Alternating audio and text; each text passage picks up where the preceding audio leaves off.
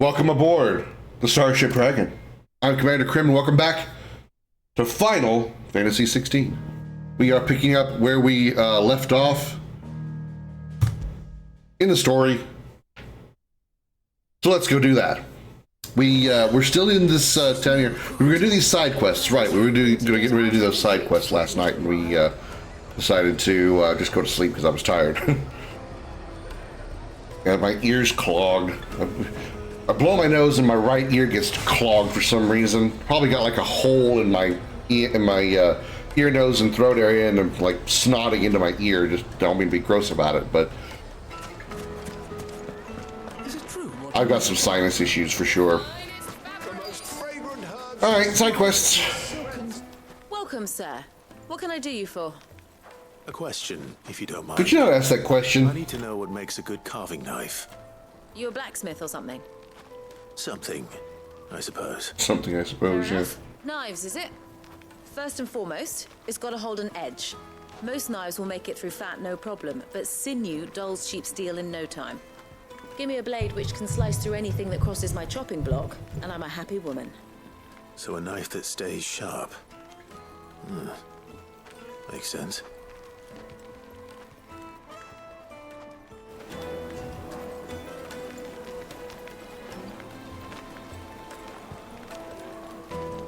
I've only been playing this game for 2 minutes today, and I'm already about to bitch about something. Oh, God. Fresh bread, warm from the oven. Here, have a taste. Really? There's a side quest about the sharpness of a knife? Come on! Square, you can do better than this! Come on, man! I've worked for. Ruined.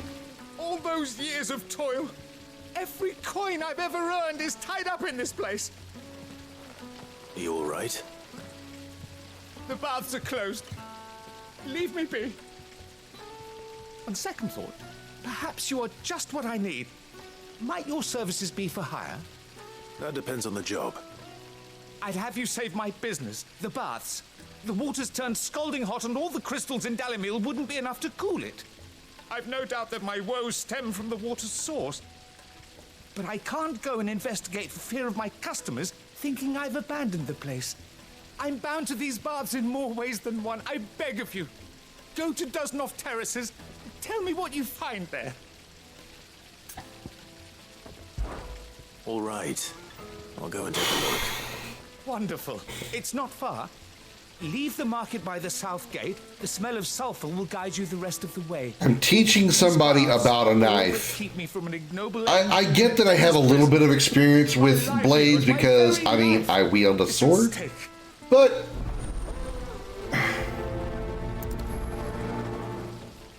these side quests, man, the premise behind them, their objectives, short of a couple, are just awful. One of the few side quests that's actually been remotely good was the one we discussed in the last episode, where when we finished it, we got an upgrade to our potions. Like, our potions were more potent because we got like a booster or something we could sprinkle into it. Not too late. What is it, Lubel? A question that I neglected to ask earlier. Where is it that you're bound? To Drake's Fang. To finish Hugo Kupka. Just as I thought. Then allow me to share a secret. Drake's Fang is currently riddled with royalists. Tolmeki and Waloed are allies, and as you have seen, their soldiers work hand in glove. But no nation has ever before allowed a foreign army to make a barracks of its holiest of holies. Not by choice, at least. And there's more. My man on the inside of the Fang has failed to report for several days. I fear there may be more trouble lying in wait for you on the road ahead. Isn't there always? If you're determined to beard the lion's den, then promise me one thing. That you will enter via the mines, where the guard is lightest. I've lost one Cid already. If I lose another, people will start to think me careless. I don't plan on dying. Not before Kupka does, anyway. Well, so long as you have a plan.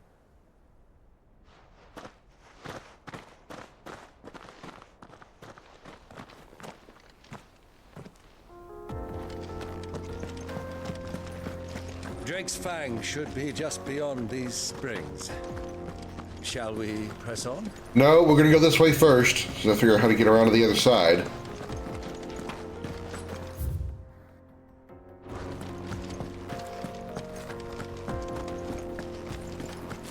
Come on, girl. The gate's open now. We can press on.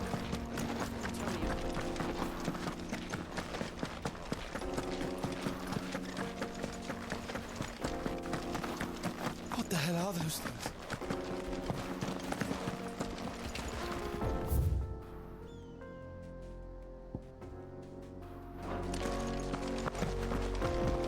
I like the environment here, though. This place looks really good. Of all the things I bitched about in this game, the visuals are definitely not one of them. This game looks very good in pretty much every aspect. All the locales have been beautifully designed. The characters all look good. Even the NPCs don't look too rough. That explains the heat.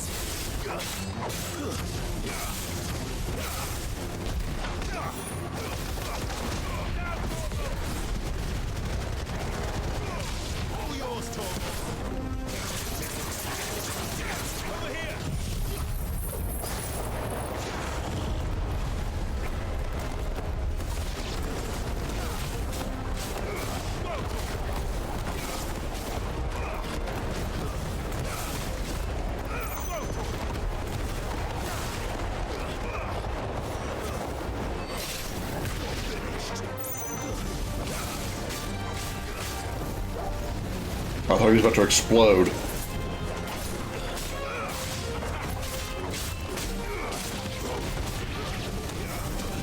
I just realized these things are called bath bombs. That's hilarious.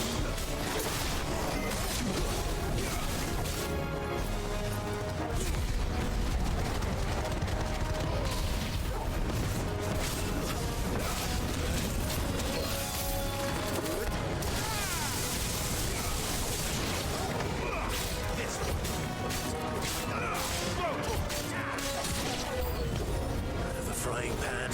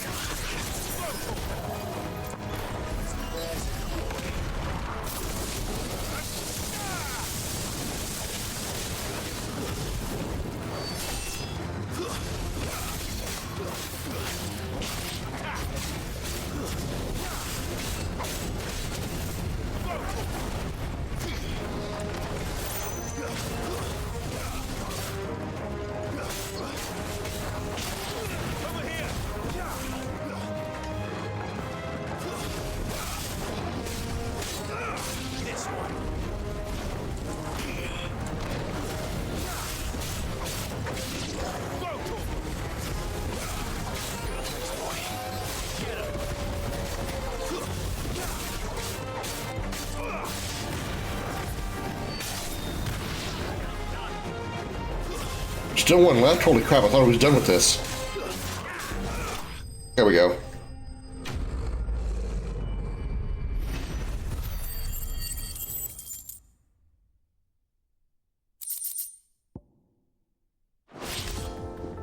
Let's cool things down a bit. Let's hope it's enough to keep the baths from boiling.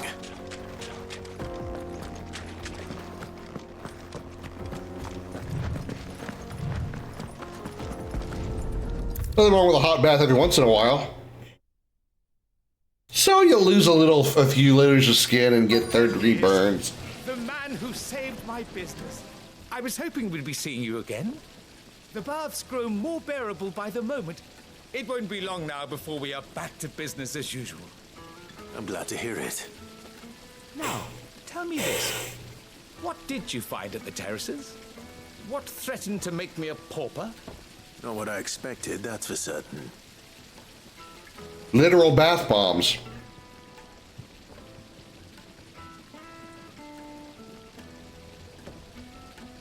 You tell a fine story. That's not to say I don't believe you, though. Creatures made of flame, eh? That's something new to worry about. But I burdened you with my worries enough already. Here, a small something by way of thanks. Right. It's high time I got back to work. With a little luck, the day might yet be salvaged.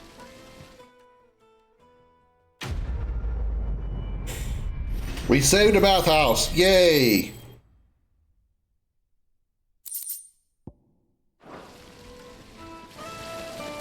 Okay, call me ignorant, because I've never been to an actual bathhouse. That's actually just a euphemism for sex house, right? A whorehouse, essentially, just with baths involved, or is that just like a stereotype? No, okay. Granted, my only experience with bathhouses is from Yakuza. Yakuza Like a Dragon. I've heard of them before. I've never seen one. Obviously never been to one. Okay, alright. Alright. If kids bathhouses too. Okay, alright, alright. Sorry, didn't mean to offend. I have no idea. It seemed like, especially the one in Yakuza Like a Dragon, seemed to have a lot of sexual undertones. Where the hell is this last person to talk to? Oh, it's in this region. Okay. He wouldn't know anything about that. It looks like somebody who knows things about knives. Keep the darkness from your door.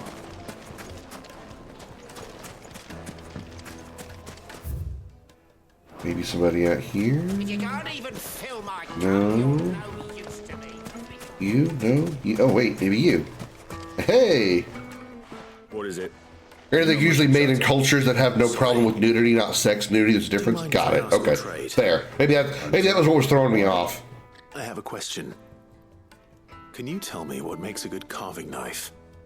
I assume you use one out in the field. Has to be able to put up with some punishment. Can't be dealing with a brittle blade, not while I'm on the hunt. If your knife snaps every time you use it, you'll be spending coin as fast as you make it. Times are hard enough as it is. Thank you. I won't keep you any longer. All business, eh? Man after my own heart. So, a carving knife should be hard-wearing and hold an edge. Hardly a revelation. Let's hope Sava had better luck than I did. Wax candle, silver platters.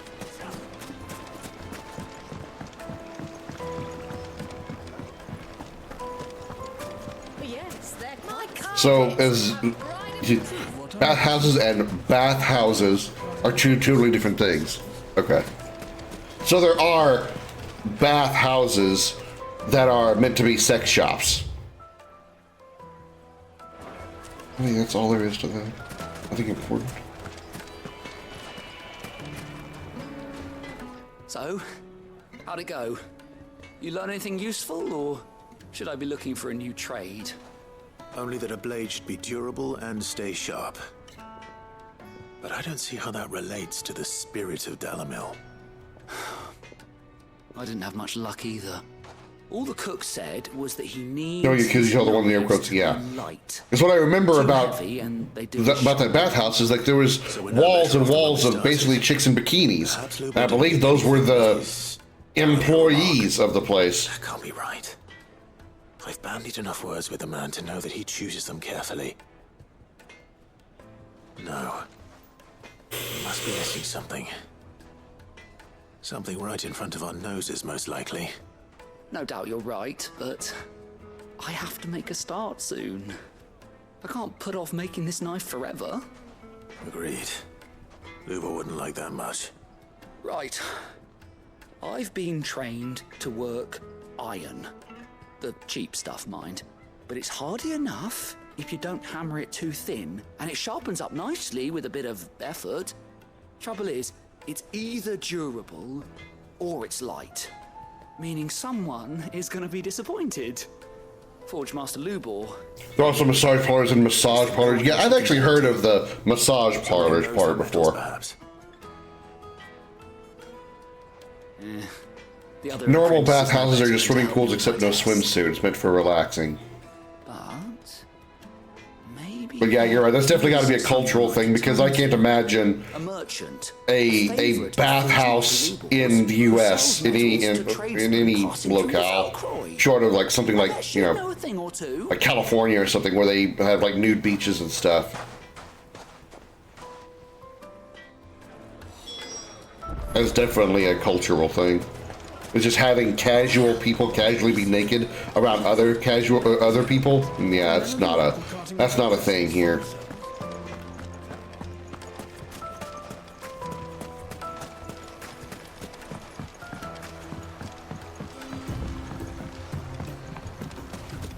Different from nudism as well.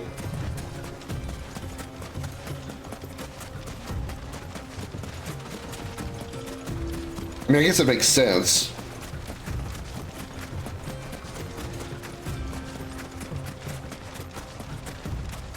Because typically that's indoors. Usually nudism is being nude outside. At least, again, I'm probably oversimplifying it, but hello.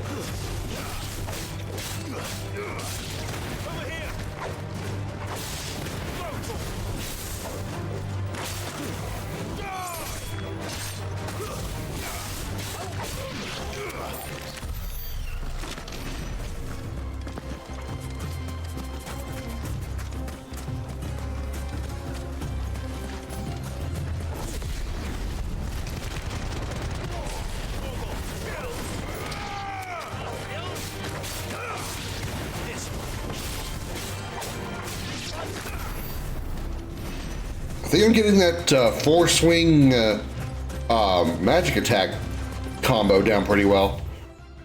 I'm hitting it rather consistently.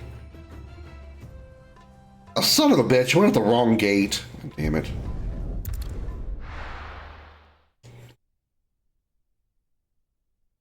Well, this is no good.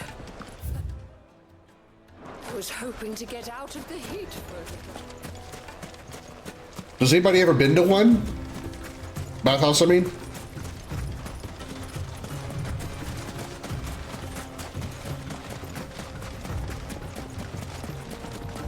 Obviously, I never have, otherwise I wouldn't be asking what the hell it is. Call me ignorant.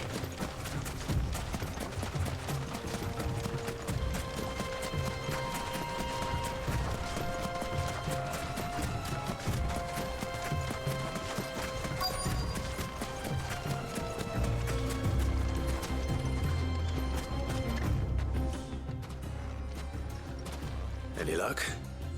Or will you be needing help with your bags? Well, I asked her, but... you tell him. If you're looking to make a knife that will impress a master like Lubor, there are options. They're just not that viable. Featherlight adamantite knives will get passed from generation to generation, never needing so much as a lick of the whetstone. So I gotta go get some adamantite. Ore is unique to ash, so it doesn't come cheap. And it's beyond my skill to handle. Unique to ash. Are there any materials unique to Dalamil? Something which could be mixed with iron to refine it. Make it lighter. What are you getting at? You said that Lubor trained you to work iron. Then that's what he'll expect you to use. But he would have known that it would either be too heavy or too brittle for a carving knife. Perhaps his Dalamil remark wasn't a riddle, but a hint. If it's cheap metal you're using, then there's always limestone, I suppose. Folk first settled Dalamil to get at her mineral deposits. And, if you know the trick, it can be melted down in the furnace to drive out impurities from low-quality iron. Bloody hell! That must be it! I don't suppose you know the trick, do you? It's hardly my speciality, but I've been around. Limestone and a blade? How it works. Looks like I've got some learning to do. Clive, I hate to ask after all that you've done. Outdoors bathhouses exist, alright. You can't peek unless. That a little bit. Chat. You can't peek unless you're already in the perimeter. The difference is more about context. Bathhouses, everywhere you go, it's about your relaxation and health. Whether you're taking relaxing in the pool, get up for some shampoo, or get to the stressed restaurant with special dishes to go. While you're still in robes. Nudist resort, you do everything nude. Right you are. I'll see you shortly.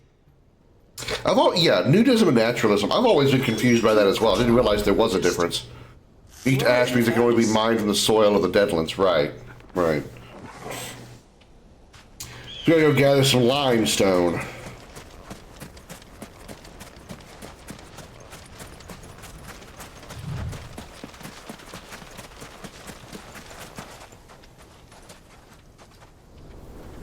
No, this frame rate seems smooth. Sorry, I'm looking at my stream, like actual output stream, and I want to make sure that the visuals are smooth and everything. I thought I saw some some jumping earlier. Not like frame drops or anything, but just like an unsmooth frame rate.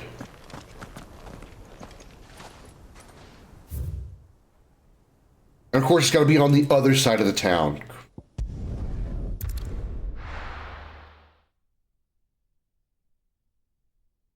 Well, this is no good. I was hoping to get out of it. True, what I'm hearing. Nudism, you're nude, that's it. It's meant as countering the culture of shaming the body. Naturalism is more being nude to be in sync with nature's energies. So it's basically naturalism is, in a really extremely simplistic sense, nude tree huggers. We should get going soon. Do you have water?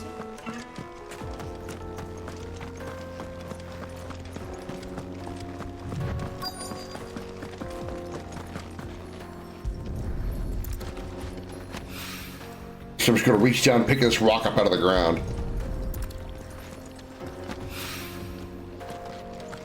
Something that apparently nobody else in this town can do. One rock looks a lot like another. But hopefully this is what Sava needs. More spiritual than that, but more or less, I guess. Okay, yeah, that's why I said on an extremely simplified level, tree huggers, but yeah, a little more ethereal, I guess. Like you said, spiritual. I wasn't sure how much you'd need. I bought 3 big rocks that apparently you couldn't figure out how to go outside and get.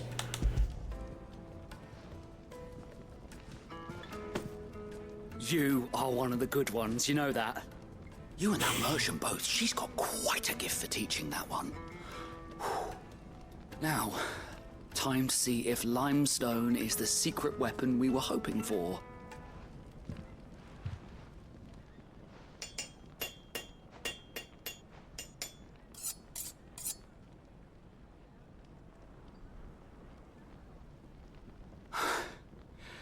That'll do, I reckon. A knife forged from the very rocks of Dalimil. Her spirit, if you will. It's a fine-looking blade. I only hope Master Lubor agrees. That sounds like my cue. And just as well. I was getting tired of waiting. I'm sorry, Forge Master Lubor. Zeus. Take a look. Happy then, Sunday, shall how you we? doing? First things first, Sava, do you think this is a carving knife worthy of the fine people of Dalimil? I'd like to think so. But what do you think? What do I think indeed? It's sharp-ish, but it won't last long with hard use. And it's heavy, heavier than it should be. You might not think it just to hold it for a moment, but sell that to a cook and you'll never hear the end of it. It looks like someone paid a visit to the terraces. The limestone was a step in the right direction, granted, but one that still leaves you short of the mark. I'm doing all right. So certain I had it all worked out. I don't know who you found. You played 16 yet, Zeus? Trick, but it certainly shows initiative. Next question. How much do you think I would charge if I'd made this? well, if it took you even a fraction of the time it took me, I would say you could demand a heavy purse. And who would be able to pay that? 2 weeks ago? The butcher? The hunter? The cooks over at the inn? Dalimil is home to humble traders, not wealthy lords and ladies. Rule number 1 in any business, Sava: know your customers. Yes, Forge Master. This is just about passable. Brilliant game? Just, I'd say you're worth keeping around a little longer. Starting tomorrow. I think the combat is fun, and some of the boss fights have been absolutely, like, mind-blowingly phenomenal. I'll be perfectly honest. Thank you. I honestly made this for comparison. I think some of the icon fights in this game are better than some of the summon fights in Rebirth. I enjoy Rebirth so much more than by 1,000%. I'd make sure it holds. I feel like this game isn't a good Final Fantasy. It's not. I really don't think it's a good Final Fantasy game. On its own accord, it's kind of just a mediocre game. If you were to just ignore the title of the game and just play it itself, I don't think it's that horrible of a game. I think it's just mediocre. But as a Final Fantasy game, it holds a higher standard just by the title alone, and it does not reach that standard, not at all. I couldn't have done it without you. So much for the Forge Master's riddle, though, eh? The spirit of Dalimil had nothing to do with limestone or anything much at all. See, we did Strangers of Paradise. I had you run around for no good I reason. do want to do Strangers of Paradise. Pass your test. I played the demo of Strangers of Paradise, and I kind of enjoyed it. But again, that was just the gameplay stuff. I'll craft you the finest carving knife. All I really know about Strangers of Paradise is the main character is obsessed with the word chaos.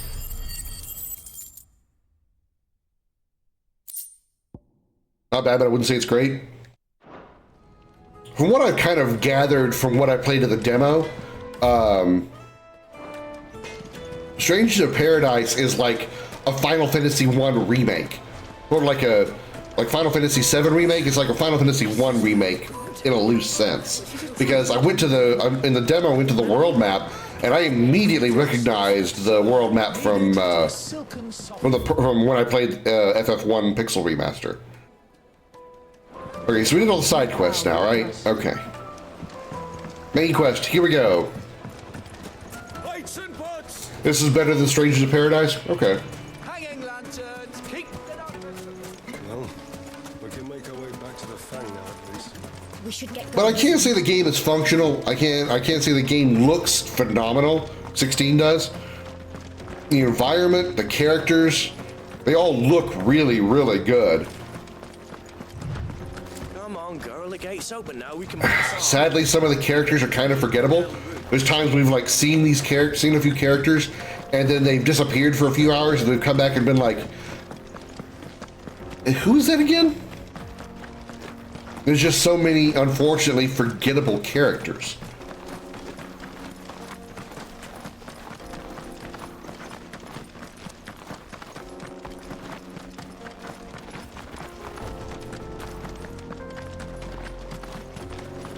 And the pacing is so all over the place. It's just like slow burn, then really good when you get to the Benedicta first icon fight, where you fight her as Garuda. Really, really good. And then back down again to, oh, another boss fight, another icon fight. That's really cool, really awesome. Oh, yeah, back down again. And the side quests. Oh my god, the side quests in this game are awful. Drake's Fang.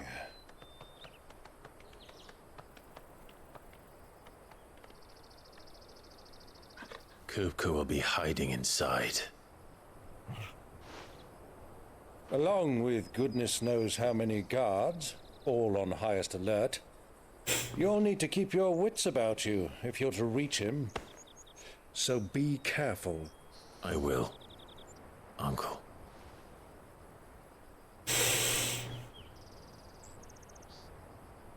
Before you go, Clive, allow me to apologize.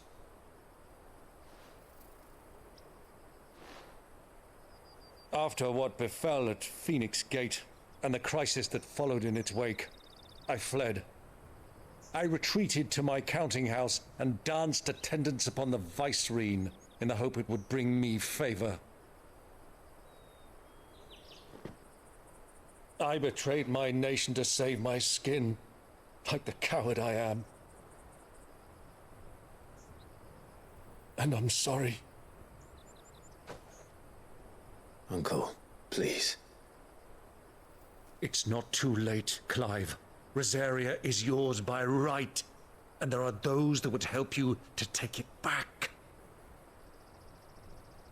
Had I the courage of my brother, I might already have done so. But that ship has sailed. You, however... No. Forgive me, but I cannot. I fight to build a new world now. A better world. Where men can live and die on their own terms. I was raised in a nation that strove to improve the plight of bearers.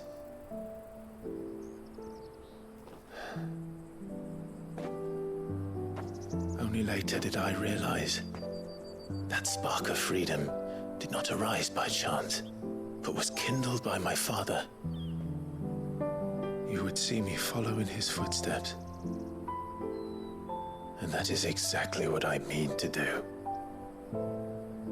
Not by ruling Rosaria, but by extending his ideals to the whole of the twins. Though every soul in the realm may judge my actions heresy, I am certain my cause is just. You really are just like him, you know?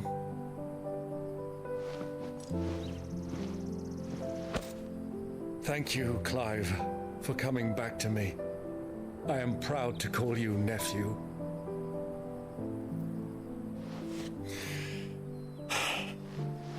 Well then, this is where we must part ways.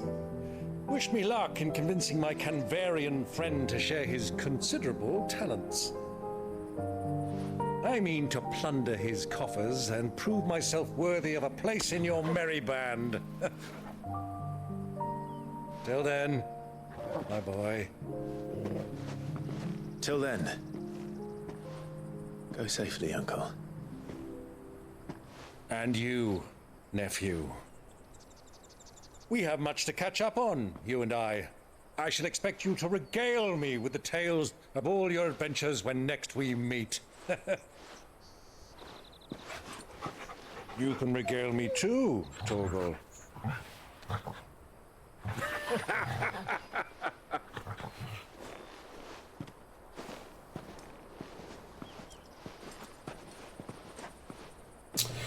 I've heard of other game titles where the well-known title is a selling point of the game itself lacks quality of the previous games. Yeah, unfortunately, that is a thing. There are some developers, and that's not necessarily related specifically to video games.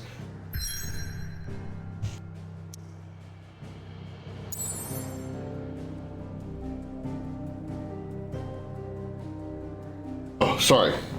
It's not specifically related to video games. It could be. It's related to just about any form of media. If you get a title that takes off really, really well, you can make another movie. You can make another TV show. You can make another video game that uses that title, and it will likely be a guaranteed money, a cash cow. For Square, they've got Final Fantasy and Kingdom Hearts. Those two franchises, as long as Square Enix exists, will never die. They will always make some kind of Final Fantasy game, and they will always make some kind of Kingdom Hearts game, no matter how they end a series or a trilogy of games. There will always be a Kingdom Hearts or a Final Fantasy game, because those names by themselves are money makers. It's guaranteed.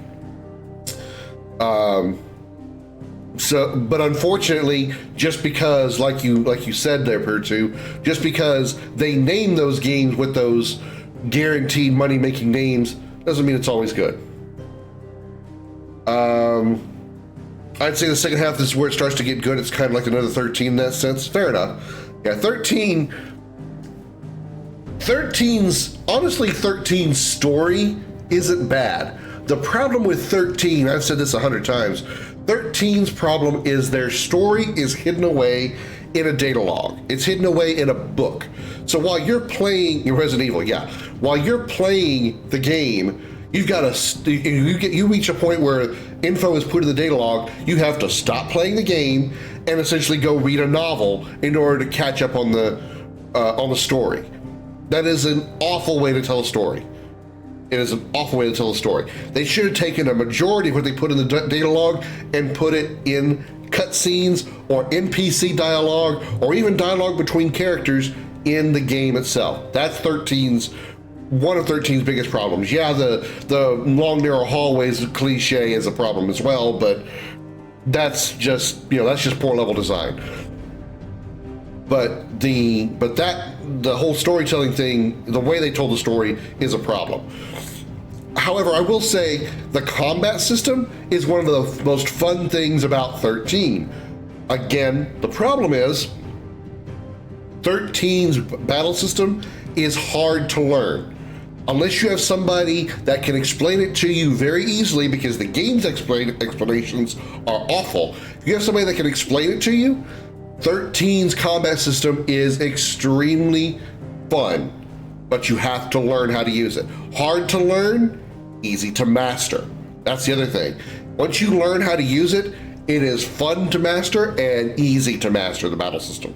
You can 5-star every battle in the game, including some of the hardest stuff, if you know how to use the combat system effectively. That's one of the great things about 13. Sadly, it's quite a steep learning curve in order to just get to knowing it. That's the problem. Let me catch up on other things you guys have said here, because you guys said a lot, which I appreciate. That's what happens when you have all your best people working on FF7 and have to go outsource to other titles, to other game devs. Yeah, that is true.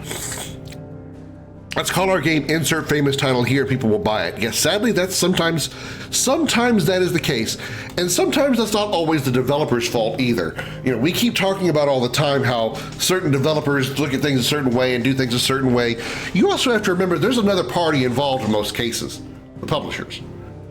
The developers of Final Fantasy XVI or any very popular game may have said, "Hey, we've got the groundwork for a really good-looking game here, a really good game. I think we might be really good. We don't have a title for it yet. You have any idea, publishers? Final Fantasy." Oh, okay, fine. We'll put it in there. Something like that.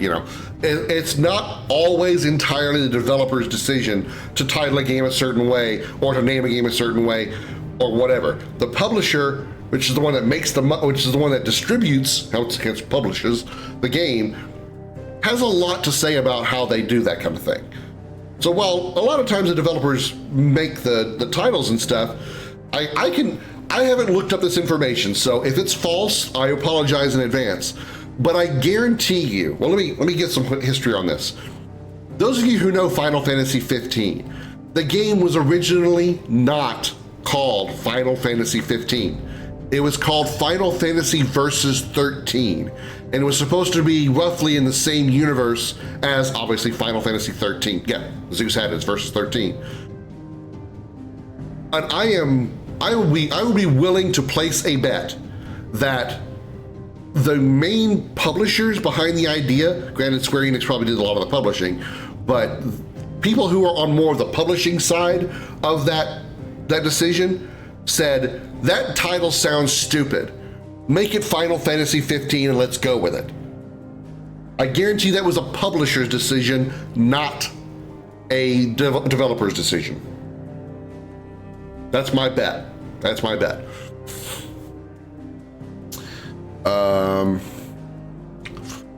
If you go by Square Enix sales numbers, this was a bit of a letdown, but saying they said themselves it sold so well on release, they announced the planned DLC. There was a holdback while they see that the game sold. That's what they do. That's what they do. And if they make a game, especially when they do one that's a guaranteed moneymaker like a Final Fantasy game, they already have plans to do DLC. How much of that DLC gets developed is all going to be based on how well the game sells overall. Case in point, also referring back to Final Fantasy 15. Final Fantasy 15 is supposed to have gotten at least 2 seasons of DLC content. Season 1 was episode Gladio, Ignis, and Prompto. Season 2 was supposed to be episode Arden, episode Lunafreya, and episode Aranea. We only got Arden because they decided, we don't want to do it anymore. It's not making enough money. So they finished Arden because they had already started the process of season 2, and then said, 15's done enough. We don't feel like doing any more of it because it's not making enough money. So we're going to cancel the rest of season 2. So the story about the extra story for Lunafreya and Aranea, fuck it. So that's already a precedent we've seen. So there's 2 DLCs for Final Fantasy 16. If 16 didn't make enough that they feel they could make both DLCs, they would have canceled one of them. Guarantee it. Square Enix sales targets ridiculous. That's the other thing. Yeah. Rebirth. Somehow Final Fantasy VII Rebirth didn't make their sales target. Like, what were they expecting? Were they expecting to make $500 million or sell 500 million copies of the game? Rebirth is fantastic, but really? God, Resident Evil coffee. Yeah. The auto battle function. Well, see, I don't agree with that, Zeus. I don't agree with that because the auto battle function is optional. If you try to play the game with auto battle mode, you are not going to win. You're not going to be able to beat that game. It is not possible. The way the auto battle system works is not viable for trying to play the entire game that way. It is not a press X to win game. You can't do that. At some of the more random battles, maybe you kind of could, but no, you can't. You cannot. It is not possible to play 13 with just auto battle mode. It will not work.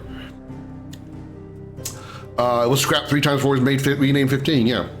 15 was a decent game, but it was far from finished, and it took them releasing the World Edition to fix 80% of the game. Yeah, that is a big problem with 15, is its original day 1 release was severely lacking in content. And unfortunately, it was also heavily based on a movie, the Kingsglaive movie, that if you hadn't watched, you're gonna miss a lot of story. Fortunately, like you said, the Royal Edition put some of that content back in. So if they, so if you play the game and never seen Kingsglaive, you're not gonna be missing out on as much. So, because honestly, I've never seen Kingsglaive, never watched a minute of it. But I know that some of the things that we've seen and some of the stuff they added on filled in some of the gaps. I don't even know if one, yeah, there's 2 DLCs. There's 2 DLCs. If you go to the title screen of Final Fantasy 16, there's 2 little things on the side there, and each one of those are a DLC. It's possible people did it, not just the content, the performance is buggy as well. I didn't really have much of an issue with the performance when I played it. I played original 13 on the Xbox 360, and I never really had any technical issues that I recall. So maybe I just got lucky and maybe the Xbox 360 was the good version. What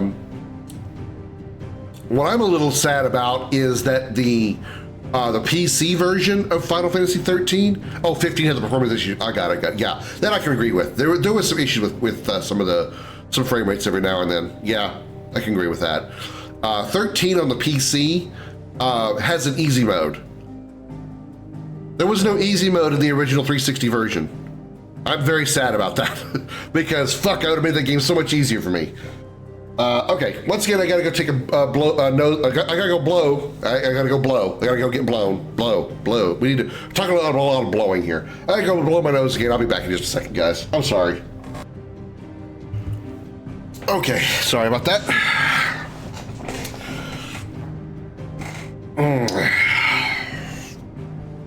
Drake's Fang. Unlike the other mother crystals of Valistea that tower above the realm, Drake's Fang lies buried deep within a hollow crag scholars call a geode.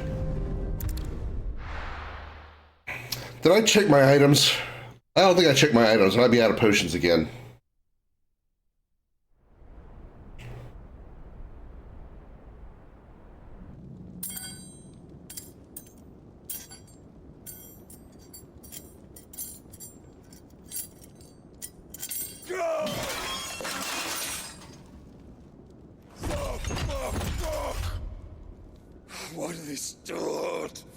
Maybe because you keep slamming him on a table?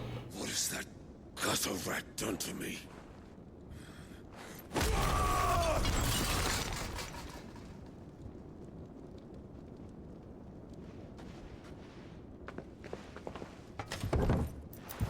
Out of my sight, wench!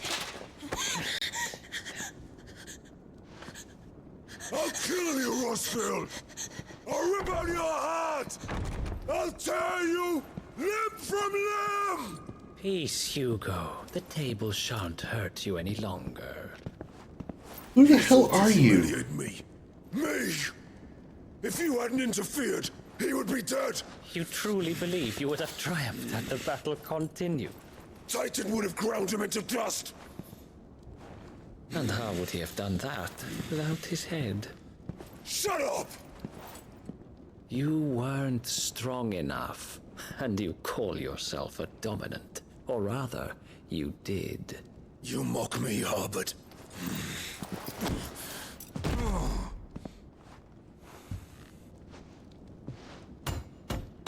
Do you see, Hugo? You are weak. Fuck! But so long as that fire burns within you, there is still hope. There may yet be a way for you to take your revenge. Tell me, what must I do? Please, I'll do anything. Just tell me.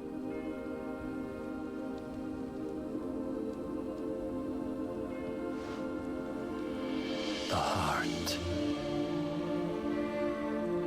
What of it? A mother crystal's heart is the most concentrated source of ether in all creation. Return of Jaime Lannister. Double. Of course, the crystal would not. At least Jaime still had one hand. To any ordinary man. But then, you are no ordinary man, are you, Hugo? Clive Rossfield stole your power, but others have suffered a similar fate, and still managed to find the strength to conjure their icon. Like Benedicta Harmon. She too drank of the ether and gained a power beyond human understanding. She did.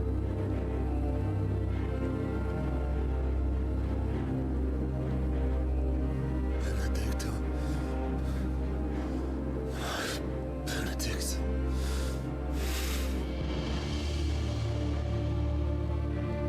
I'll do it. My love. I'll avenge you.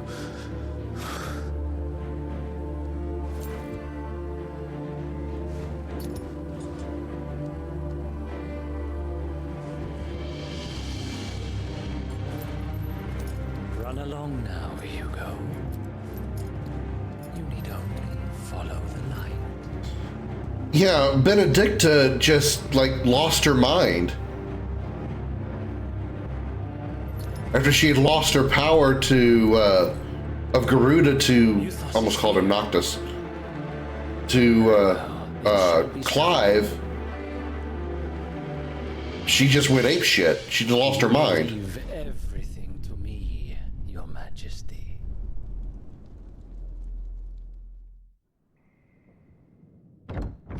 So I'm guessing that's Ultima's dominant? Or Ultima in human form? I'm just not fully understanding who that guy is yet. The scary part of skilled manipulators is that they sprinkle crumbs of truth in their lies. Yeah, Benedicta did get her power stolen and primed into Garuda. Yeah. Yeah, she lost her mind, and part of that breaking of her psyche was becoming Garuda.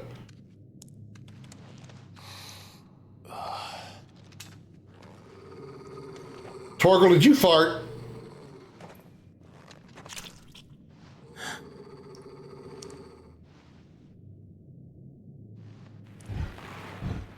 Well, they be dead. The fuck? When did we get into Gears of War? Why are the locusts here?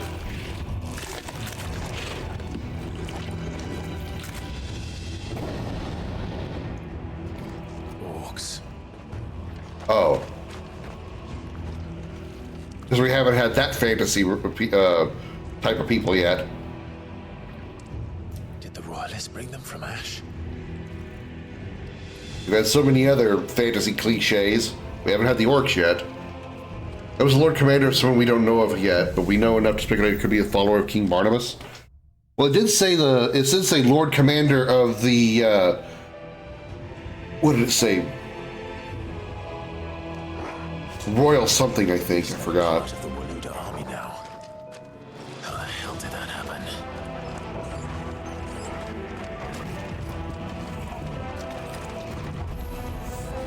They spotted us.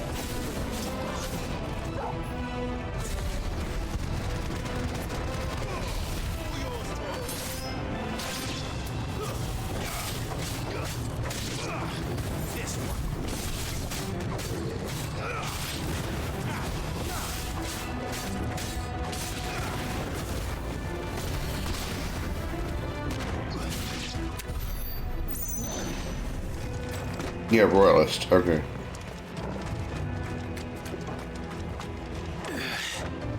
Taken over the entire mine. I feel like Ultima is involved with that character somehow, though. But again, it's Mythos, because he's calling Clyde Mythos.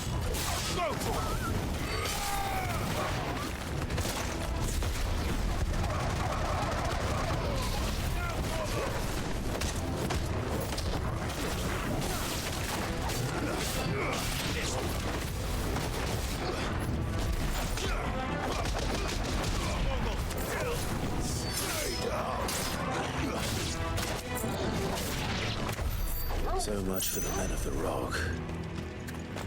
Dhalmekia's finest. The only two kingdoms left standing. The other kingdom, the Iron Kingdom, is an enemy of the Republic, whereas the Kingdom of Waled, led by King Barnabas, is an ally.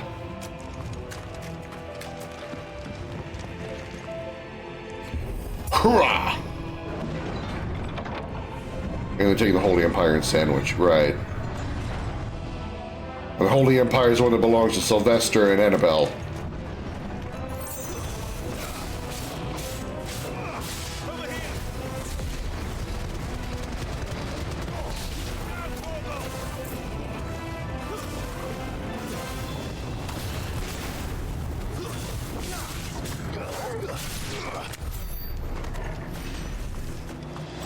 Holy Empire Simbrek. Okay, yeah. That's what I mean about there's a lot of this stuff is not easy for me to remember. I don't think it's because it's just there's so much information. I think it's just because it's so forgettable. I'm not remembering it because it's not worth remembering. Maybe that's just me.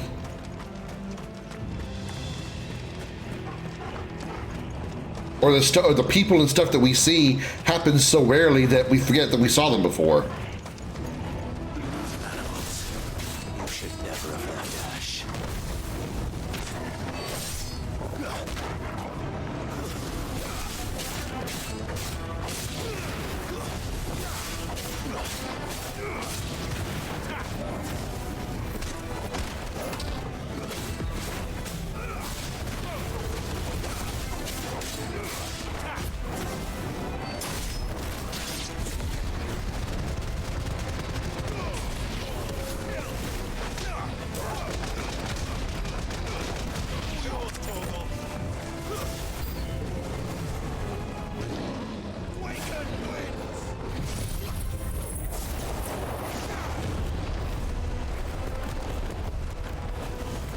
Everyone get over here and get sucked too?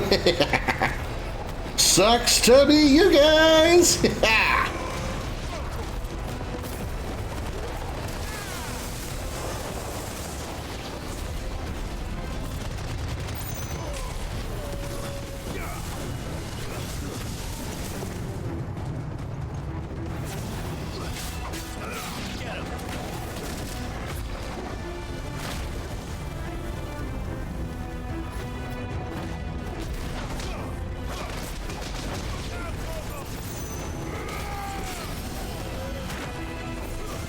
And get rid of those mesmerizers because they're healing and buffing.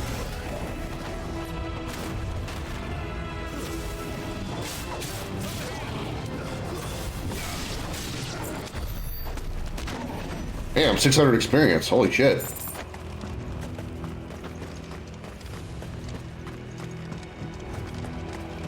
It's like a record for a random battle.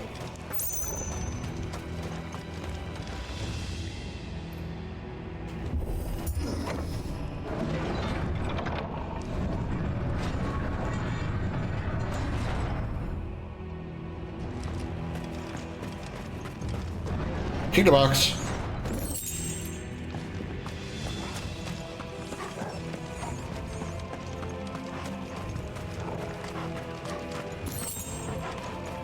Won't be going any further this way.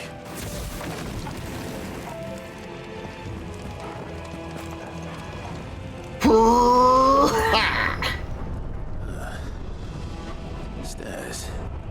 This must be the way out.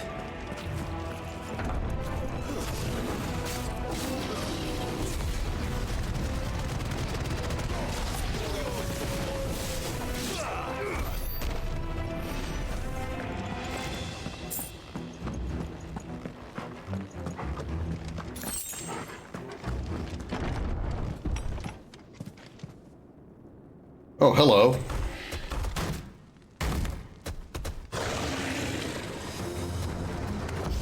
This Grom Hellscream? What's this one? How did it get in here?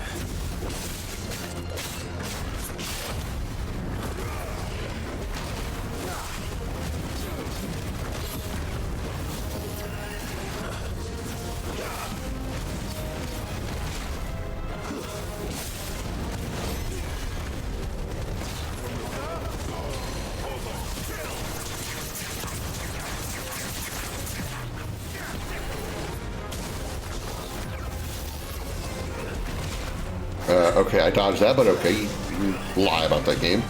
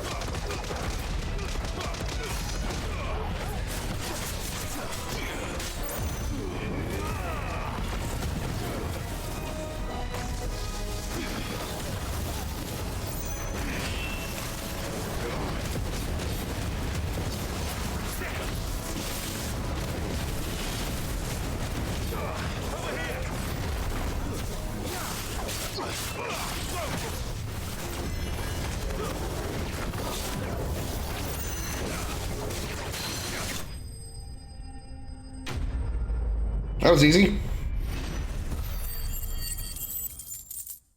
Shit, I got more experience from the random battles than I did in that fight.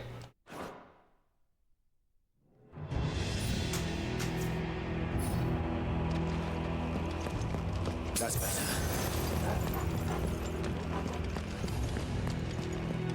This is where I came from, right?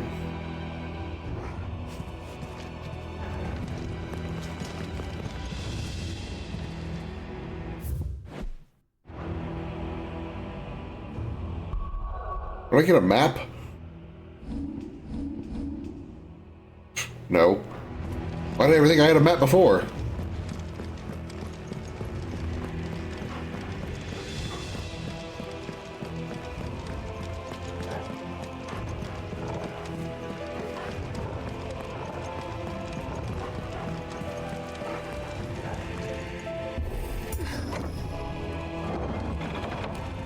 Open, says Clive.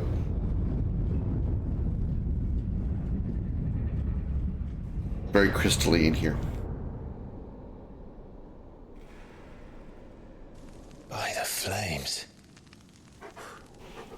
Come on, Torgal.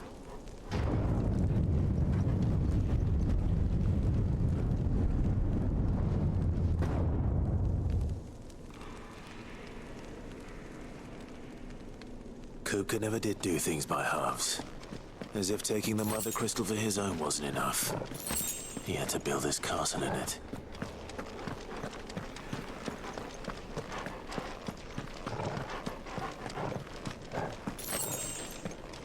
Sure looks party. If those crystals had been green, I would have been like, oh my god, we're back in Command & Conquer 3. Oops, wrong button. Ha! Boss fight? Looks like a boss arena.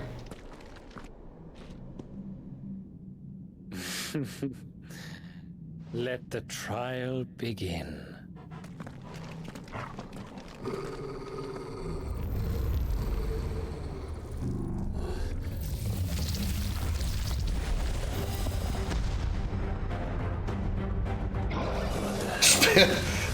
His name is Spirits Within? Really?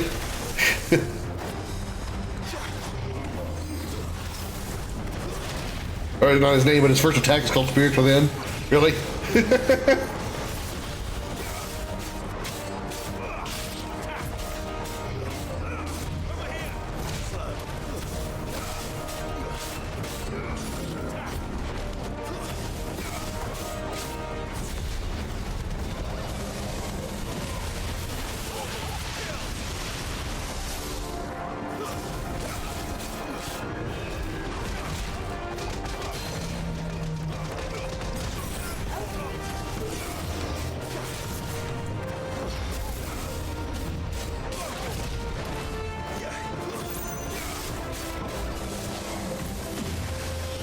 I'll stay behind him.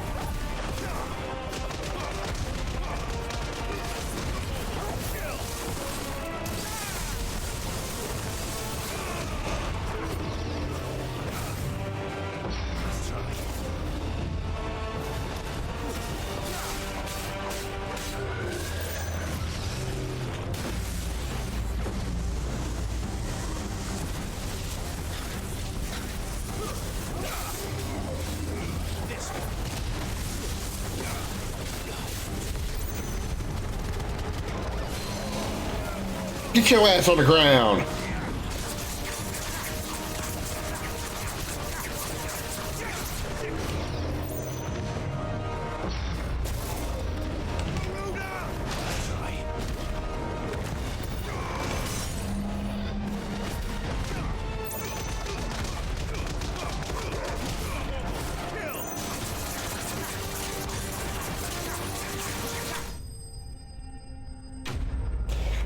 Easy peasy. I am the bestie. And I'm level 33. There's no way I would have gotten that to rhyme if it didn't end, if my level didn't end in 33.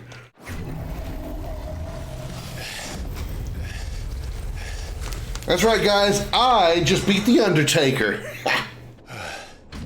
WWE my ass.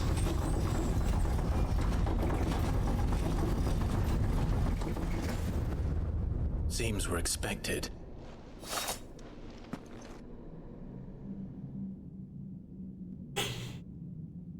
So this is the power of Mythos.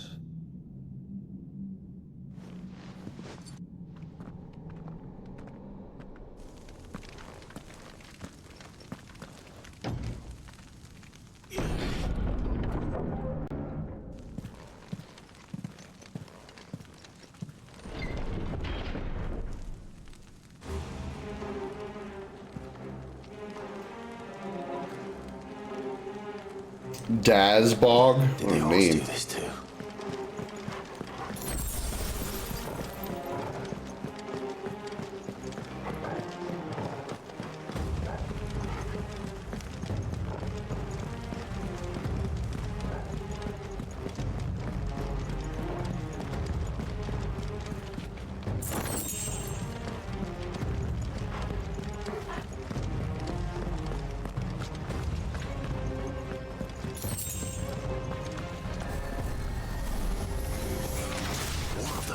Huh. Alright. Clearly not orcs.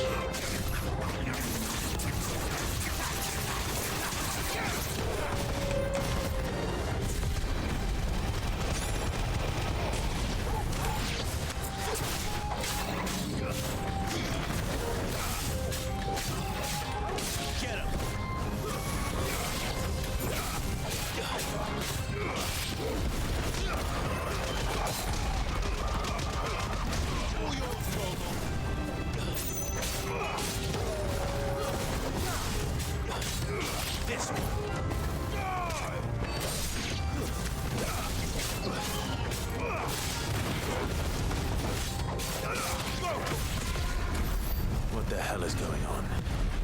Are these things here for me? Or for him? Well, I'm sure they're not here for a nice, gentle Subway lunch.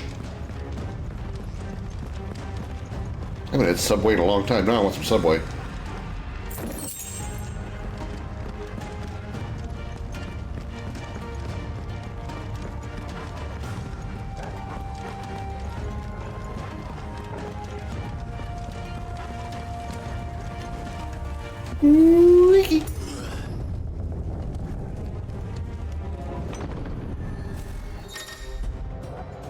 Some opponents use the ability Bravery or Invigorate nearby allies, enhancing their performance in battle.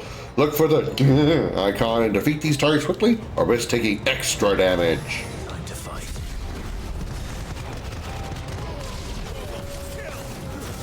Stay down!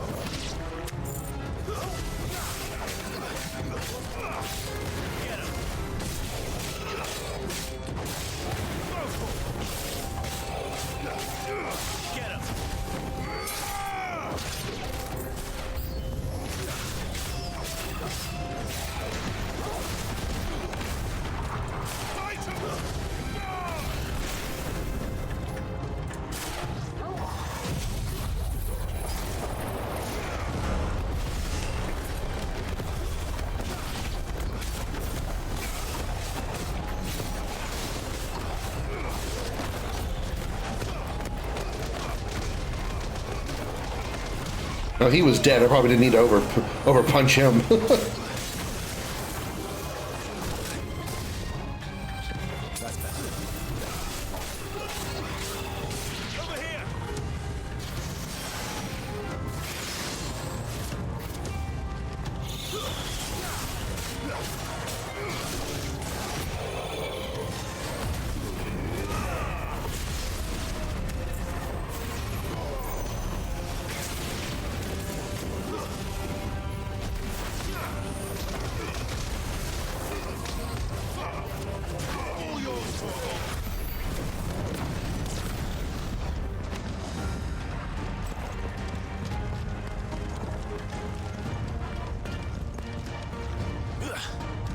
Oh, I can't sit on his throne. I was gonna jump on his throne and just be like, ha! Now I own this castle, bitch! First orcs, now these nightmares. Is this your doing, Ultima?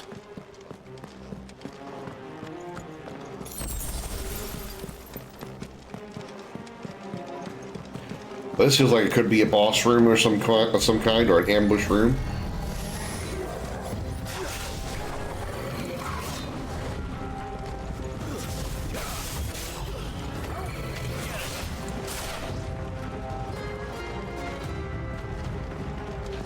Come on, come a little closer.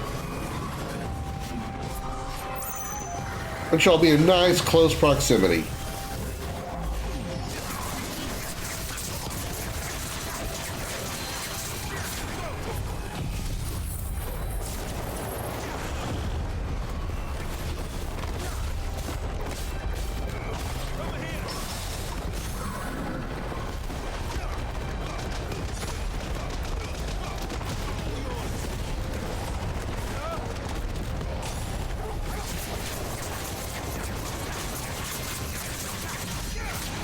$21,200 damage.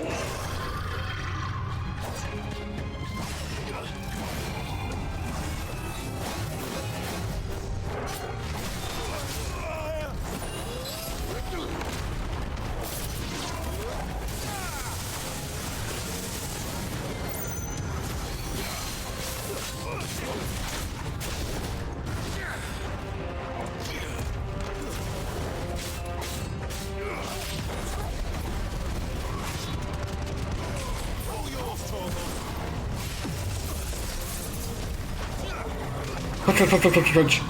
They're even punching you in the dick.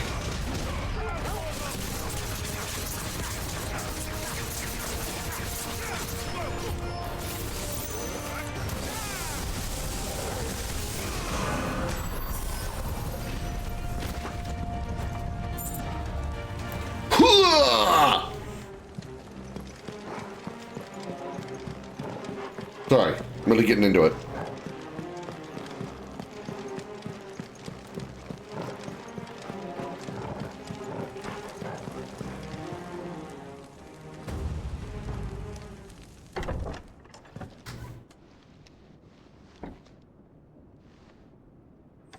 A Coopster, I'm home. You've been busy, Kupka.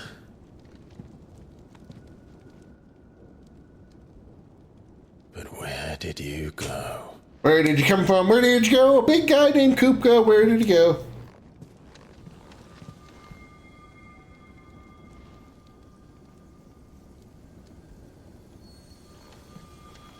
Does the monster even have a dick? Not anymore. Punch it the fuck off. I hit him so hard he's probably a woman now. What?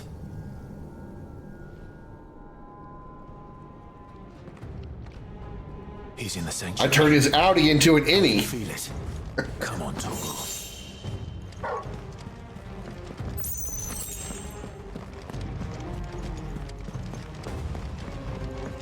That's where we came from. What's behind door number 2? Oh, goodies.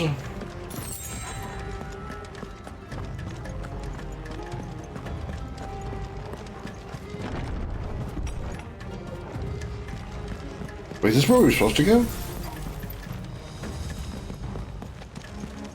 Guess so. What was anything I missed upstairs? Alright, Kupka battle round 2. Just what I needed.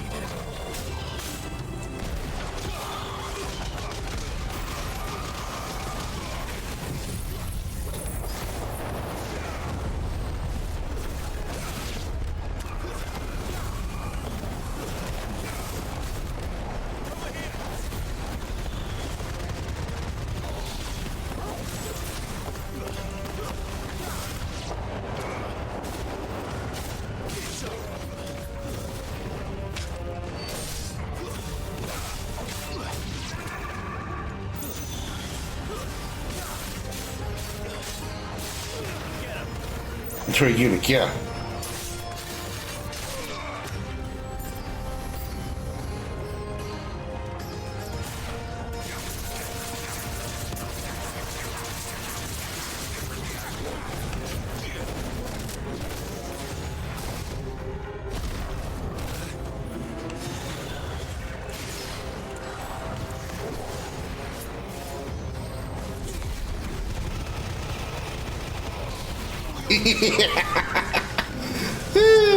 That's fun. Do the collateral bursts like that?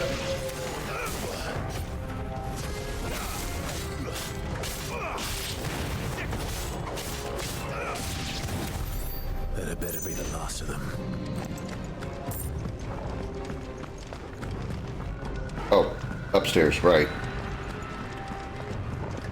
Got a full limit bar for the boss fight.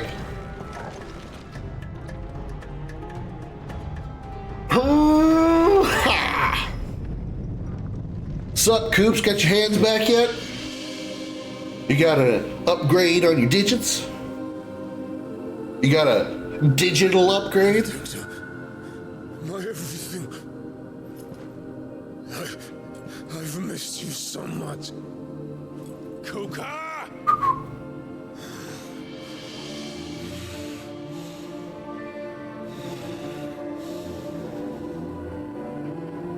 Damn, she naked. I swear to you, my love. Obviously, he's just imagining her. We will never be parted again. What's wrong with him?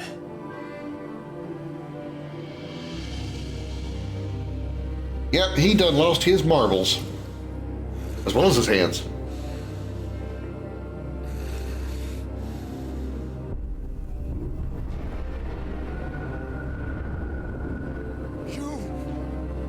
Get away from her!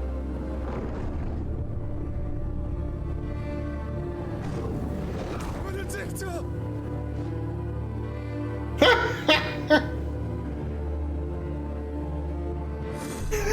Oh God, that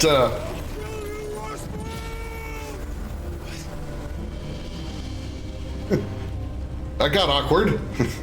Oh my. I too used to be a marshal like many others, but then I took a foot to the dick. Oh, that would purr too.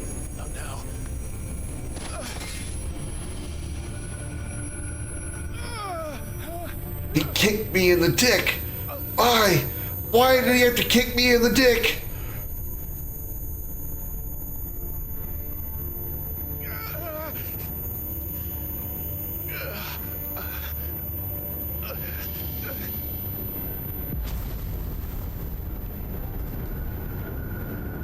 Come on.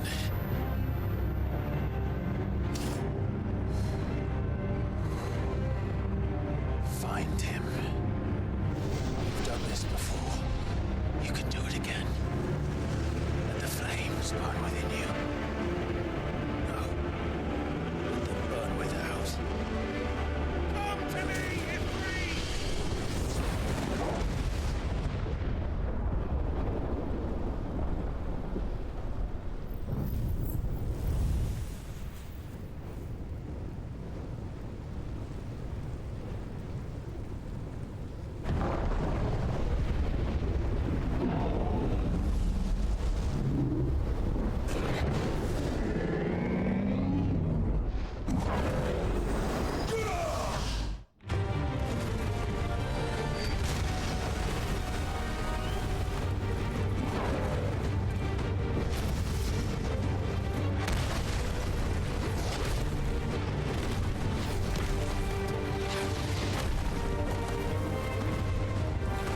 There's tight. I'm gonna say you gotta stop throwing rocks. We're actually gonna fight. Ah, he ain't got no hands, Lieutenant Dan. Oh shit, he got hands.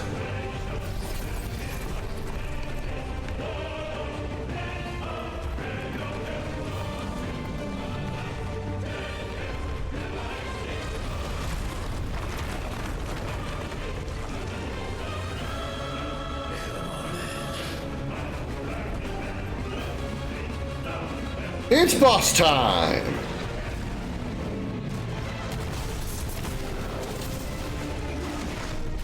I'm gonna hit you in the shins.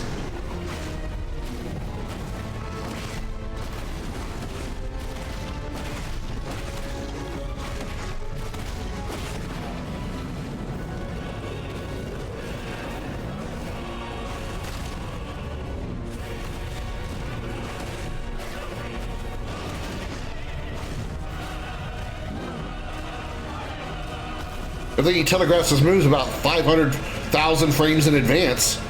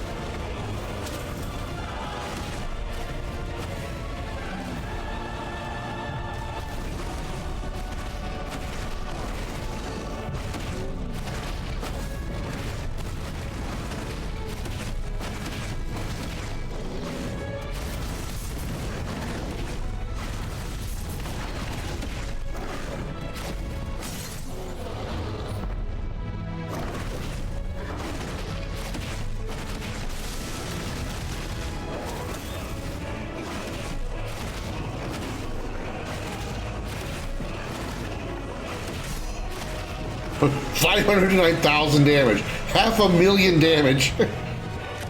That's why the Ifrit was massive. Well, yeah, I mean, we saw Titan fighting Shiva in the early part of the game, and Shiva was tiny compared to Titan, so it makes sense that Titan would be still larger than Ifrit. Although I think Garuda was roughly... Yeah, maybe I'm mistaken. Maybe Ifrit and Garuda would be close size, so Titan would be the only one that's huge. But if you can do it, then so could I! What, throw rocks? You've learned Brimstone. Oh, a shield?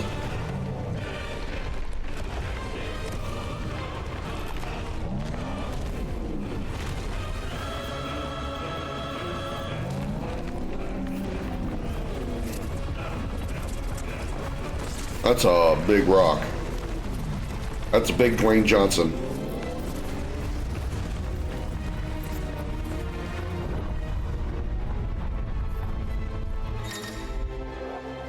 Clive has learned the ability Brimstone from Titan.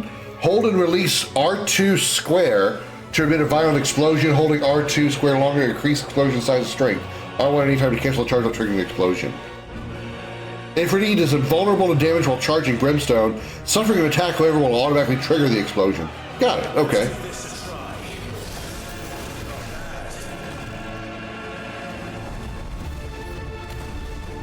But it needs a charge.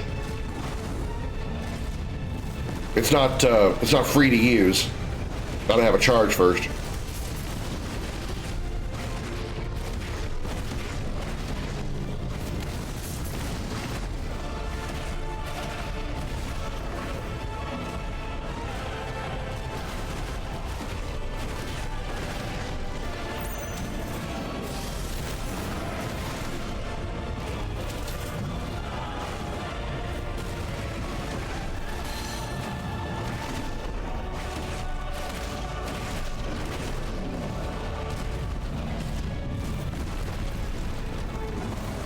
Honestly, this fight has been probably the easiest Icon fight so far. Titan is hardly any kind of threat. I mean, he telegraphs his moves so far in advance. He's so easy to dodge. He moves so slow just in general. This is a ridiculously easy fight, even for an Icon fight. If Ifrit needs a charge, what kind of USB connector does he have? Oh, it's definitely got to be USB 3.0, absolutely. But it's also got to be a one with the firewall because, you know. Or would he need a firewall? That's a better question. Because, you know, he naturally got fire.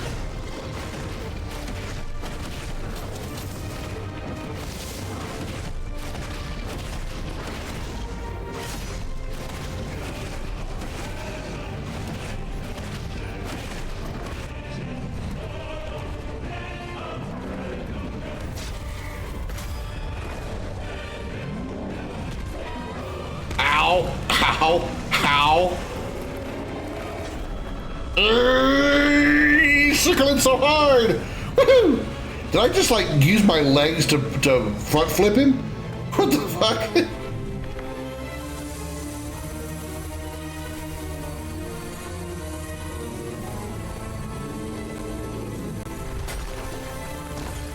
He has an inbuilt firewall? Indeed.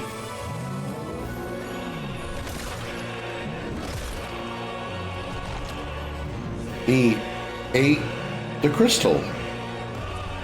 Okay. Phase 2?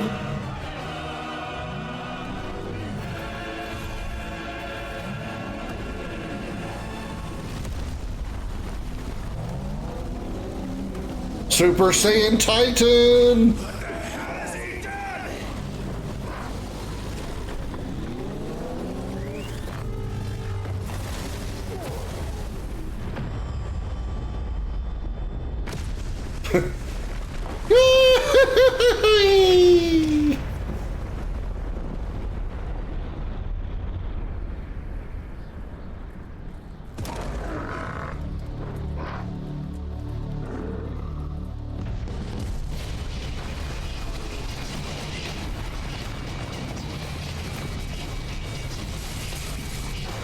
What in the holy hell?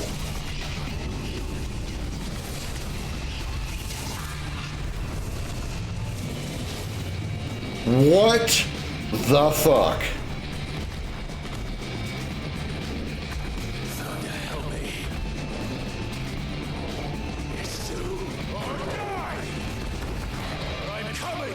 What is going on?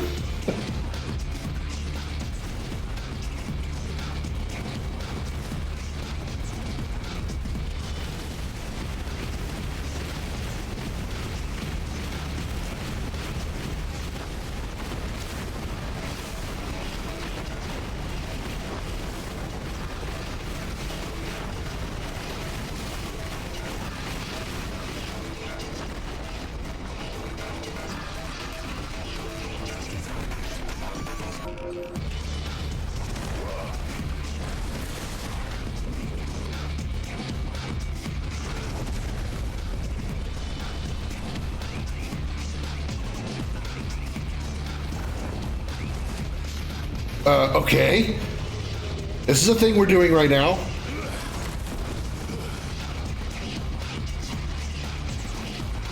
Got some Dirge of Cerberus flashbacks here with the way Vincent had to run up the arm of Omega.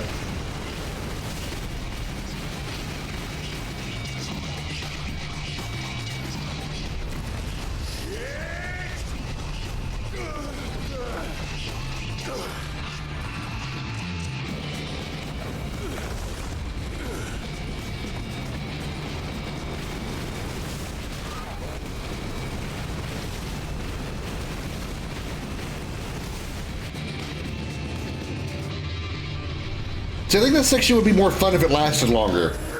That's what she said. But, like, those little sections, they last like 4 or 5 seconds. 10 at most. Give me like a couple of minutes of, you know, cuts of gameplay there. That'd make it so much better. Like a dropped opportunity, I feel like.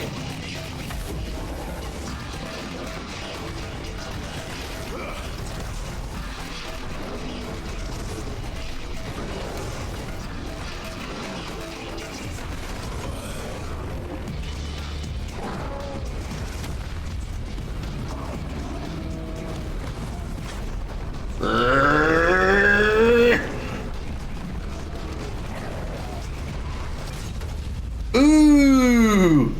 Damn, 600,000 damage. Look how small his bar moved. Look how little his bar moved, and over 600,000 damage. I've got you now. Do you, though? Do you really? 600,000 damage, his bar barely moved. Oh shit, oh shit, oh shit. Okay.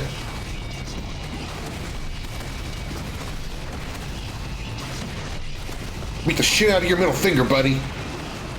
I'm gonna fuck up your manicure.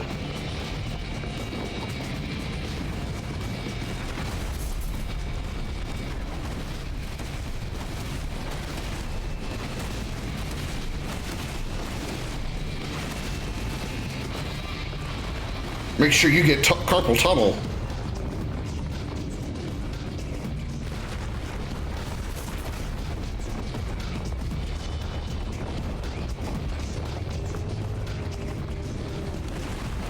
Oh, okay. Wasn't expecting that. All right, I deserve that.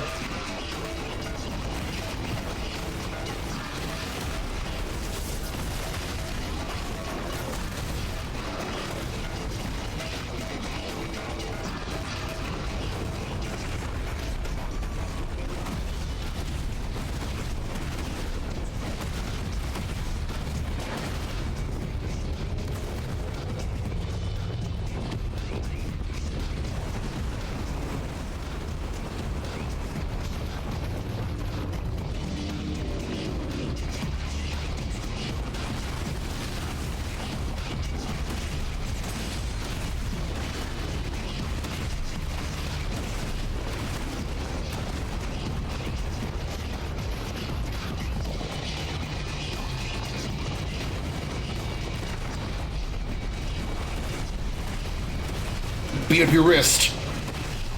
Give you tennis elbow.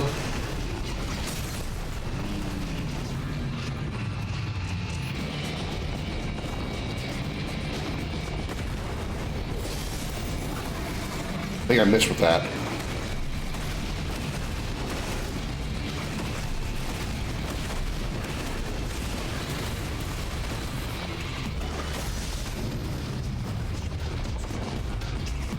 This fight's gonna take a minute. That's another 500,000 damage to his bar. Still got a lot left.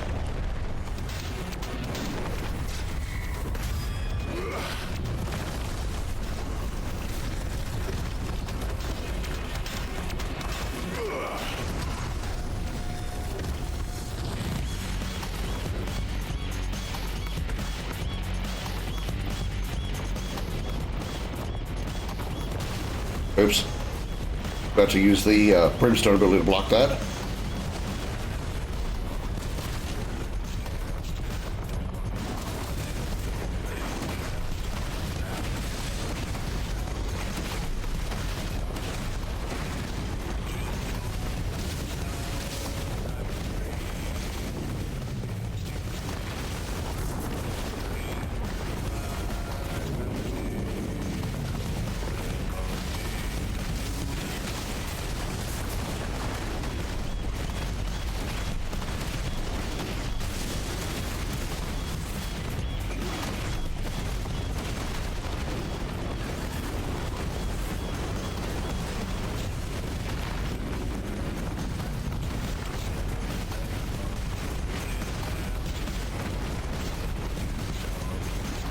Keep our DPS going by constantly attacking.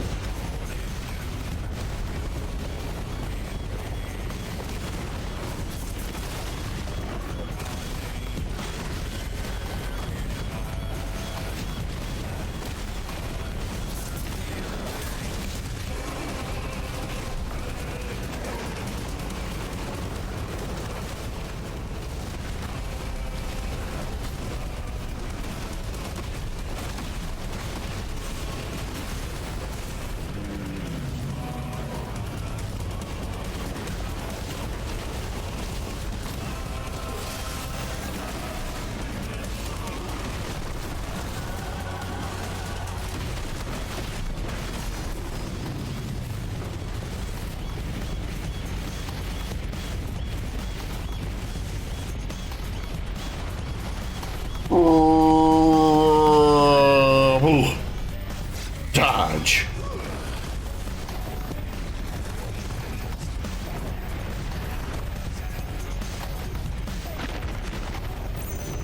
Uh-oh.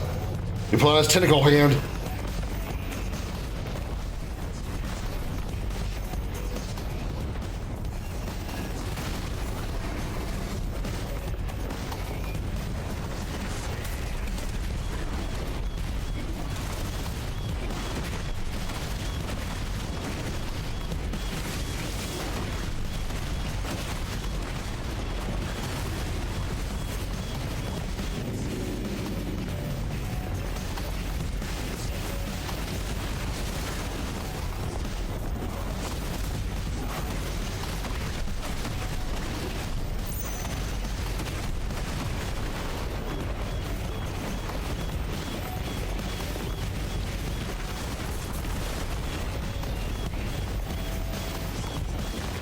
Oh, I mistimed that. His hand was coming back too slowly. I knew it was coming back though, and I just missed it.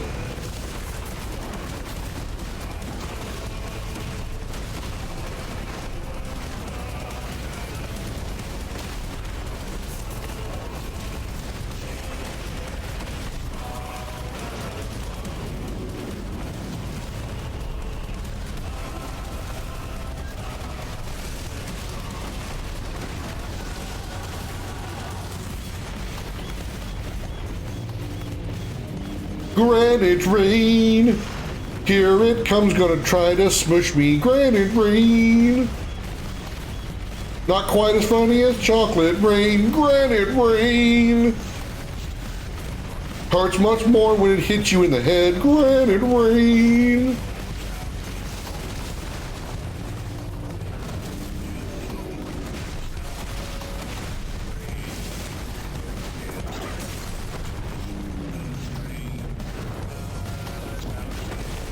Welcome back, Darth. I'm just beating the shit out of a giant rock man.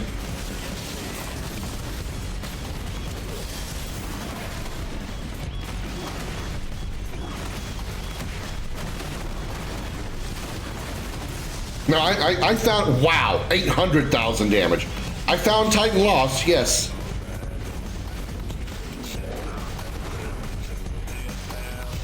The running up to him fight, running up to him part, I kind of wish lasted longer. I think it would have been cooler if there'd been like, you know, much longer like section of the game as we were like running down the corridors and stuff and running up his like tentacles and stuff. But it's all right. This part of the fight's kind of cool.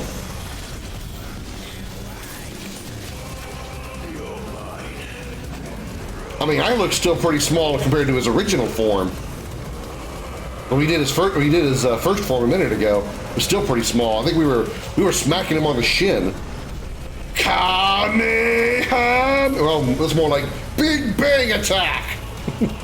More like Vegeta's Big Bang Attack than Kamehameha. Yeah, tentacles. Tentacle rock monster. Welcome to Tentacle Hentai featuring Rockman! I don't mean Mega Man. Take your tentacle and shove it up your ass. Uh-oh, wait a minute, what? What am I doing here? Oh God.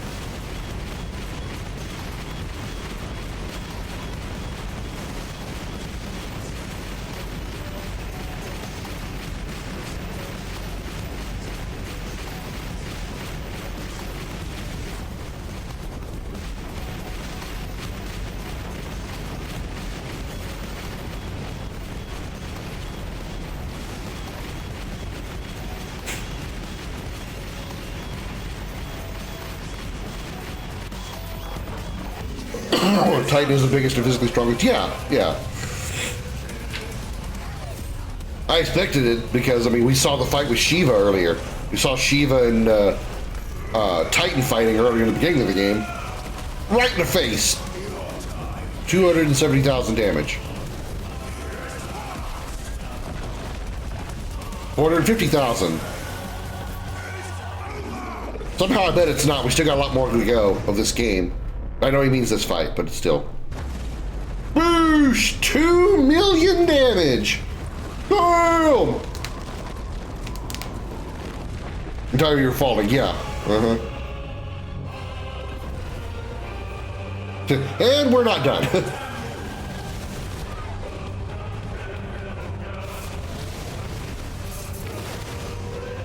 Like, Kupka, you are just stubborn, aren't you?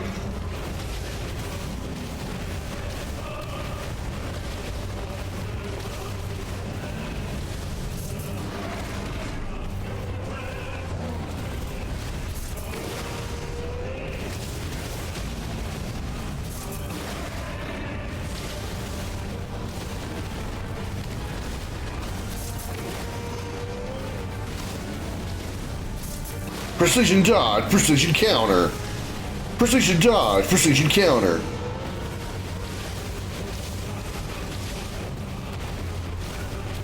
Precision dodge. Oh, I need the precision dodge, really? Dodge, counter. Dodge, counter. Swish and flick.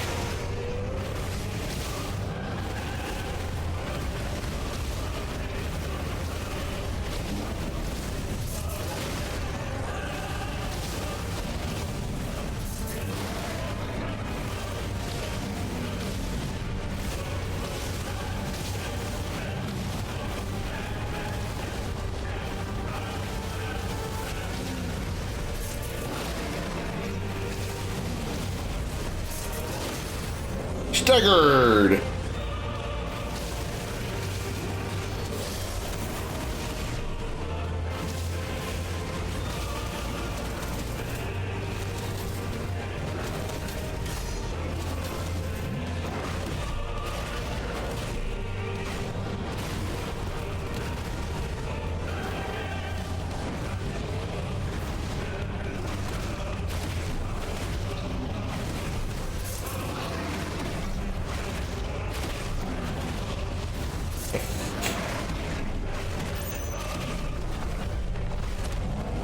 What is... Uh-oh. What's this about to be?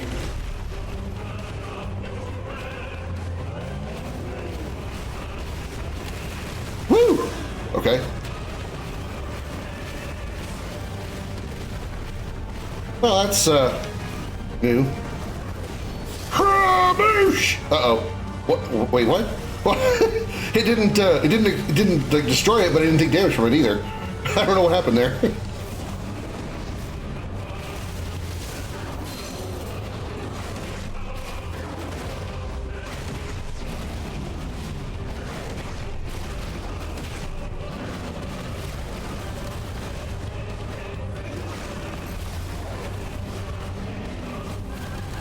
Yeah, but the rock that I destroyed didn't destroy. It just kind of disappeared.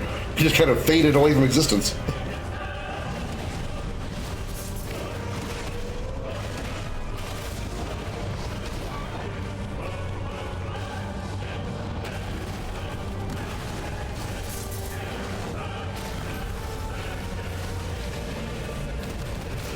Damn it. Come closer. I can't hit you from over there. That's what I meant by getting closer.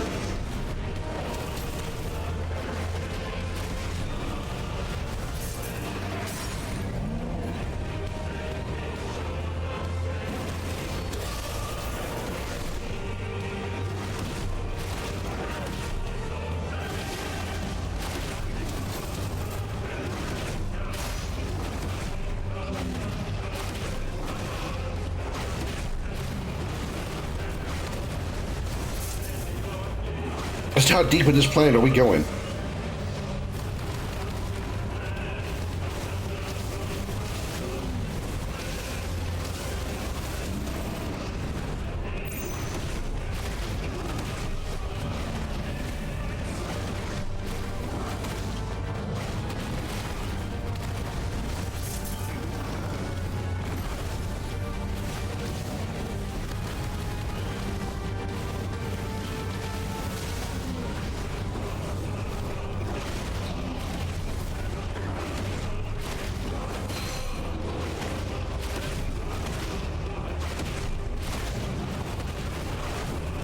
Woo!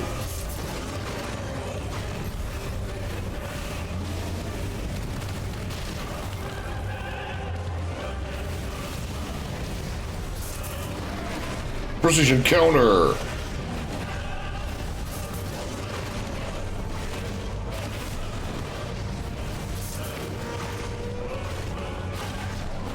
What's the matter, big boy? Having trouble hitting me? It's because you're too slow.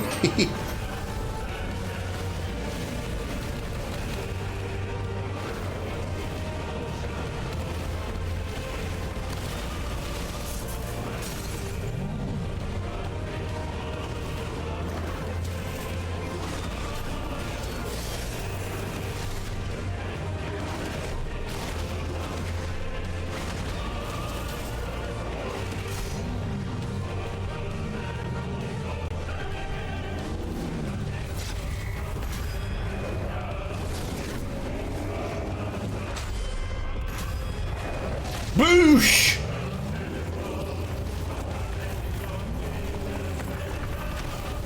Okay, you got a tough jaw there. Definitely can't say you have a glass jaw, that's for sure.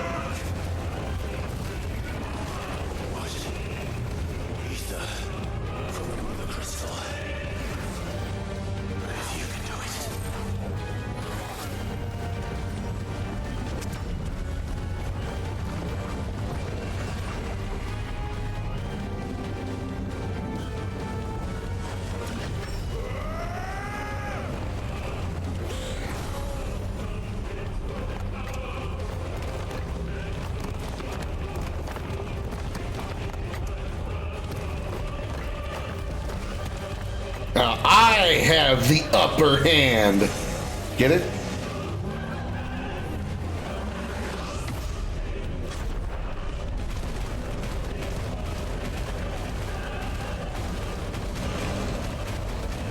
There's some Dragon Ball Z bullshit here.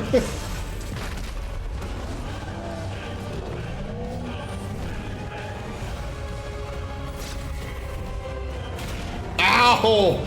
Okay, hit the wrong button. I just hit X instead of circle.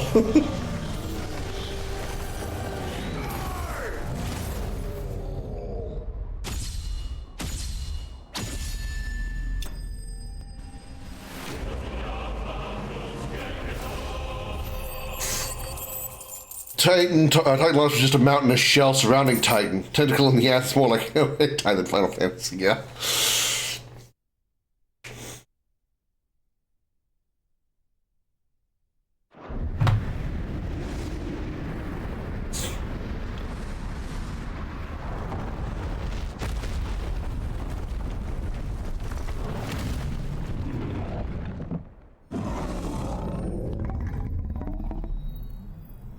I don't think we destroyed the Mother Crystal yet. We're probably going to have to do that because he like absorbed it. That's how he became Titan.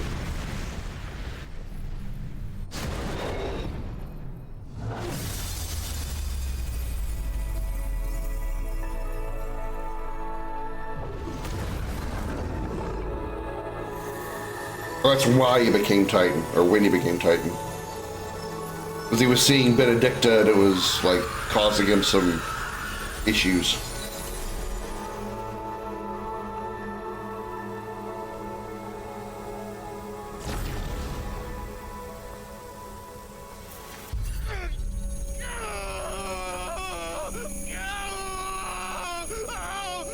The QTs. That's right. The problem was I anticipated the QTE there because you have plenty of time to choose the right button, but I anticipated what the button was and I chose wrong. I should have just been patient and waited for the prompt.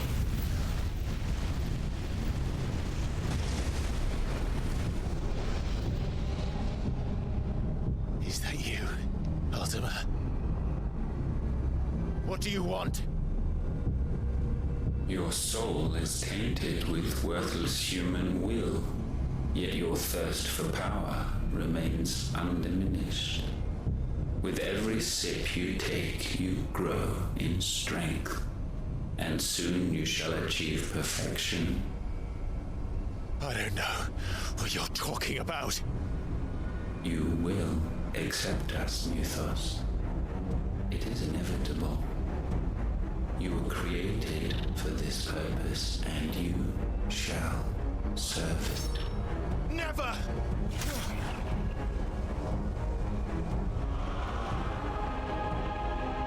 Ow. My abdomen.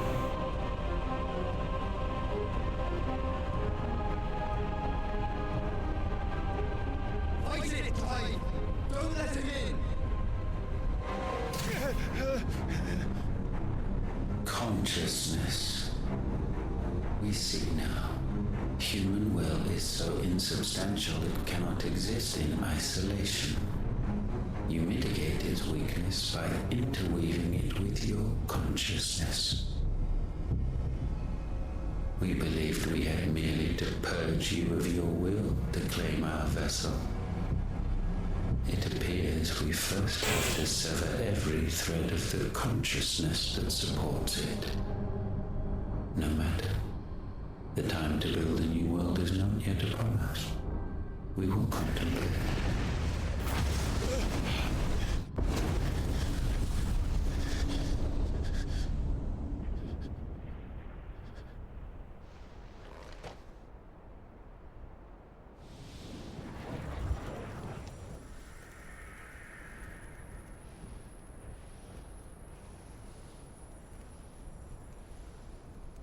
Thank you, Joshua.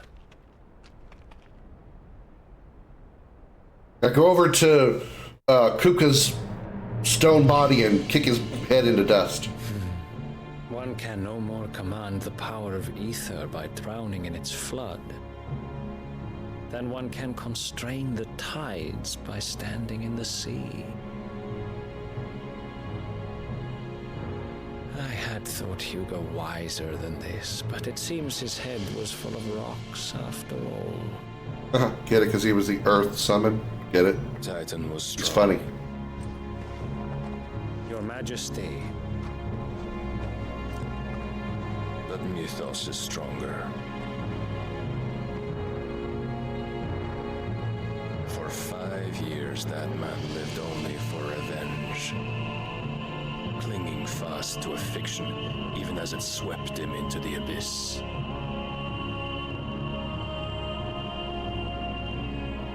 One cannot change one's nature through force of will alone. Only the Almighty can do that.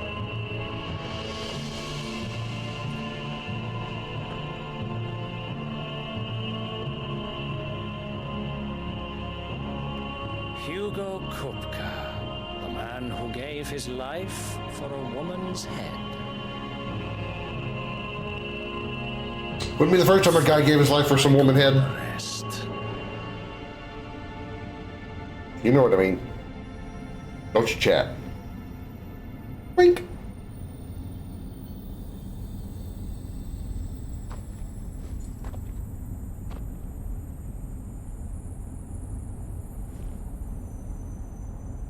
Oh, that the death of a mother crystal should be so beautiful.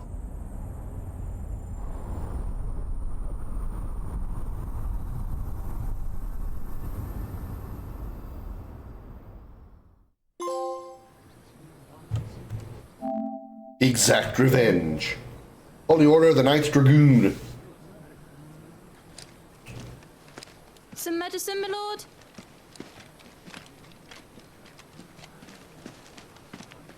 I have salves, potions, anything you need. Stop bothering me, urchin, or you'll feel the back of my hand.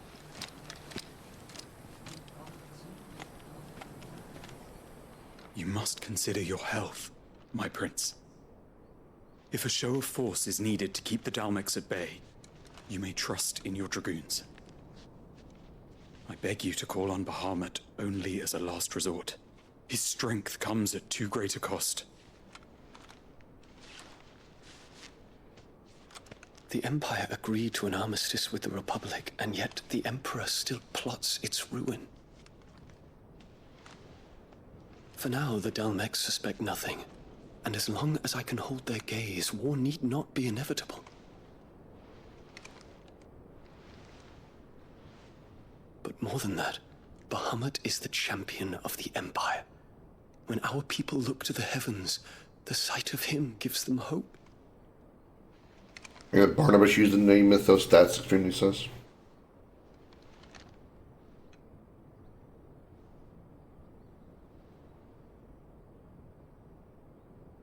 Okay. Forgive me, Terence. Would that you were my master. But alas. I will always be your loyal servant.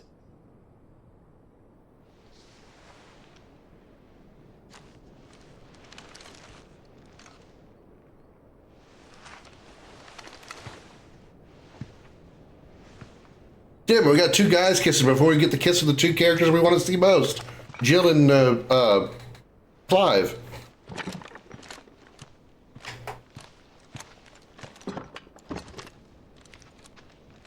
Should the Council's brazen maneuvering prompt the Republic to tear up their own treaty and launch a new assault, our soldiers would advance to meet them, cutting across the Central Isles, but not in time to prevent their forces from breaching the southern defenses and storming Twinside. And so the capital would become a battlefield. Thousands of innocents would die. I cannot allow that to happen. There is one small mercy, at least. You will not be forced to do battle with Titan.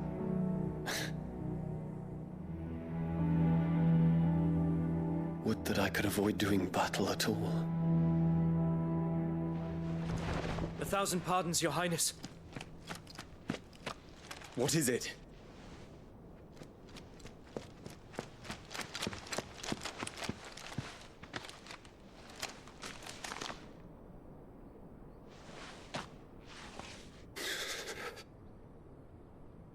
Olivier has been made Emperor. What is the meaning of this? My father's orders. What were they? Quickly! Yes, Your Highness. His Radiance requests that Your Highness maintain position here and... Gah!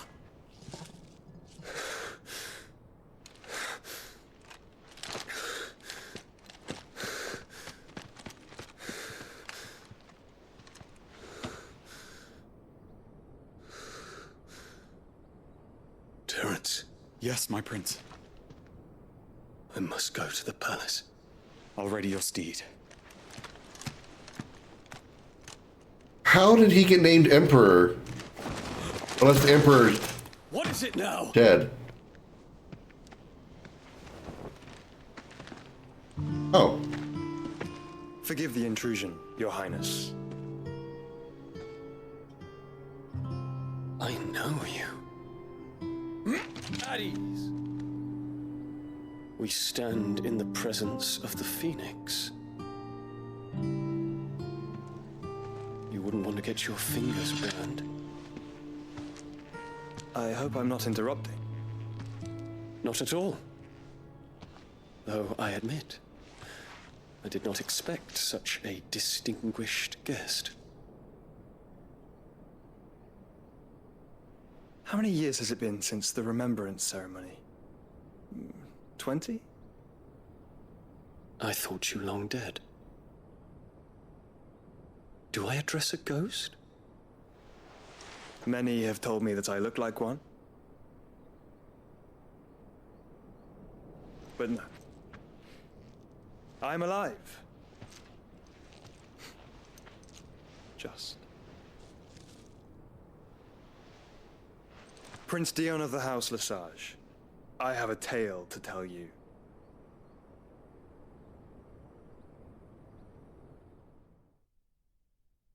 Call the Holy Empire because the official religion of the Empire is all about salvation, the light, and the worship of dragons. The champion being Bahamut is very fitting. Yeah. Yeah. The only thing that would have been slightly more fitting, save for the dragon part, would have been if their champion had been Alexander, because of the history of Alexander being the holy summon in the Final Fantasy franchise. But like I said, it would have, the dragon part of it kind of throws off the theory of it being Alexander.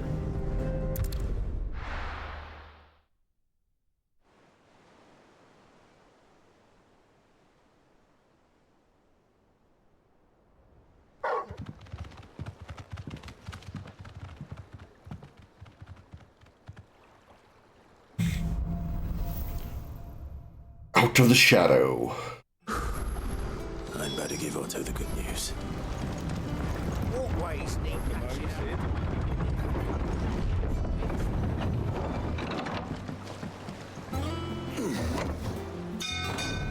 We ascend!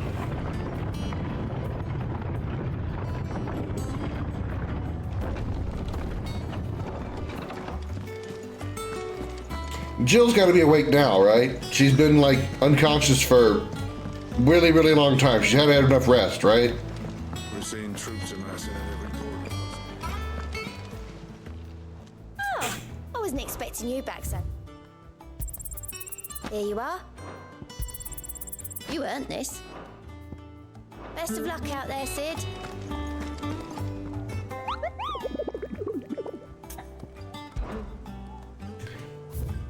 Ooh, we got a few new ones. A hill to die on.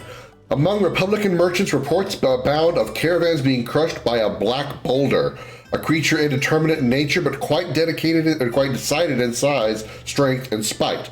He or she who took it upon themselves to seek out and slay this black mass would earn the eternal gratitude of not only the desert raiders, traders rather, but the curse breakers who risk life and limb with every trip through the Velcroy.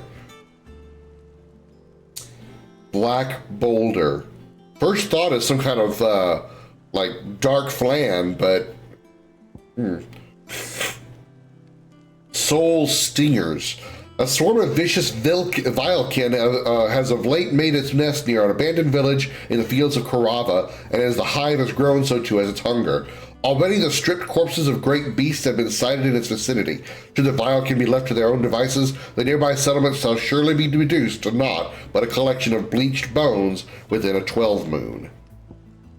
Grimalkin.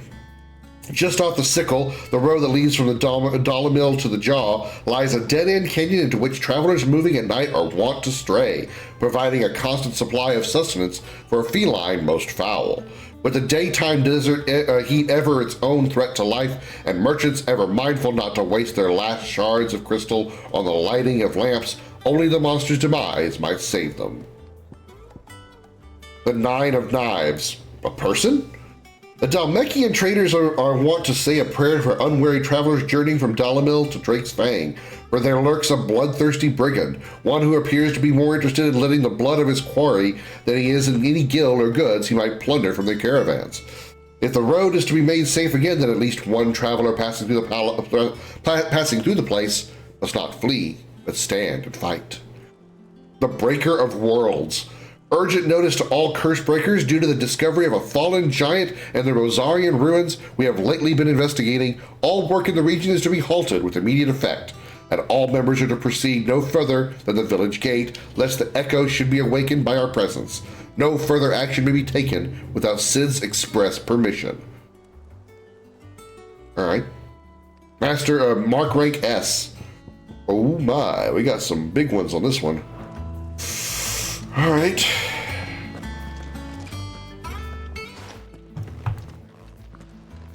God, just awake. Clive, you're back. I am. And with glad tidings for once. Hugo Kupka is no more. Well, I'll be. All of our comrades who lost their lives back at Sid's place be smiling down at you right now. We had a stolus from Lubor saying Drake's Fang had fallen. I expect that was your doing as well, was it? It's a long story. One for the history books, I'll bet. Welcome home, Clive. It's good to be back. You look better. I feel it. Which means I'm coming on your next little adventure. You're not leaving me behind again. Wouldn't dream of it. Otto, any word on the Royalist movements since I've been away? Shouldn't you be putting your feet up? If you really want to know, go and have a word with Vivian. Thank you. I will.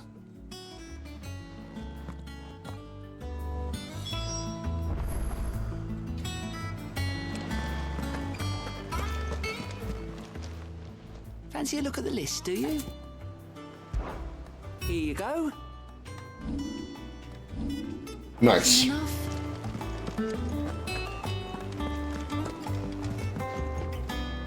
Ah, the conquering hero returns. And with hardly a scratch on him. I may have picked up one or two. Well, the fact that you came straight to me instead of visiting our resident physiker suggests that you picked up something more important. A scent. The scent of Waludas. The very same. But whatever plans Kupka was hatching with the Royalists, he took them to his grave. As did his men. Slaughtered by the orcs who'd taken over the Fang. Orcs, Vivian. I've never seen such creatures in Storm before. The Waludas must have ferried them over from Ash, but why? Why work to rescue Kupka only to invade his home, the mother crystal of an allied nation, and let both fall? It makes no sense. Do you know the tale of the blind men and the Adamantus? One can often be led astray by focusing too closely on individual details. One must instead Blind see man the at the bigger picture. Adamantus? What? And what bigger picture is there than my map?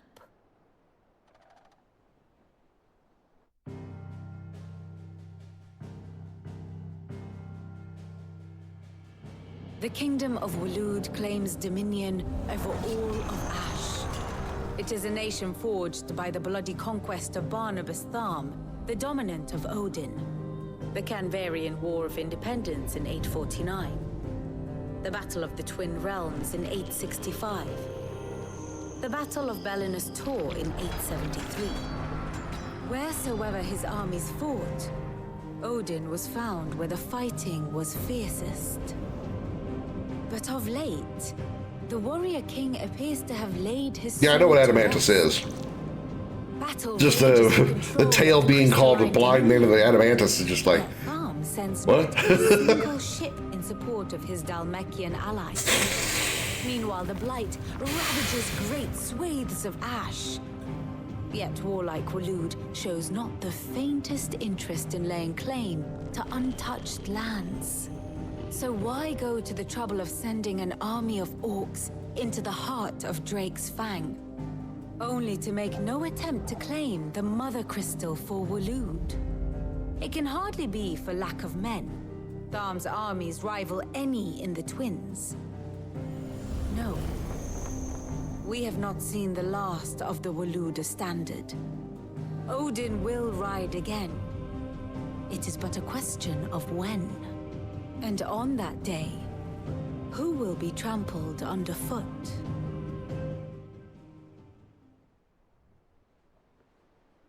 In summary, I know not to what end the Royalists betrayed Kupka. I know only that it is part of some broader scheme. A scheme tied to the ambitions of one man. King Barnabas.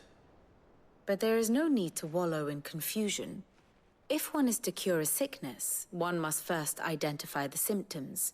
And your Lord Uncle has volunteered to do just that by keeping an eye on the Royalists' movements. He's really throwing himself into this. Indeed he is. Which means all that remains for us to do is await his reports. Well, not quite all in your case. The people of the Hideaway must hear the news. Justice has been done. Hugo Kupka is dead. The wounds he left that night are still raw, especially for those who lived with Sid the longest. Tell them that those wounds might finally begin to heal. Consider it the price of today's instruction. I've never known you to be sentimental. What can I say? I am only human. And we are, all of us, sentimental animals at heart. I suppose we are. Very well. I'll go and spread the word.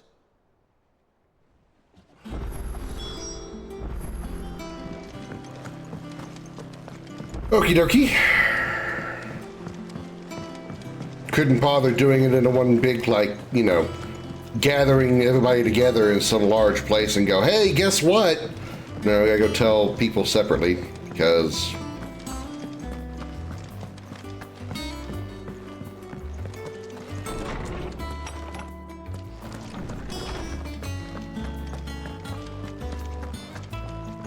Ah, Clive. Have you come seeking the gift of knowledge? No. To share mine, actually.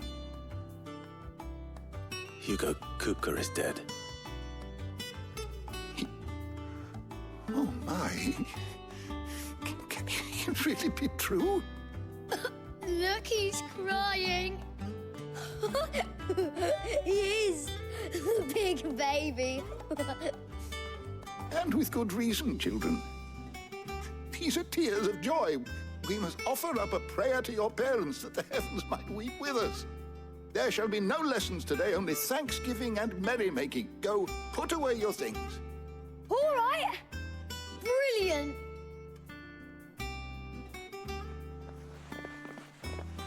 Finally, a new dawn has broken. It has. Thank you, Clive. I cannot wait to share the good news. Hippocrates. After Kupka fell, Ultima came to me. I need to know what he is. Have you learned anything? Alas, no.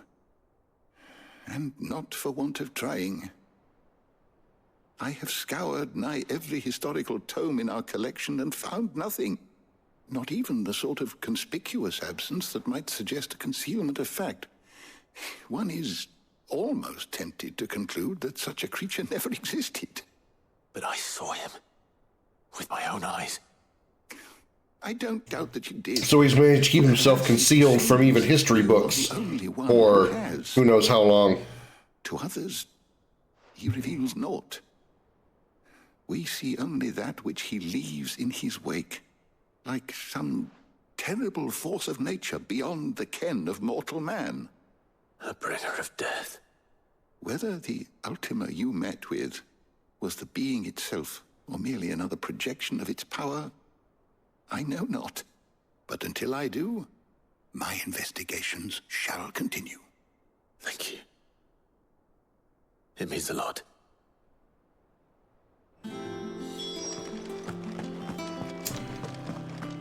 Okay.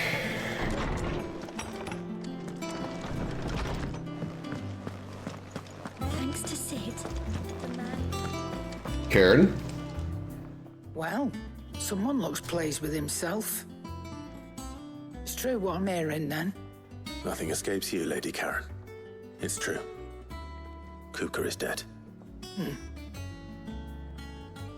No more looking over our shoulders, then.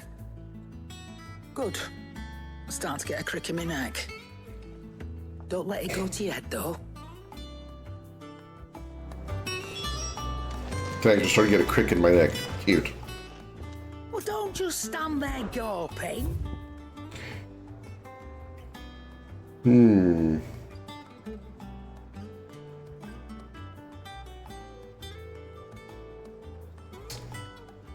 Increased attack power by 10, but only a 5-point loss in stagger capability, which isn't that big of a trade-off.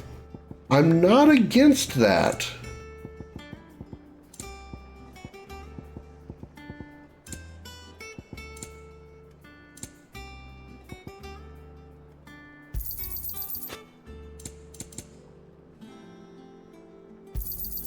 You'll not find a better price than that.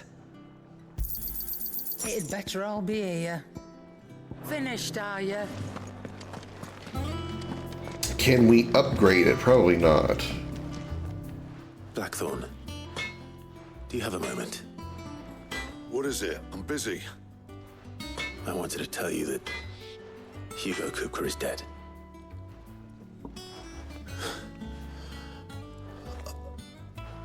I can't tell you how long I've been waiting to hear those words.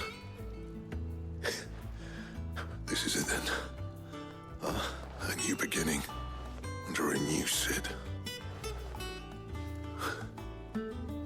I'll try to live up to the name.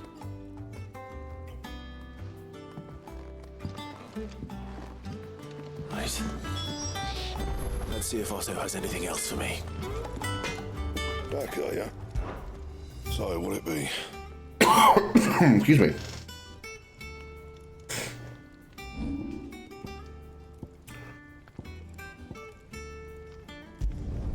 Not my best work, but it'll do. Yeah, that should do you. Nice.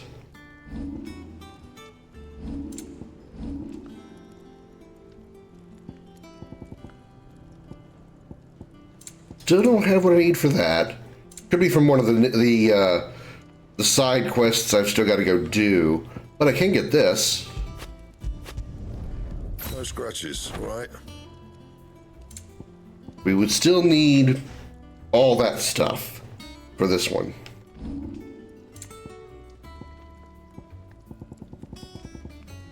Anything else?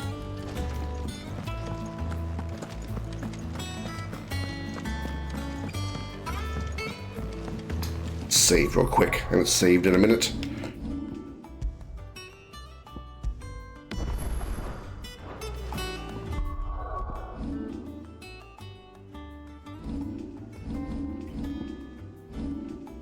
$3,000 points. Okay.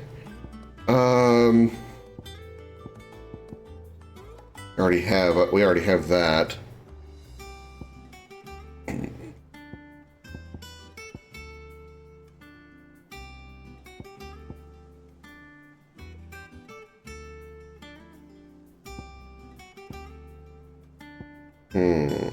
Do I want to master aerial blast?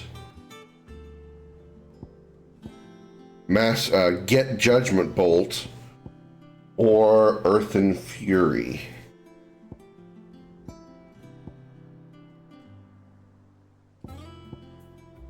Or do I want to master my limit break? Yeah, let's do that.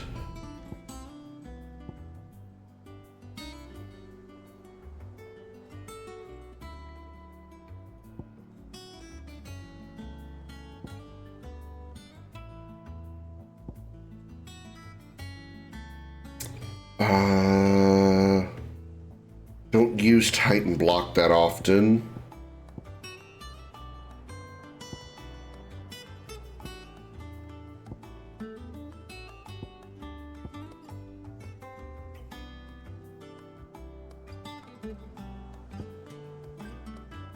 Can master that for 200, sure. Not that much. I do use upheaval. That probably wouldn't be a bad thing to master. Let's do that. Cool. All right.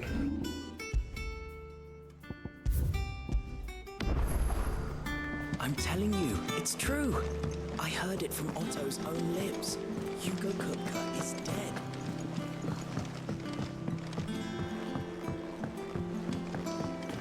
All right, Otto. Next. You barely sat down since you came home. Vivian got you running errands or something? Just spreading the word.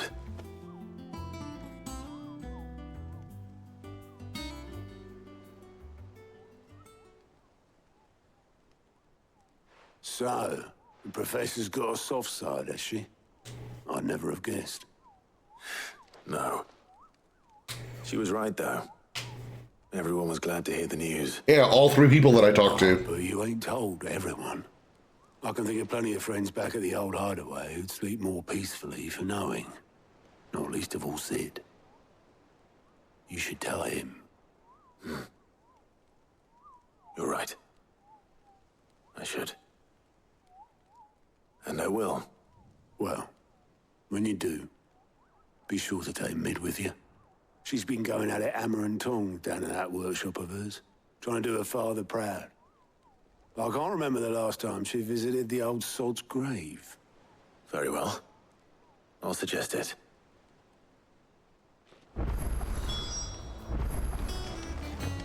All right, Mid.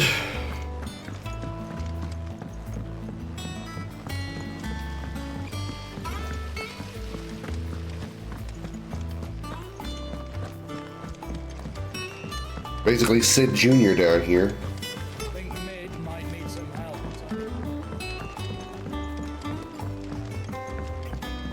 If I don't come up with something soon. All right, Clive? What do you want? I'm going to visit Sid, and I thought you might like to come with me. Sorry, I'm too busy for all that right now. I've got to get this thermal displacement stack sorted. Thermal... Displacement stack. Here. And this is for... Only the fastest, finest ship the world has ever seen. The Enterprise.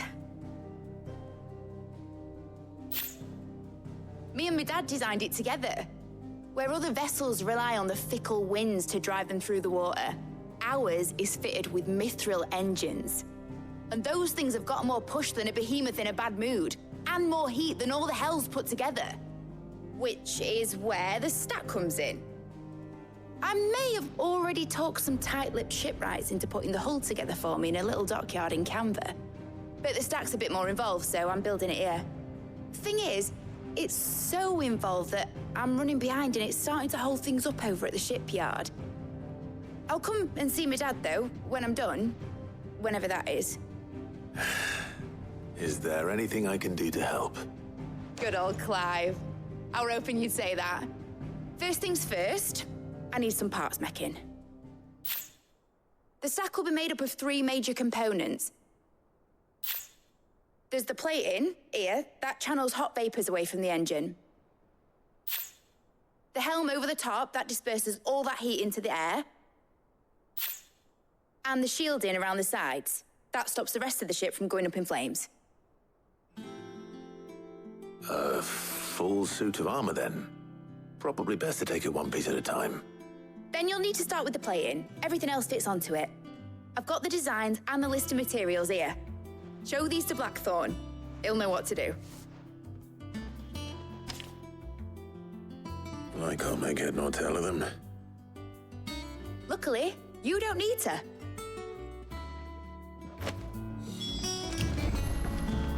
Okay, we're not gonna go visit Sid's grave yet. We're gonna go build a ship.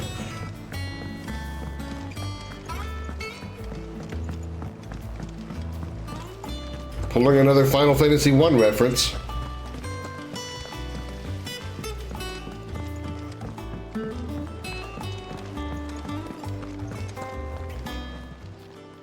Clive! Quick look.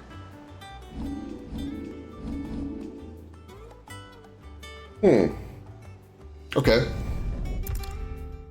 Finally have a couple side quests we can go do real quick. Then we'll go help build the Enterprise. Good day to you. Sid. It's all but spent. What do we do now? The crystals we get from the tail are all but worthless. And we had to dig a new cellar. What's up, you? Haven't seen you in like 20 hours. Clive, your timing is exquisite as always. I have a concern which you may be able to assist me with. Go on. There are whisperings afoot of shadowy figures having been sighted outside the village. Rustlings in the undergrowth, suspicious noises. My people fear that they are being watched. It may be no more than I guess Sid stands for Captain Icarus Picard. Climate, or it may be the prelude to something altogether more dangerous. Or Icarus Picard. Given what I hope you'll forgive me calling your nose for trouble, I wondered if you might investigate.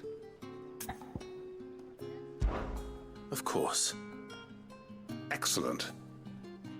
You might begin by speaking with the good citizens of Lostwing. Listen to their tales, and make what you will of them. All right. I will.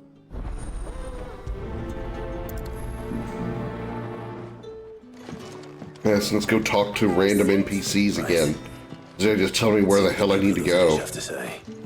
I'd better find out if this is just nerves, or something we need to take more seriously.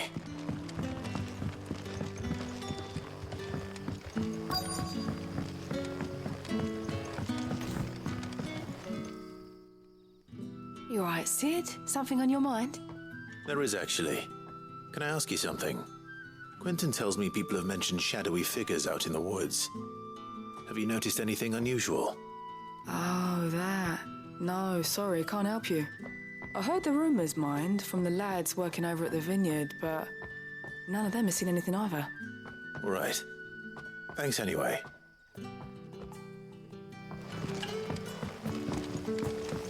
Well, that was useless. The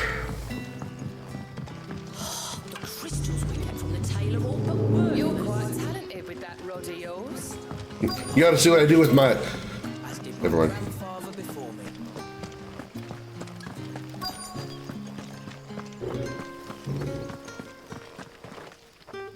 Do you have a moment? There's talk of suspicious figures in the woods.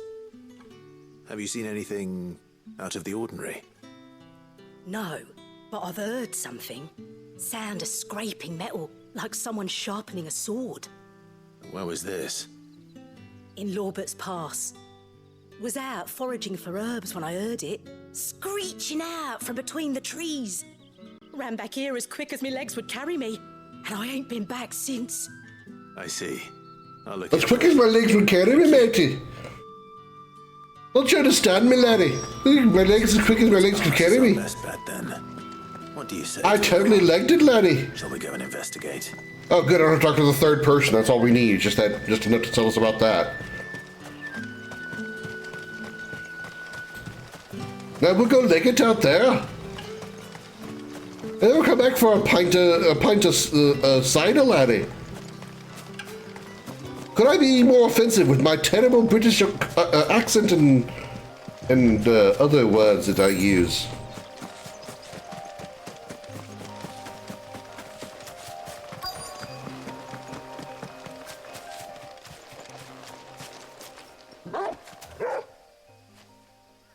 You there. Fuck! He's seen us. Get them before they escape. Black Shields. Here. Fuck, they've seen us. What is it to you? Not that we give a damn. All that matters to us is that you don't leave here alive.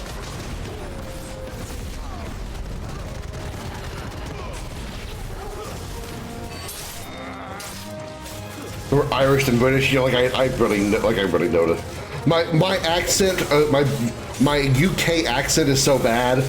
There's no way I could even tell you. It could sound Scottish, it could sound British, it could sound Welsh, it could sound Russian for all I care, for all I know.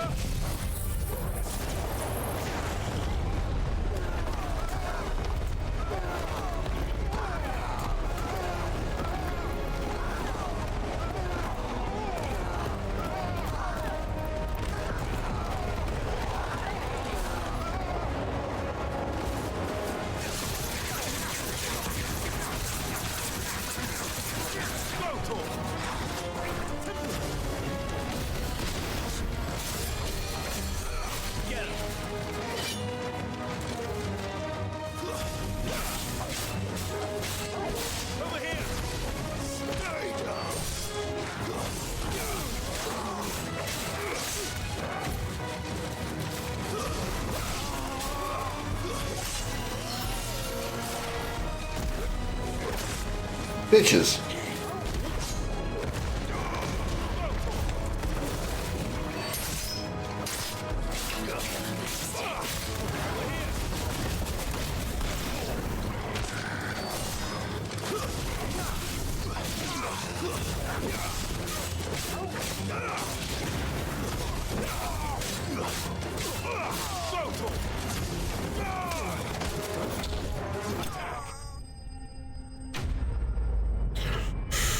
It's U.S. versus Canadian that I can't differentiate except some parts of the U.S. like Texas. Martha, bring my shotgun.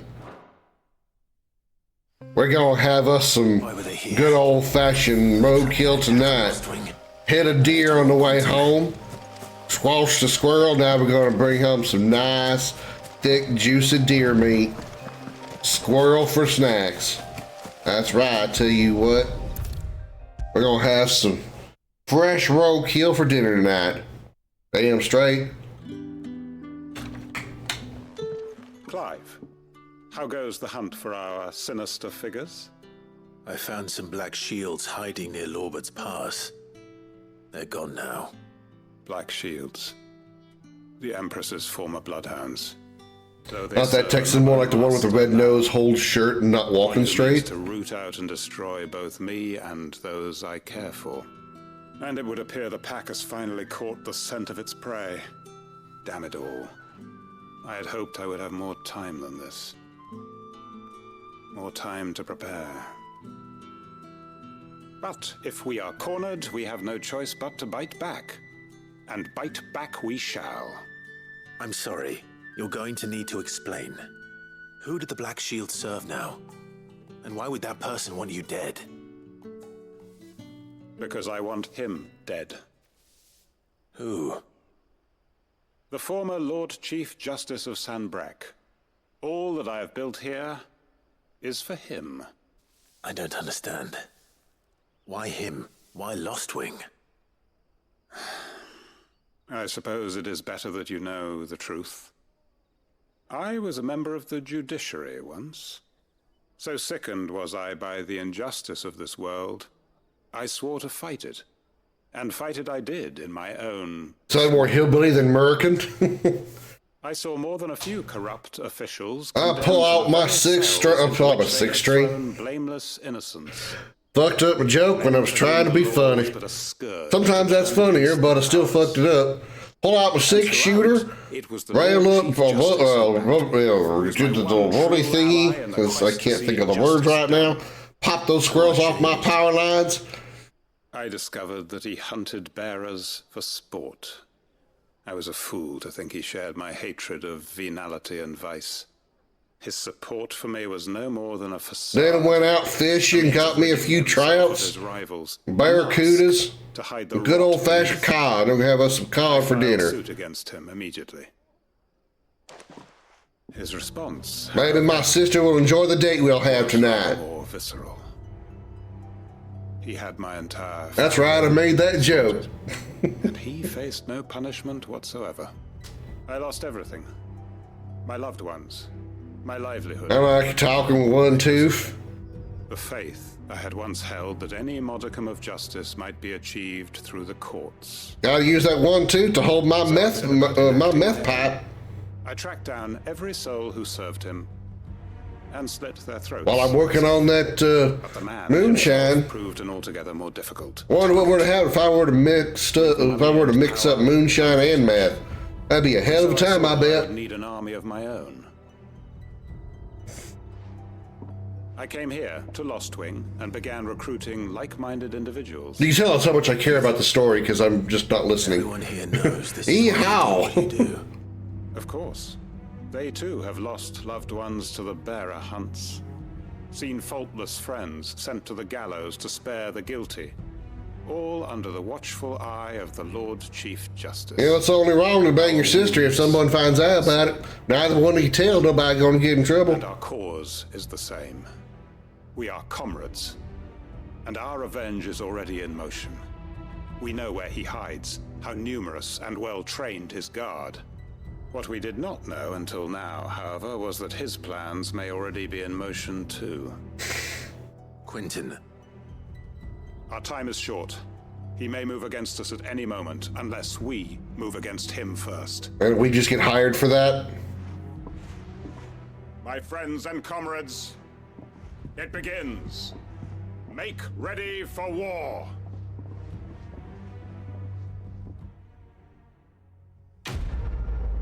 Or not.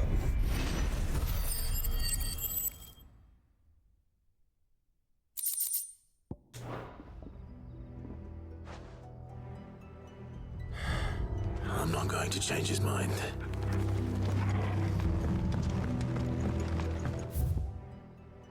Well, that was fascinating.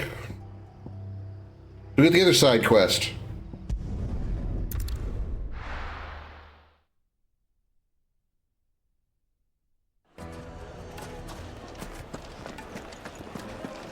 Well, then we'll see about doing those hunts that are out there. Oh, I don't want to read that. Gone, just like that. And without so much as a by your leave. What's the matter? It's my apprentice. He up and vanished while my back was turned. I'd go and look for I read that as, it's my appetite. A bakery that's now short. He just up and vanished. I was going to ask how his appetite up and vanished. The kindness of strangers. I'm at a loss. I really should try to, like, read the words better. You can find him. I'll see what I can do. Do you know where he might have gone? Pineapple pizza. I wouldn't be surprised if he was off somewhere mooning at Drake's Fang. He used to work there, you see. Poor fool left his heart in its hollow. All right. Then that's where I'll start.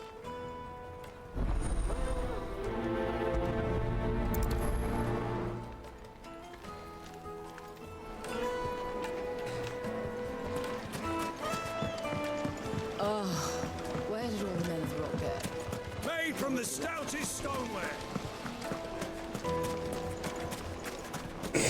See your man a taste. Yeah. Good day, my lord. Nasty taste.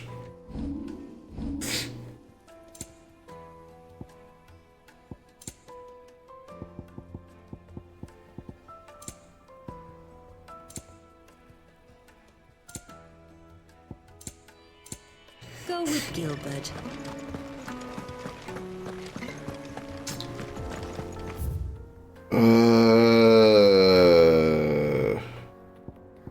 Man, I gotta go all the way out there. Well, no, I don't, because I can go right here.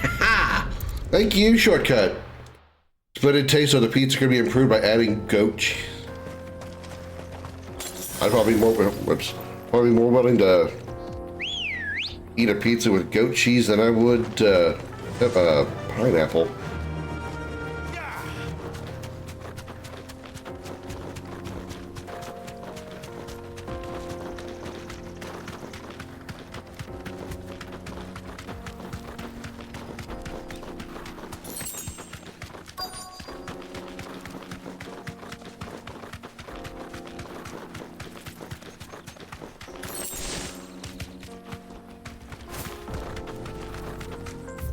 What am I doing here?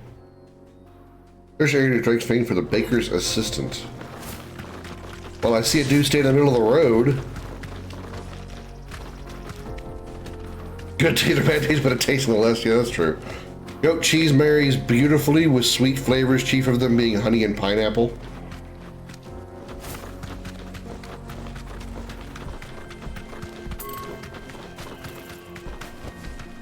Straight home now. The Nine of Knives. He's the Nine of Knives, but he's also known as Nine Toes. He cut a toe off. He also has 3 balls. My blade yet hungers, and so do I. Come, let us feast on your flesh. Your feasting days are over.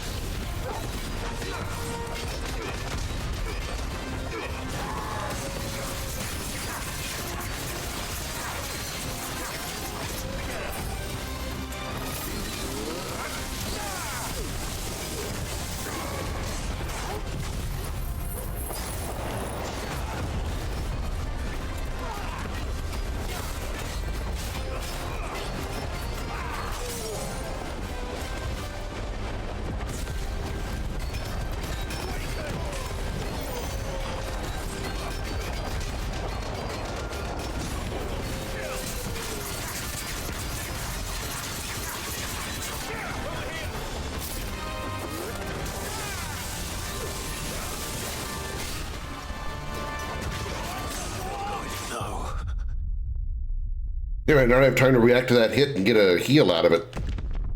Wow. Cheese and mint is topping? I don't know about the mint part.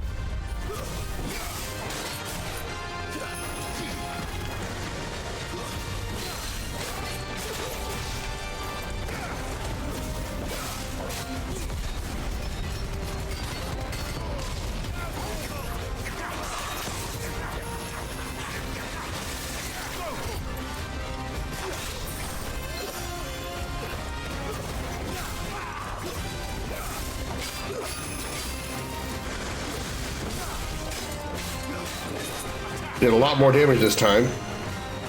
Or because I knew to expect it. But this guy hits so hard.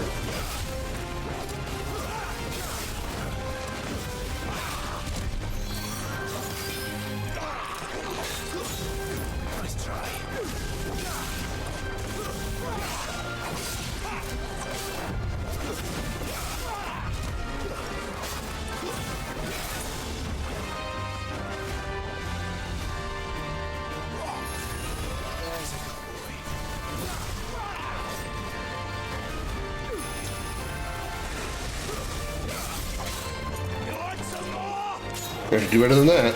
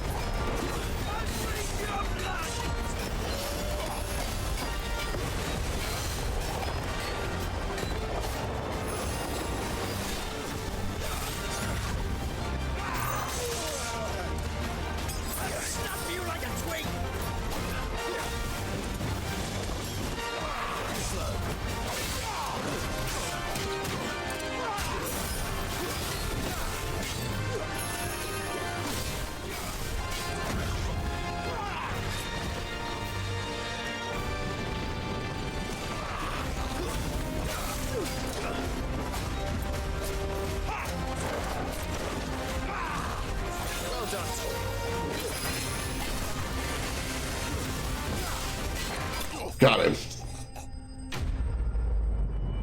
There you go. Damn, 5,000 experience. Holy shit. Sometimes you can't just, balls to the wall on all these fights. You've got to actually watch and move and do dodges and stuff. Mozzarella and mint is a classic. Not sure about mint and honey combo, though. I did make a pizza using honey, cheese, and mint as ingredients. Those who kill for sport deserve no better.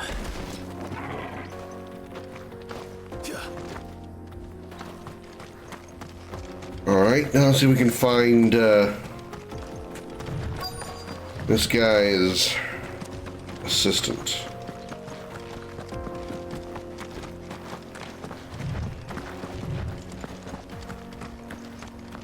Hey, it looks like a person. Hello, person.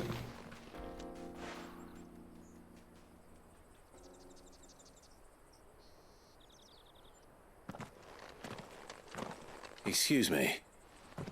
What do you want? The baker sent me to find you. I am a sorry, selfish sod, aren't I? Wow, you just gotta do an emotion dump on me already as soon as I get here? Must have ruled the day he took me in. Time was the sight of the fang used to calm my nerves. But now look at her. I take it you missed the mother crystal. I hated her, but she was all I knew. Worked her mines for years. And when she shattered, part of me shattered with her. I had to trade my pickaxe for a rolling pin, but I'm no good at baking. Every loaf I touch collapses. My bread's as hollow as I am. She was the only thing that could fill the hole inside me. Oh, I loved her, damn it. But now she's gone. She's never coming back. We're still talking about the mother crystal, right? To do? I ask her, how does a shell of a man learn to live again?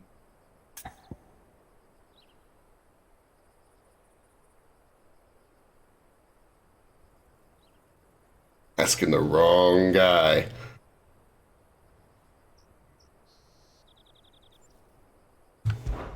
Perhaps you could express yourself in your work. If you missed the fang, maybe you could recapture it somehow. Recapture it? I'm a baker, not a... You know, you might just be right. What a fool I've been! I have to get back to the bakery right away. Thank you. Thank you, my friend. You've opened my eyes. Wait.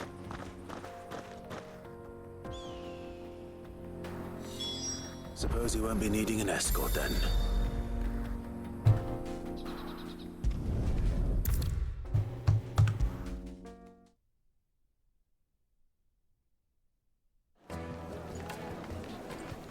No, agreed. I agree. I think any kind of Ah, there you are. The man who lit a fire under my wayward cute because he's a baker. Lit the fire under him. I get it. Honestly, I personally think that any kind of creation can be therapeutic. Any kind of creation, whether you're an artist who is, whether you're talented or not, you're an artist that creates a beautiful painting, or you're a singer who can create a great musical song or something like that, or content creator that creates hilarious videos for YouTube or Twitch or whatnot. Sometimes that can be what you need to be used as therapeutic and be ways to get your mind off of your problems and realize that maybe things aren't as bad. Give you an outside view, and you look back at yourself and you're like, you know what? Things aren't as bad as I made them feel like they were. And it helps you get over those kind of things. Crystals! Master, I have found my purpose. I must use my work here to preserve the memory of the Fang. Well, if it tastes half as unique as it looks, I'd certainly say you're onto something. Not only is my apprentice back, but he's finally pulling his weight. With any luck, I might even have a new delicacy on my hands. I don't know how you did it, but you have my thanks.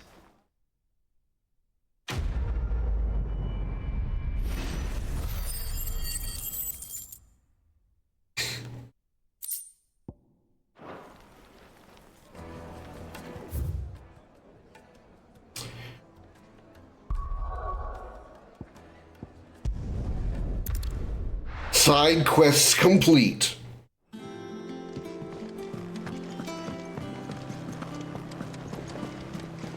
Pretty sure. Better double check.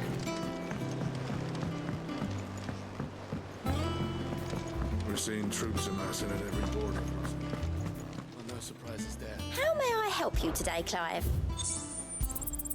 All yours. Best of luck out there, Sid. All right, let's see what was left.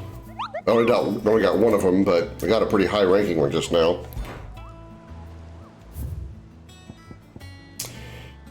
The Velcroy Desert Dalmekia, Empty Hovel Dalmekia, the Cattery Dalmekia. Okay.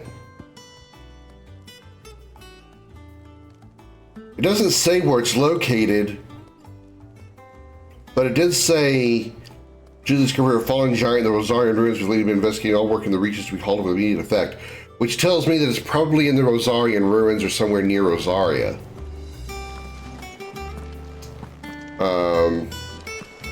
Let's see if we can go find those first.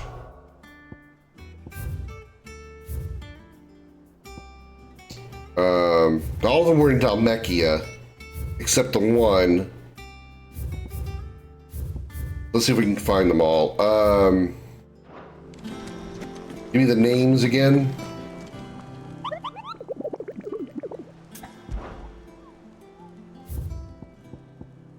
Velcroy Desert, Empty Hovel, the Cattery.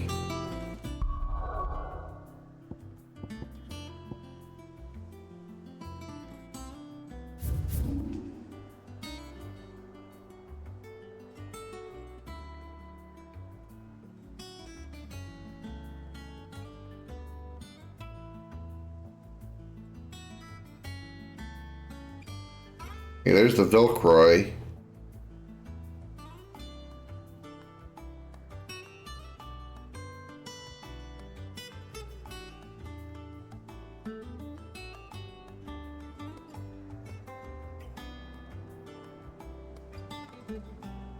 I haven't been in any of those places.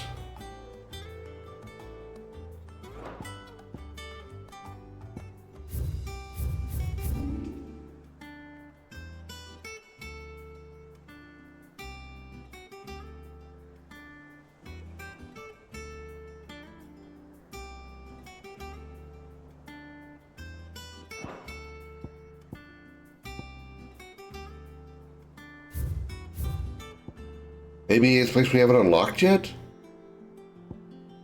I don't see those names anywhere.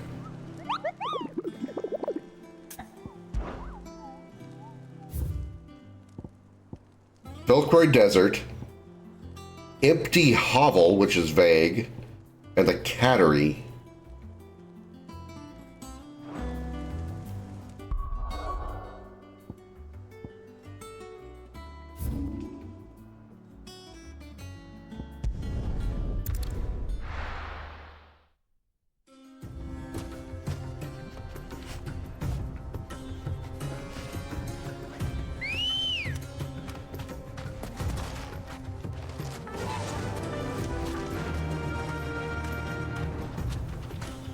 Fly, Ambrosia.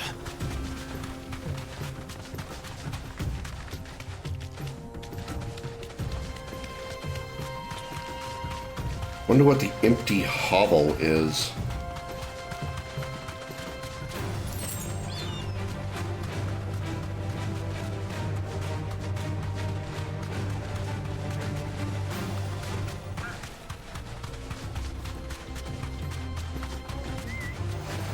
Dumb vultures. Preying on the trade caravans. You've picked the wrong target.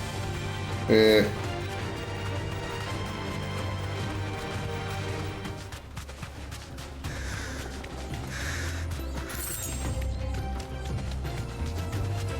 Maybe I don't know what a hovel is.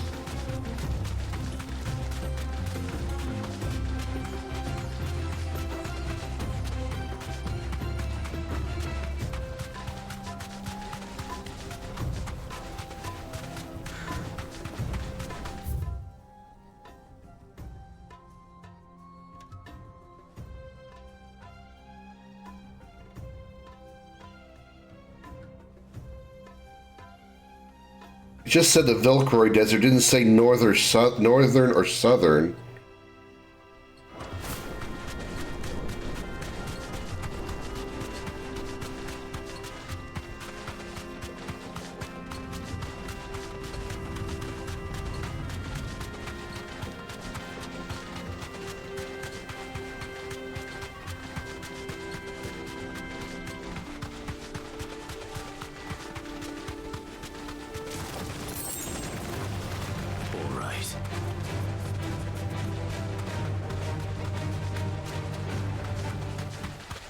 No, you're not it.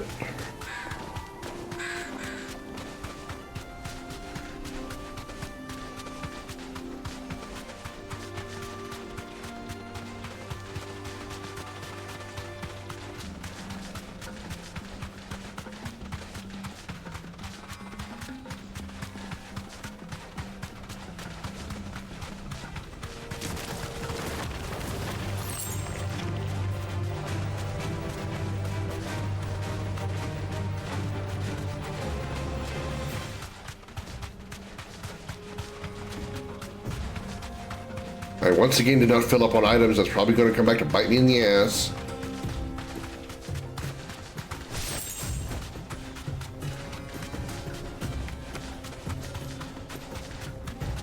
Ah, here we go. Giant rock. Oh!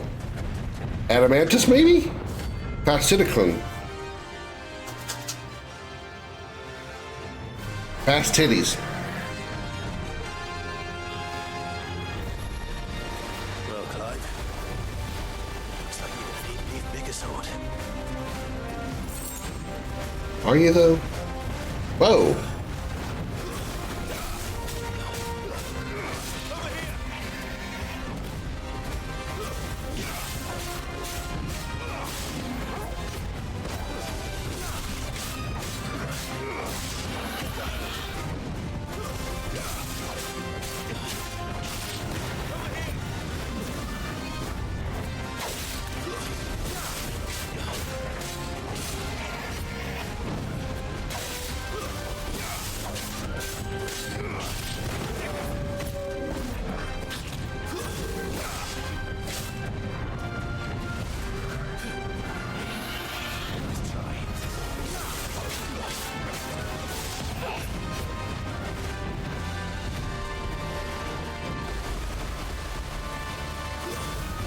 It's a Blastoise.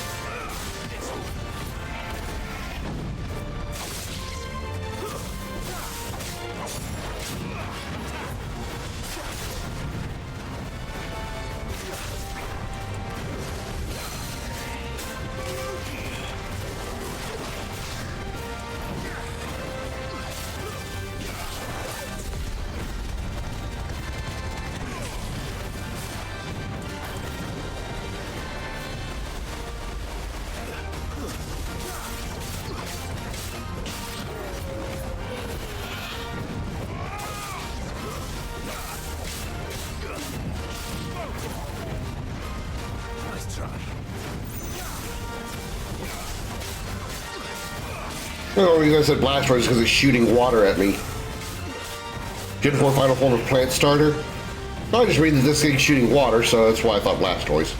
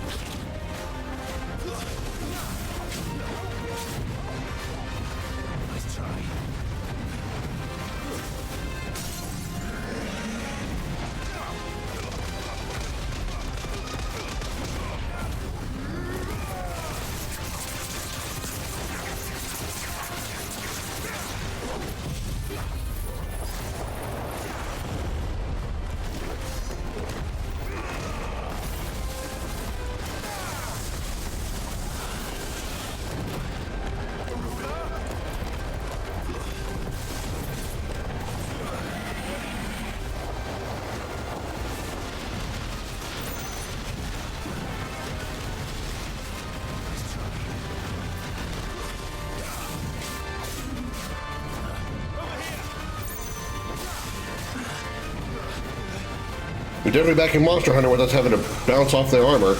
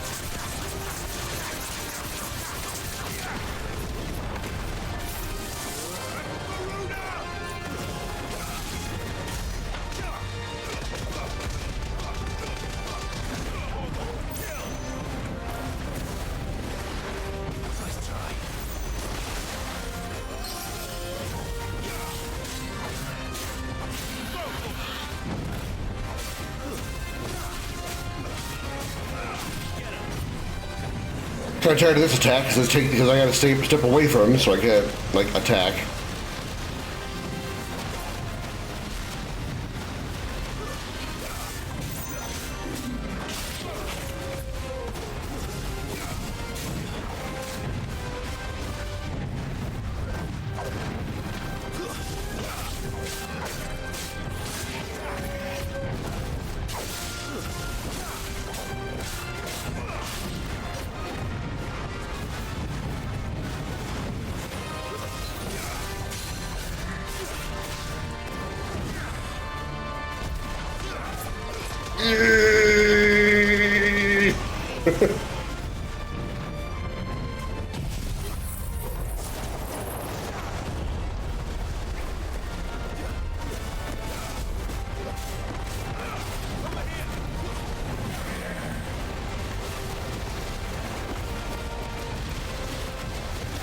Whoa, okay.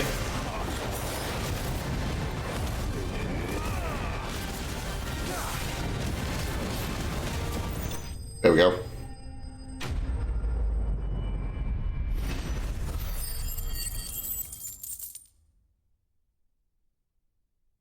Could have done a little better, but good enough. And we got Scarletite out of it too.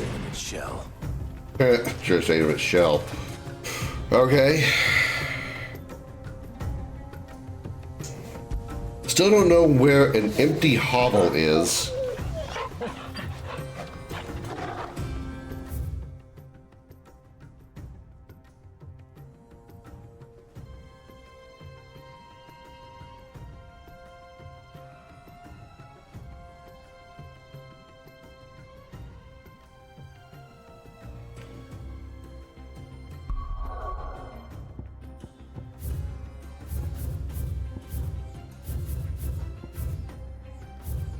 I wonder if that's an area I haven't unlocked yet.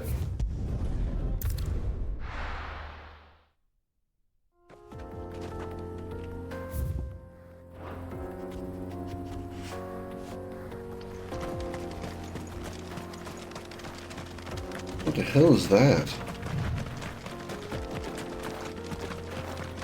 Leg eater? Okay.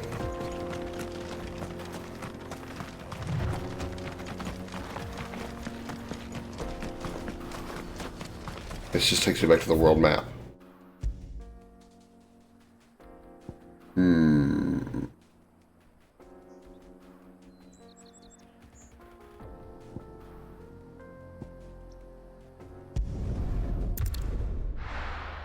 Maybe the other areas I can't get to until I unlock them. Unlock actual access to them. Thing is, I just don't know what the empty hovel is that it talks about. We're seeing troops amassing at every border.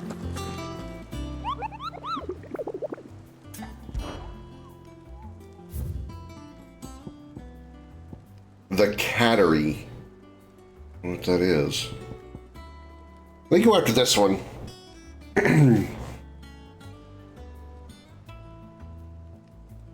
Fallen Giant in the Rosarian Ruins.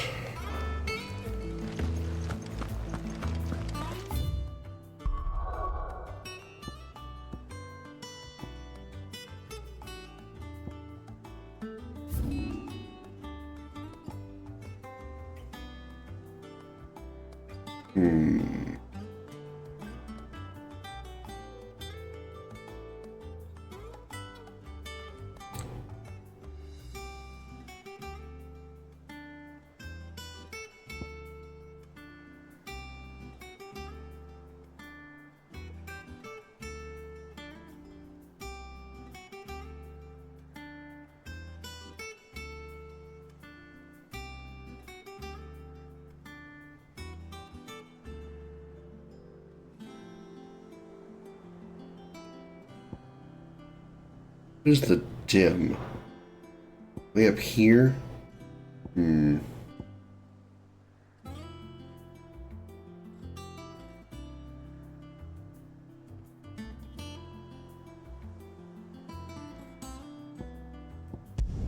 it'll take too long trying to figure out where this stuff is.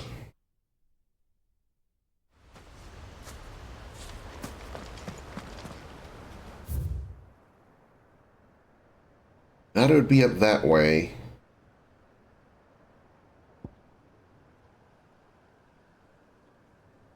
I guess it could be out by the Abbey, maybe, and through here, possibly.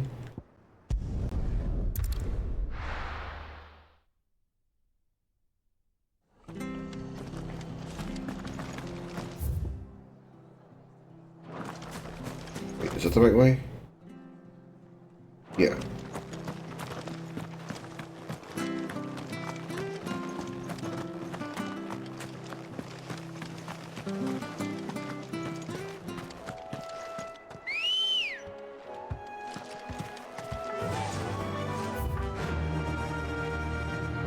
Nope, that was not the correct direction.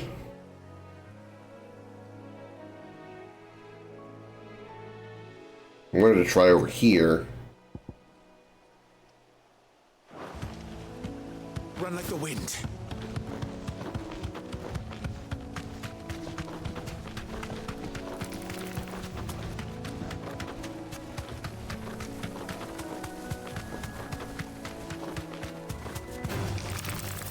No, not engaging you.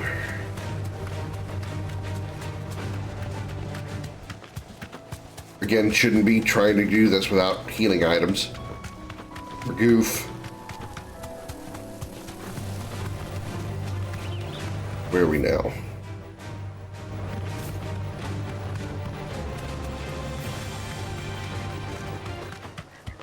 Well, it wouldn't actually be at the ruins, would it?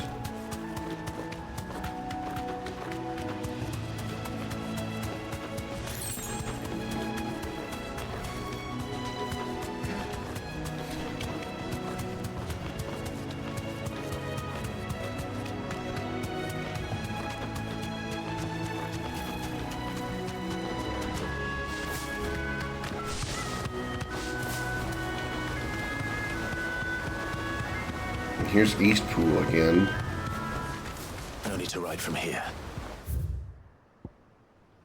Hmm.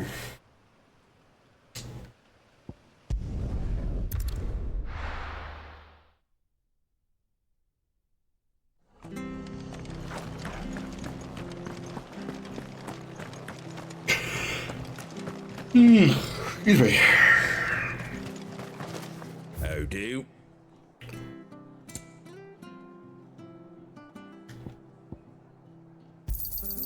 Much obliged. There you go. Thanks very much. That all, is it? Thank you for sticking with us. Those of us who are still here have to look after Can't each other. exactly leave old Martha in the lurch. It'll take ages to tidy all this stuff up.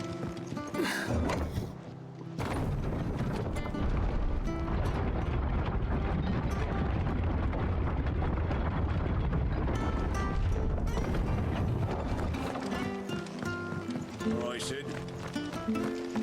Ambrosia won't help me here.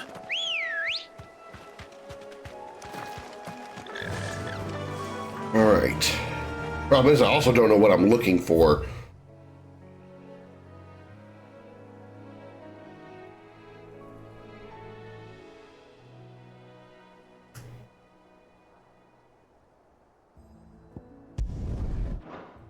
Oh, shit. Let me just test something. I gotta see. I don't know if it's gonna do me any good.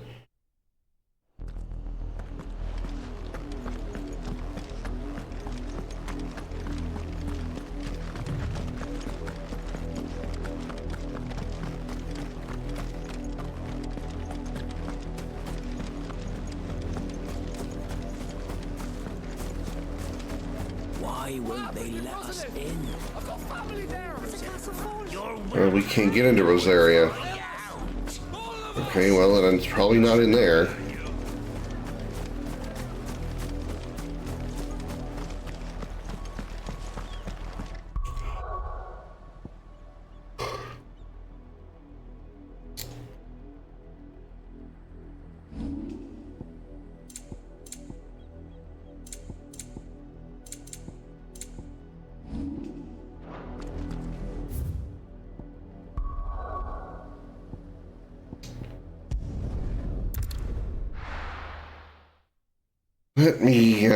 Let me Google. Let me Google.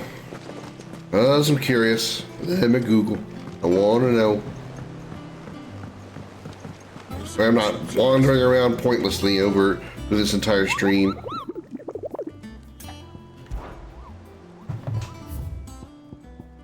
Breaker of Worlds.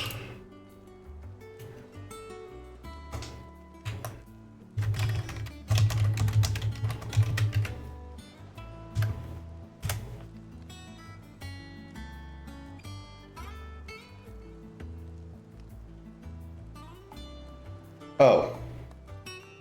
Okay. It appear out of them during the main quest. Okay, well, that's dumb.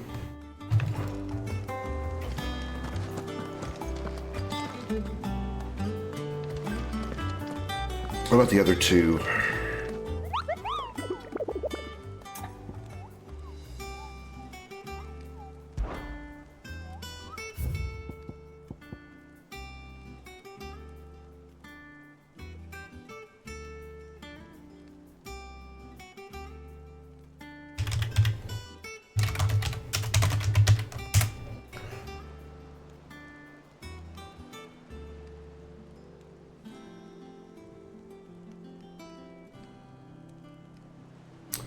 Fields of Korava says that one.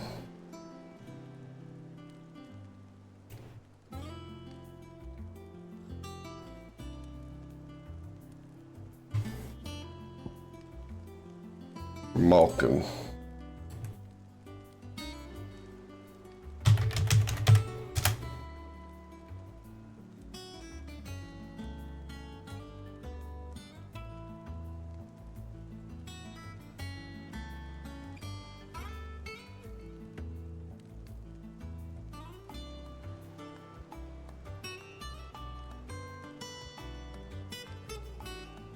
The southern end of the sickle. Okay.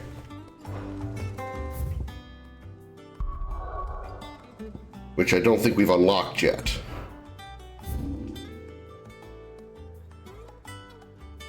The sickle's right there.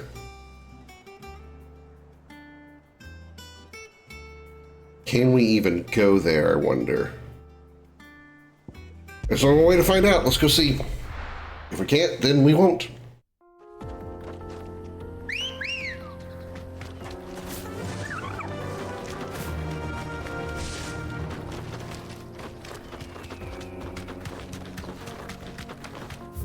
So let's mark this point here and let's go to it.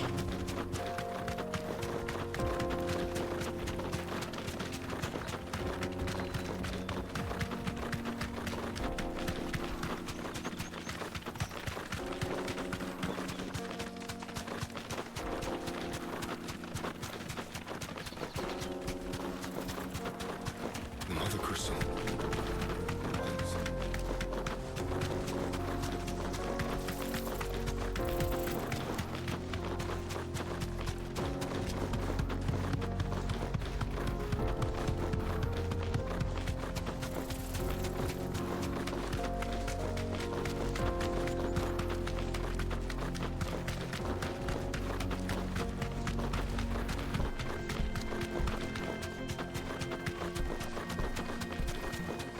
Welcome to the sickle. You'll get sickle of being here.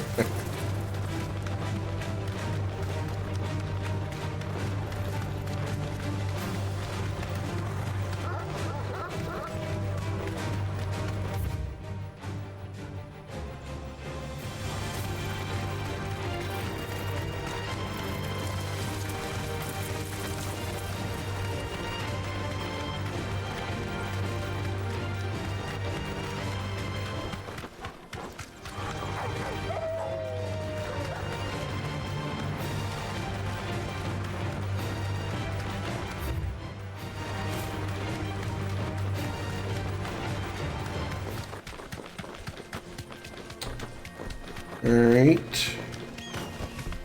Here we go. Whoa. That's a big kitty. That's a big kitty.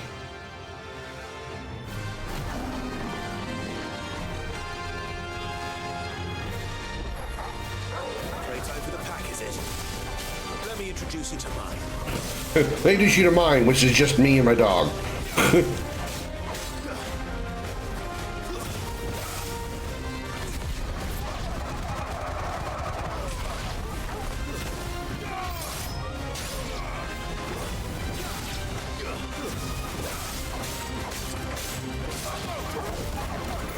Oh, it's a big kitty.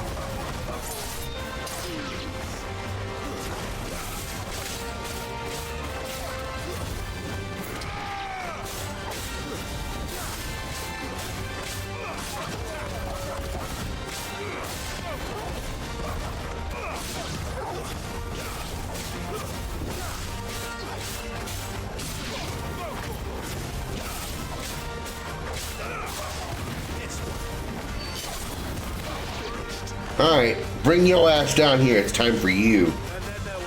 Let's go, kitty cat. Damn, that's some big pussy.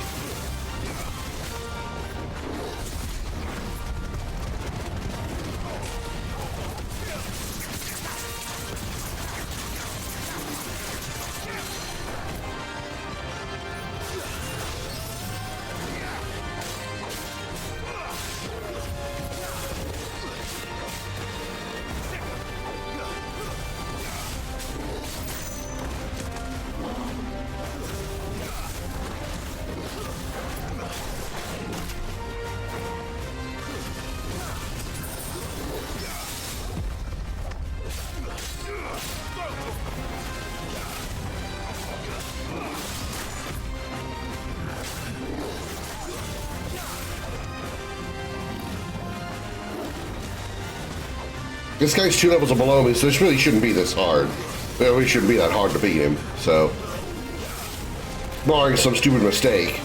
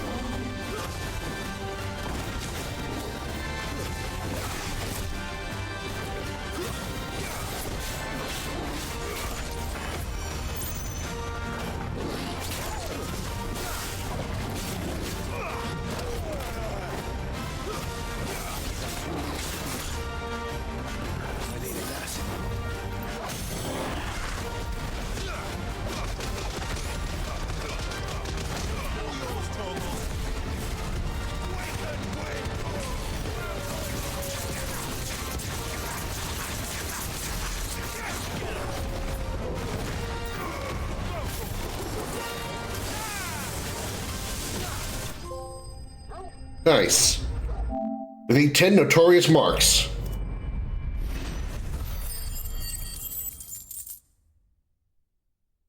Yeah, that one was exceptionally easy.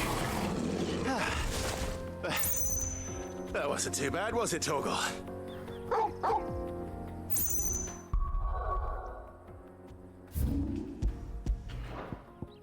Okay. And then there was one that was where?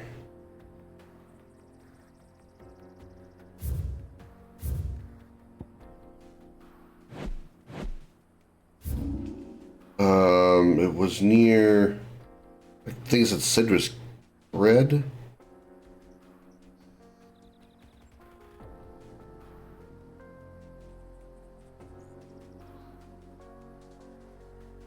I wonder how we get there. No, it's Fields of Carava. It's Fields of Carava, so here. I killed Red 13. No, because Red 13's a dog. That was a cat.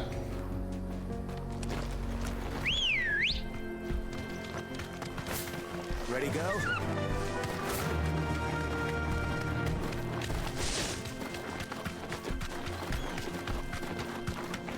Yes, I am Team Red 13 dog.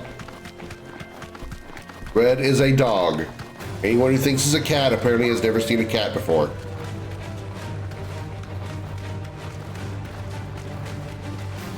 It is an argument I will make with anybody and everybody from here till the end of time. Red 13 is not a cat.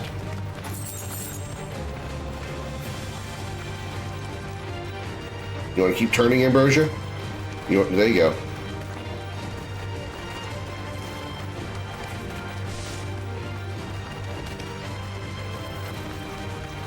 Cat dog, no.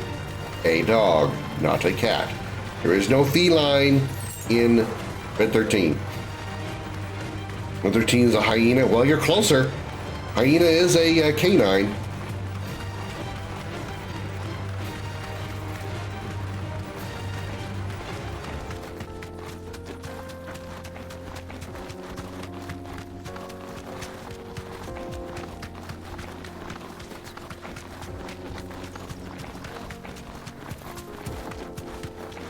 That's some wide open area. Holy crap.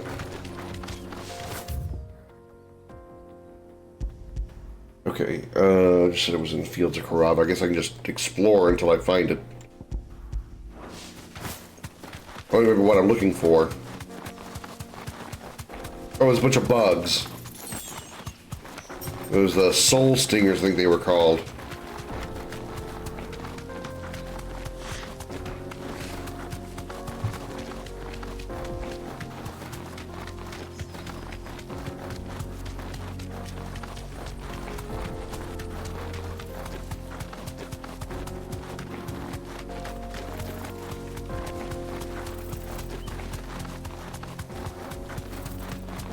Storm Panther. That sounds cool.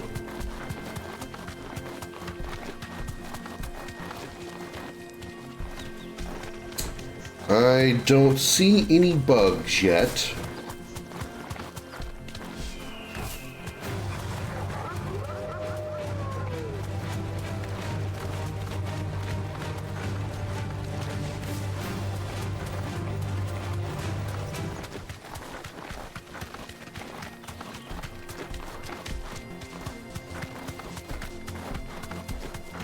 I see chocobos.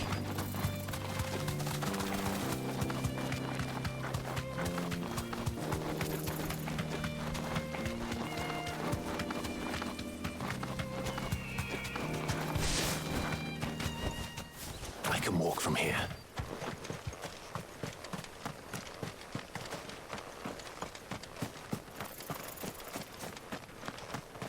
Well, this is either going to be a boss area with whatever's going to be fighting coming out of there, or this is just a wide open area with a big door. Yeah, there's going to be some kind of boss here at some point.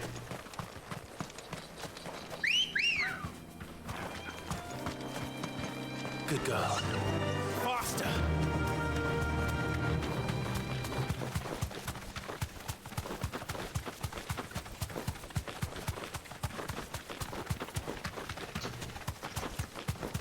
And we got a dual horn. More birds.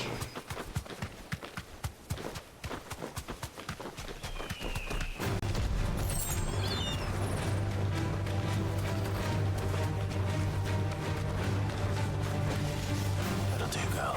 No, not what I'm looking for here either, but I'll kill you guys just because you're here. Hedge wizard? Is a wizard of the hedges? You know, somebody should make a landscaping company and call it Hedge Wizards, because that would be perfect.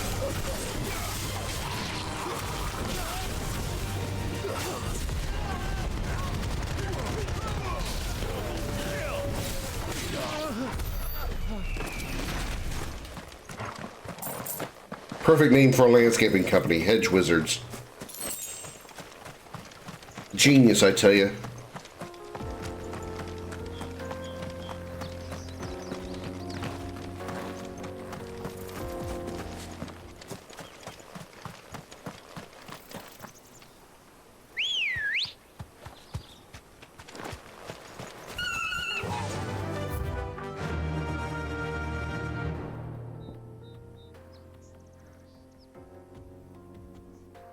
Oh, empty hovel right there.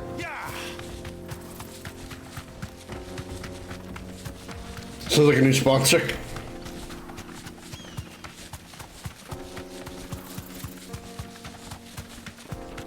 We'll treat your land with the best magics available. We are the Hedge Wizards.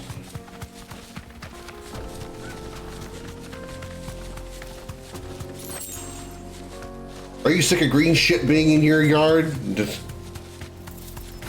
Just call the Hedge Wizards and we'll clear that shit right up for you. Hedge Wizard Landscaping Service. Hedgewizards dot grass. I don't know, I had to come up with something funnier for the domain name.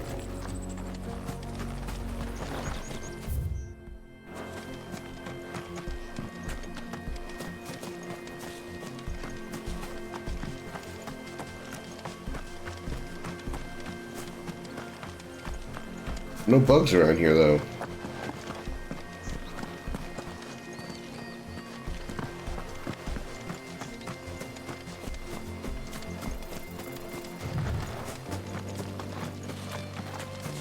There they are.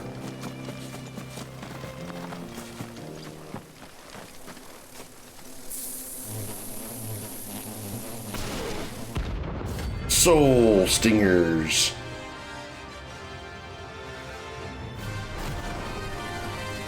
I definitely wouldn't want to see those things in real life. Ugh.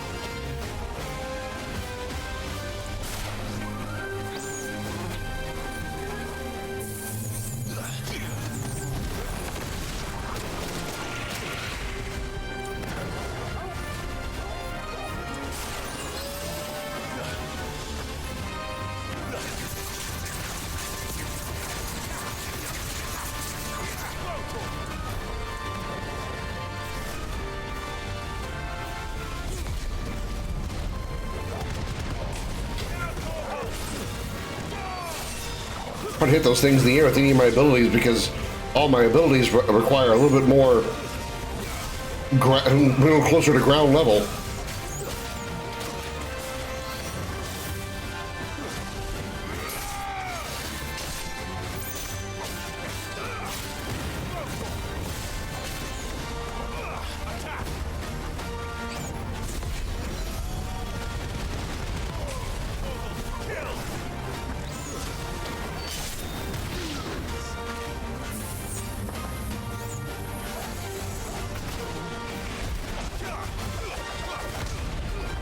Here, come here. Ah. Here, just do this.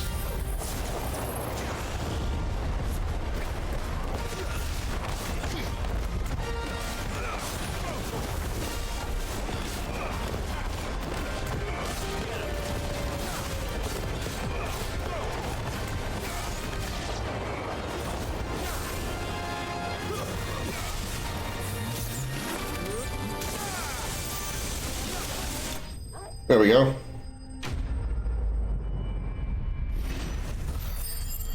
Now all that's left as far as the current batch of hunts is just the one that's not available until a main quest is completed.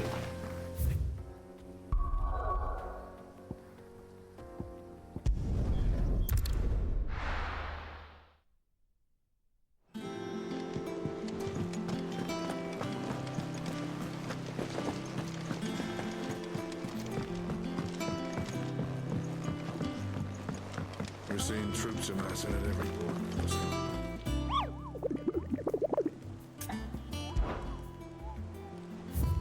Yep, just one left. This one. Cool. Oh, I wasn't expecting you back. All done? And no side quests, I assume? Make sure I didn't miss any. Live. Quick look. Nope, nope, and nope. Awesome. Awesome. Let's have a chat with Blackthorn, see if we can help Med build her ship.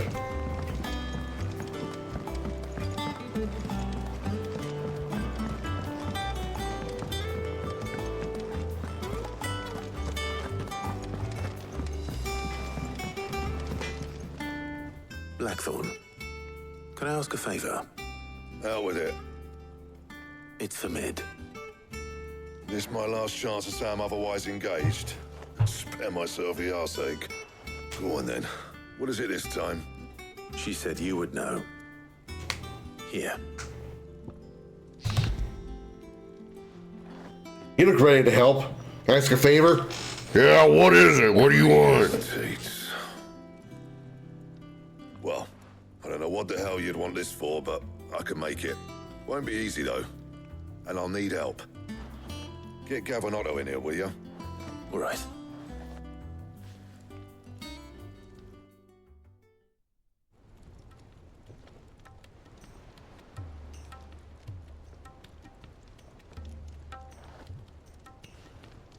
So Mid's roped us all in here again, hasn't she? Typical. Still, if that's what it takes to get her to visit Sid's grave, I'll do what I can. And, what is it we need to do, exactly? Take a look at this. It's this plating. The usual sword grade steel won't work. We need something that can get very hot, very fast, and still keep its shape. That means an alloy. Something that won't break or buckle at the temperatures she's talking about. Which is where you lot come in. I need materials, and I've got my work cut out already. You'll have to fetch them. Now, there's a special kind of sand I'm after that you can only find out in the Valcroy. Stardust, they call it. As for the rest of the stuff, my usual supply should have it in stock. It just needs buying and bringing back here. Well, we'll get it done quicker if we split up. One of us should probably give you an hand collecting the sand. And the other can go and get the rest from this supplier. Right then. Well, make your minds up who's going where, and we can get this over with.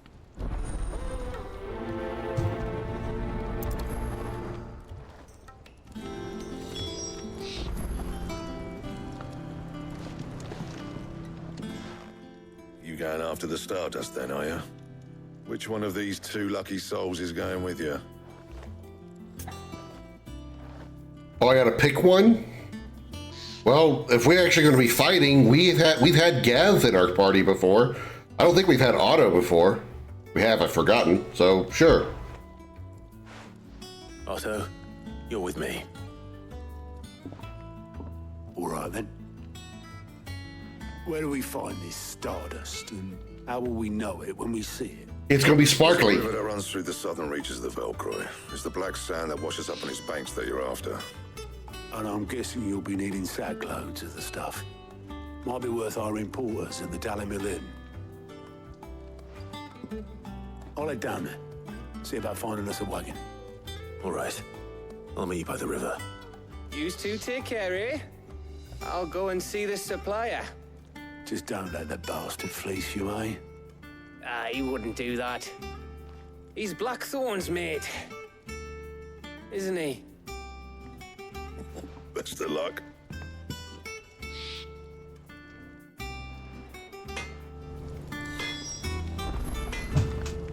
Alright, let's make for the river in south of Velcroy. But first, I have to go pee in the toilet river. Be right back. Ah, I have returned.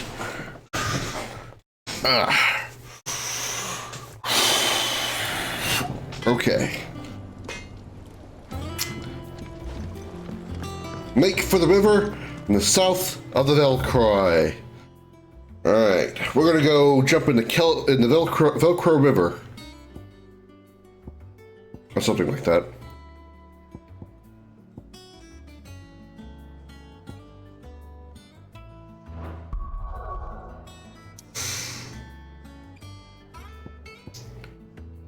Whooping!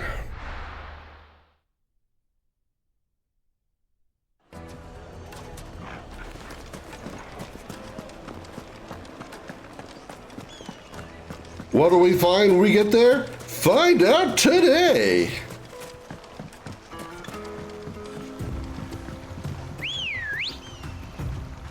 Looks like I found the river. Now where's Otto?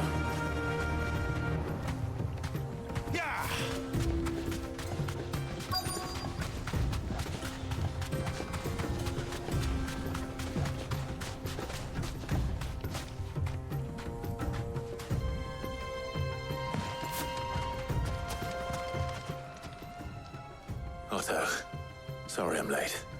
Oh, Clive. I had a quick scout about, and I reckon this area's our best bet. Seems Blackthorn's the only one who thinks smithing with his stardust stuff's a good idea. It's just lying here, waiting for any old fool to fill his boots. But unlike any old fool, you thought to bring a wagon. Well spotted. Now get filling.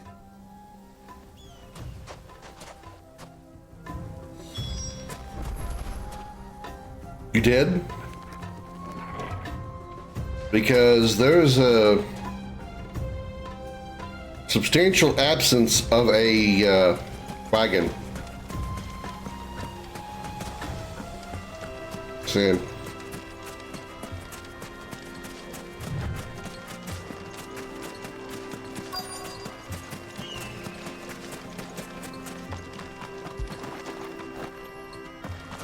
Come on. Gimme, gimme, gimme. No, don't dodge around, Clive. Pick up the stardust. That's a good boy. You using the brains. Stardust. It just looks like black sand to me. You clearly don't have an eye for smithing, Clive. I can clearly tell that this stardust is very important. And by clearly tell, I mean I don't know jack diddly shit. All I know is that I've got to go out here and get it. Because this is Final Fantasy XVI, and the side quests require such menial, trivial tasks. Because there is a checklist of things that you must do when making a JRPG, or an RPG in general. And one of the things that you must check is making side quests. Regardless of the quality of the side quests, you must make side quests when you are making an RPG.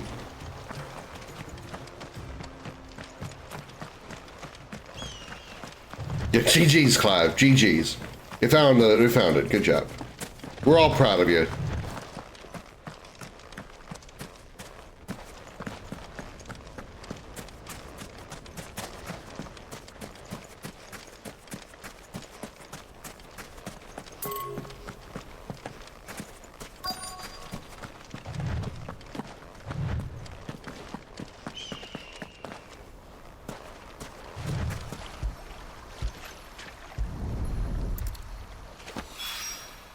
This should be enough for now.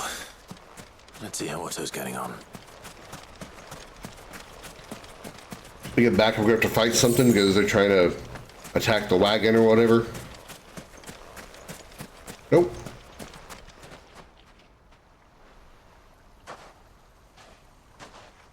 How much did you get? Enough. I hope.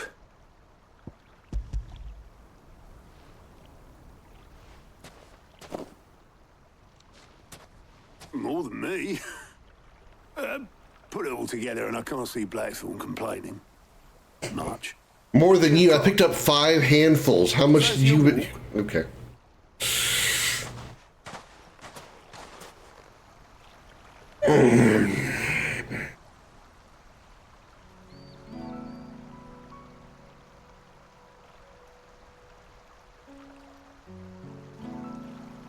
Sid will be proud.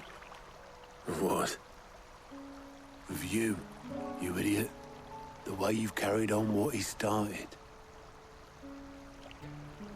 When we first met, I had you down as a spoiled little puppy who enjoyed nothing more than biting the hand that fed you. But 5 years on, you're the one doing the feeding. So thanks for proving me wrong. You weren't wrong. But I changed. Thanks to Sid. And thanks to you. When I suggested taking on his name, you were the first to back me.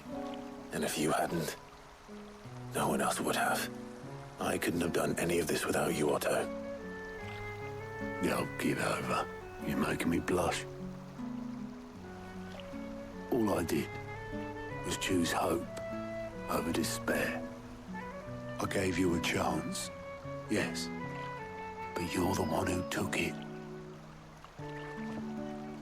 You took a rabble of homeless, hopeless outcasts and put them back on their feet.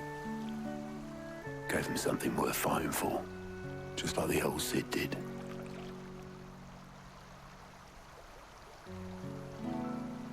This conversation would be slightly different if we had Gav here instead of Otto.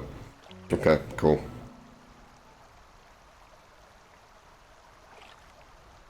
About time I was heading back, I reckon. All this scrabbling about in the sand's taken its toll on the old pins. I'll see you back at the hideaway then. You can take a well-earned rest when you get there. Oh, I plan to. Believe you me. But I'll make sure Blackthorn gets his precious black sand before I put my feet up. He'll only moan otherwise.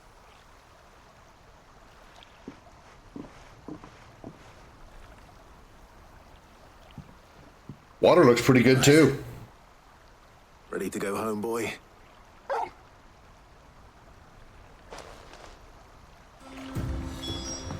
Yeah, that water's pretty.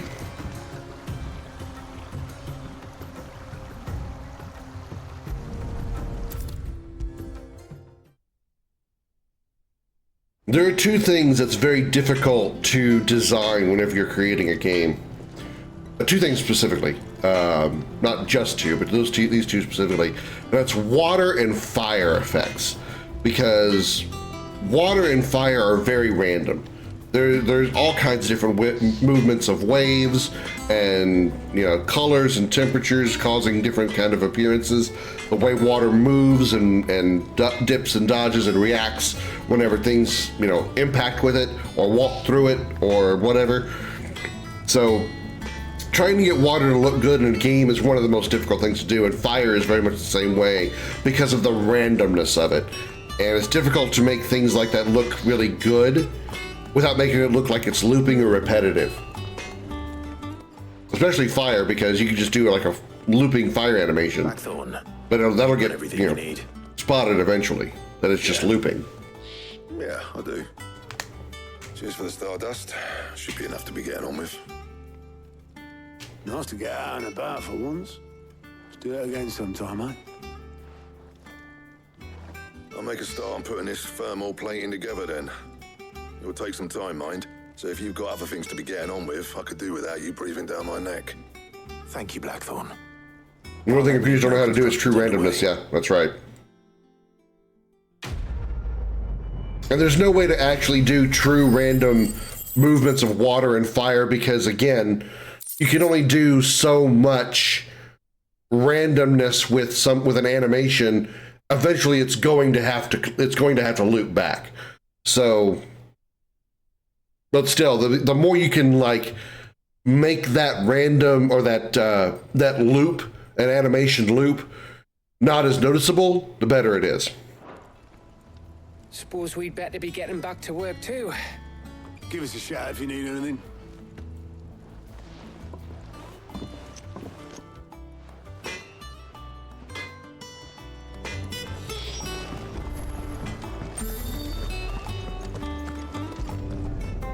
Back to bed. If I don't come up with something soon. You'll be pleased to hear that Blackthorn's started work on the plating. Excellent. 1 down, 2 to go. So, what's next? The helm, of course. For this, we'll be repurposing fallen scrap. Salvage from the ruins? I thought that material was all but impossible to work. Ah, but we don't have to. I'm sorry.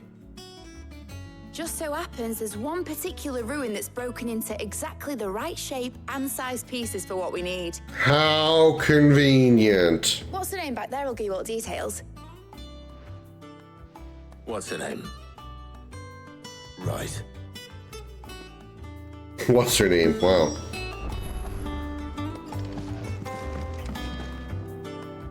Oh, Sid, is this about the helm? Yes. Mid said I should speak with you. I'll show you the plans then. Here you see the mithril engine, in which mithril is burned to generate heat. That heat is then harnessed to produce motive force. Excess heat is dealt with by means of the thermal displacement stack, which disperses it into the surrounding air. Now, were we to rely on thermal plating alone to achieve this effect, the rate of excess heat buildup would far exceed the displacement coefficient of the plating. In other words, the reactor would overheat and eventually explode. This is where the helm comes in. It connects to the plating, you see, and serves as a sort of thermal sink to absorb all that excess energy. Our experiments have shown that fallen ceramics are remarkably thermophilic. They can withstand and absorb levels of heat far above anything we are able to make today. And not only that, they're also waterproof and immune to rust, making them the perfect material for our protective hood. Why? If sea or rainwater were to enter the reactor proper, it would vaporize instantly. The forces produced would tear the ship from stern to... You can stop there. I understand. Mid said we might be able to use parts of... This is the fallen solution past, yep. Where would I find it? Not the elixir from Destiny. It's in Lorbert's Pass, near Lostwing. The thing is, well, I probably should have arranged to have the pieces we need brought here sooner. You see, a certain unwanted visitor has taken up residence there. It's no longer a matter of just walking in and taking them. Oh, maybe this is the hunt that we have. Going to be considerably more dangerous than that. I see. Then I suppose I'd better deal with this unwanted visitor for you. Would that help? Oh, very much. Thank you, Sid. I'll gather my team and head there right away. We'll meet you outside the ruins.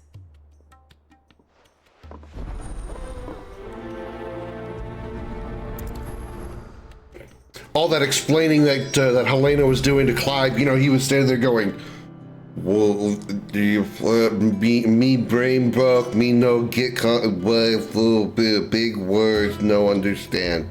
Make words stupid for stupid person. Me no get."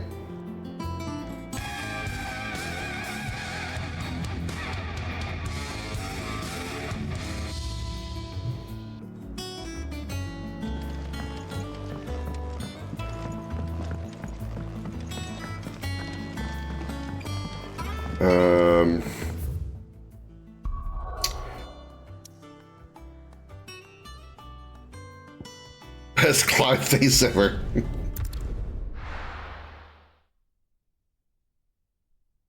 I'll be taking you all to a storehouse in the Bales. Leave anything you don't need behind.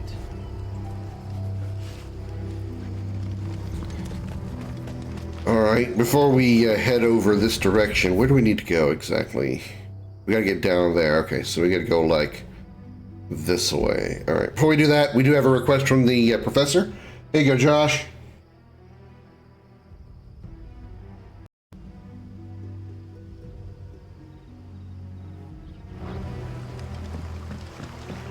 Side quests? I'm trying to destroy the world here.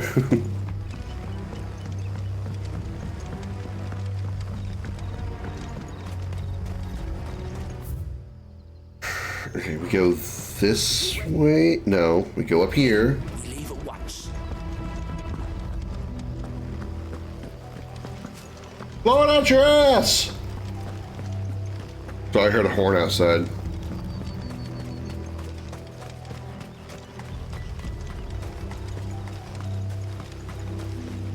I'm the old man screaming at the kids. Get off my lawn, yeah!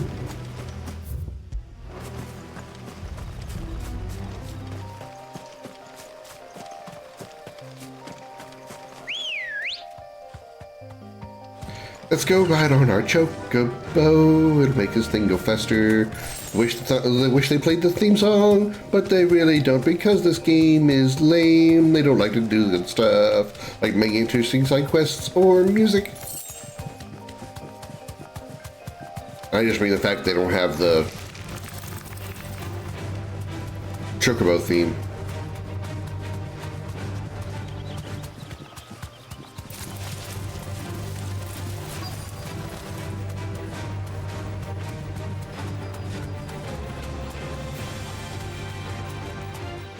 Be safe. Oh, there you are, Sid. Thanks so much for coming. The, ruins are just over there, as is the creature I told you about, I'd imagine. Would you mind? Of course. I'll be right back. I want to ride my chocobo all day.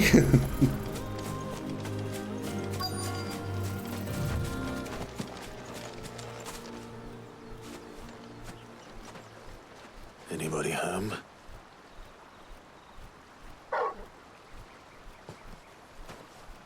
Ariman? Again? This must be our unwanted visitor. Time to go. Level 30? Okay.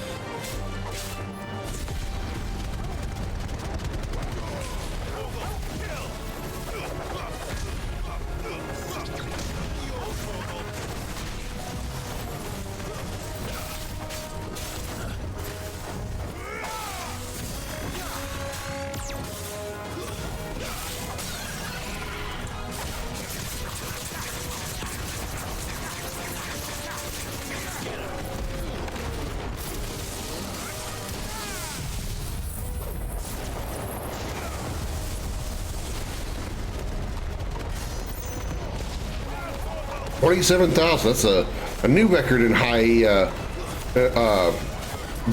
stagger damage. New record.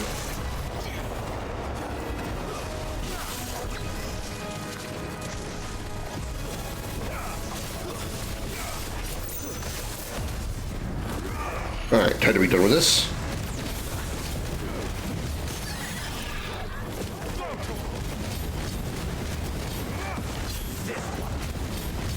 over.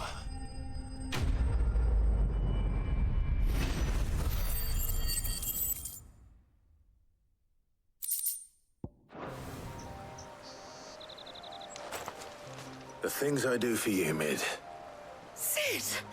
Oh, thank goodness you're safe. Yeah, it's Indeed. it was a real tough thing. At any moment, I could have lost life and limb. Right. It really sucked.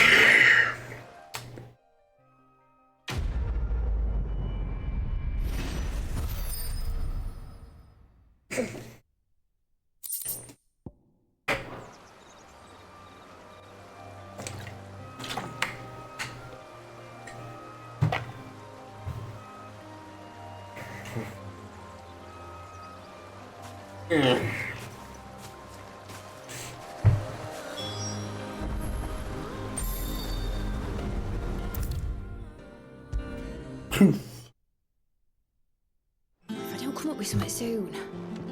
Mid. Helena has recovered the material for the helm. She'll be along shortly. Excellent. Another job well done. And just one remaining. Right. Right, the shielding. This one's a bit of a bugger. How so? The plating's enough to stop the engines going pop, but those things will still be spitting out enough fire to set the rest of the ship ablaze. Which is why you need proper shielding. A prison for the dragon's breath that's blazing away inside. I thought a triple thick layer of tempered steel might do it. Or more of the stuff that the Fallen use, but they'd both be too heavy. The helm and the plating are bulky enough as it is. Add any more weight and the whole ship would be at the bottom of the briny before we'd even started. I need something light. But I've racked my brains and I just can't think what would do it. Well, if I were in need of obscure knowledge, I know whose counsel I would seek. Harpocrates. Tomes? Yeah, well, I'd thought of that, obviously. I've got all the details written down here. Can you take this to him, see what he makes of it? Right away.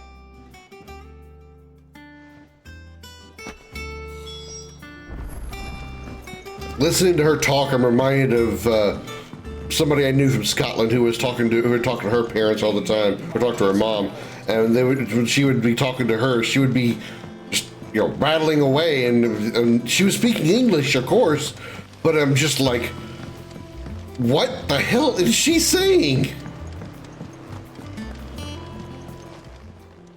Oh, I wasn't expecting you back so soon. You earned this. Best of luck out there, Sid. We're seeing troops amassing at every border crossing.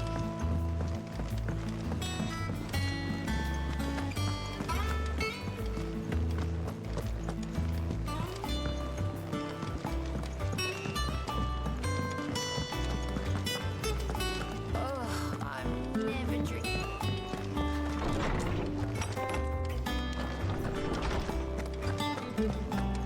All right, you talk to me, buddy. Do you have a moment? Or two? Clive, always. Well, actually, it's for Mid this time. Could you take a look at this?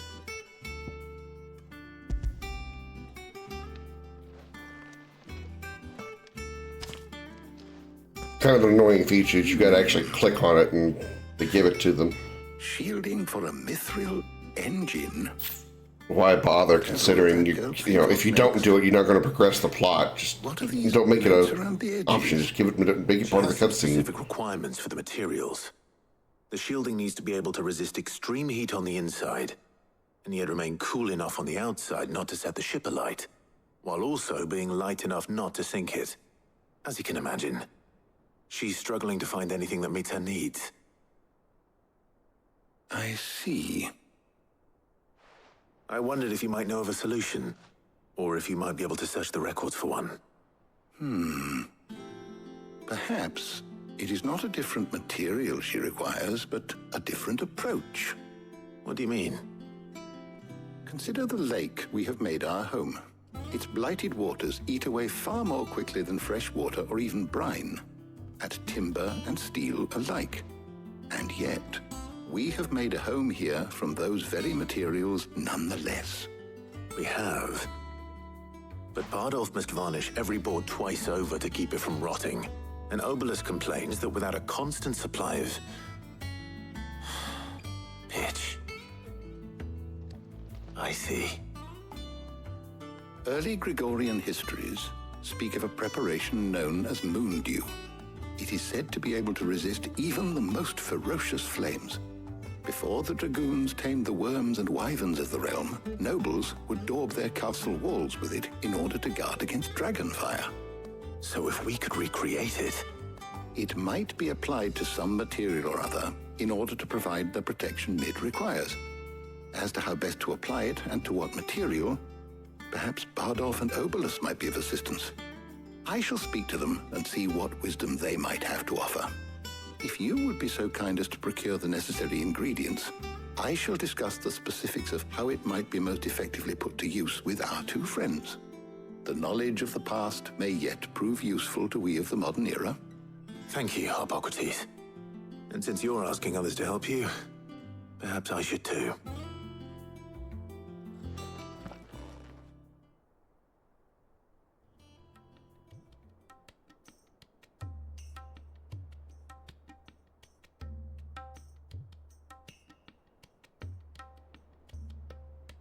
So you need a hand, do you? We do. I'll be heading to market for the ingredients we need. I could do with some help. And some company, too.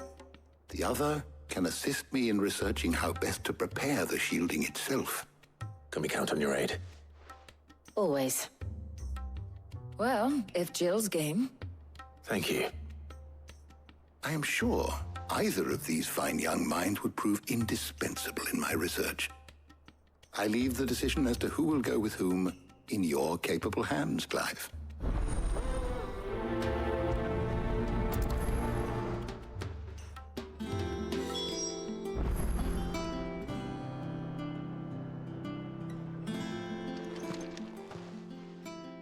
So, Clive, have you made your decision? Who will accompany you on your little excursion? Well, since normally we have Jill in our party anyway, let's try something different. Let's take Tarja with me. All right. So, what are we fetching? I have taken the liberty of preparing a list. Here.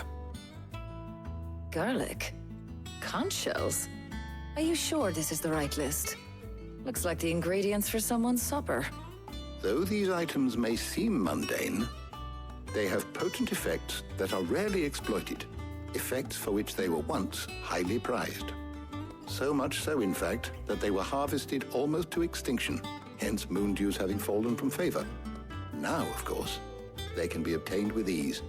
You should be able to find everything you need at the market in Northreach. Well, isn't that convenient? I was hoping to be able to make a trip over that way sometime soon. One of many subtitles this game could have. Final Fantasy XVI. Right. Well, isn't that convenient? See you later, Clive. Good luck with your research.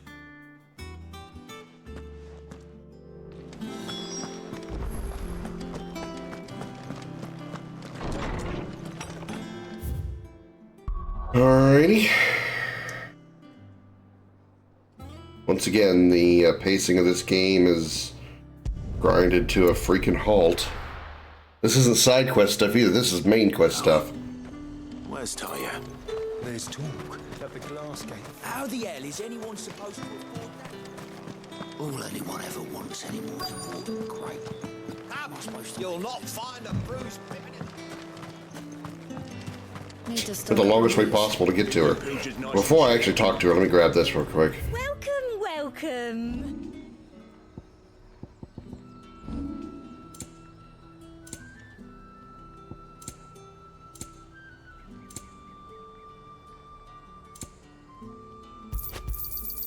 You've a keen eye. I do like a customer who knows what he wants. There you are, Tarja. Ah, and there you are. We shouldn't have any problems finding what we need in a place like this. But if time is of the essence, perhaps we should split up. Take a few items each. All right. What shall I look for? Let's see now. Why don't you take the garlic and the pepio nuts? Meet me by the gate when you've got them.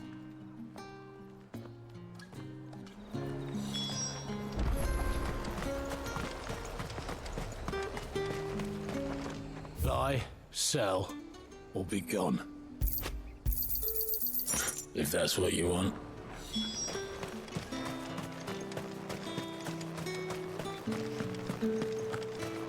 I'm trying so hard, chat, not to rant, not to go on a rant. But come on. Seriously. Seriously, what is this right now? Am I the only one who finds this absolutely monotonous and bullshit?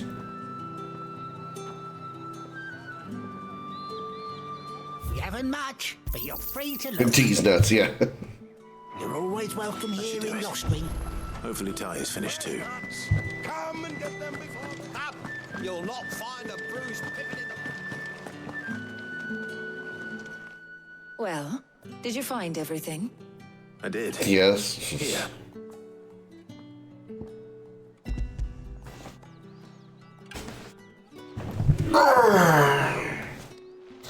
Garlic and pepio nuts. Job done. We should get this back to Tomes then. He'll be waiting.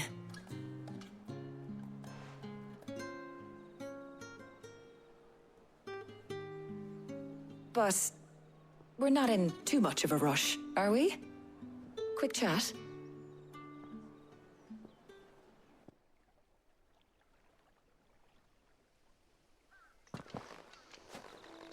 So we would have Jill at this conversation, just like if we had taken Gav instead of Otto, we'd have a different conversation there. Do you know, I think this is the very first time we've been out on an errand together.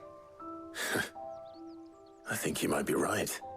In all the years since you and that scowl of yours first appeared, you haven't invited me out once. For shame. Well, it seemed long overdue. And you did say you had some shopping to do. I was hoping to restock my supplies of herbs and liniment, yes. You and Jill alone burned through them like wildfire. No luck, though. Rude. My usual supplier's not here, and I refuse to pay the prices these gougers charge. I'll ask Karen when we get back. What is it? Oh, just memories. I came here with Sid once, shopping for supplies, just like today. And just like today, I came away empty-handed. Sid even said he'd speak to Karen for me when we got back. Has it really been 5 years? I remember it as if it was yesterday. Hold on. Does that mean it's been 5 years since we met? Feels a lot longer. It does. In a good way, of course. Thank you, Taya. For what? For everything. I just want you to know that all you've done for us, all you still do, it's appreciated. Do you think I'd stick around if I thought it wasn't? But in the spirit of sharing and caring, you're appreciated too, by all of us.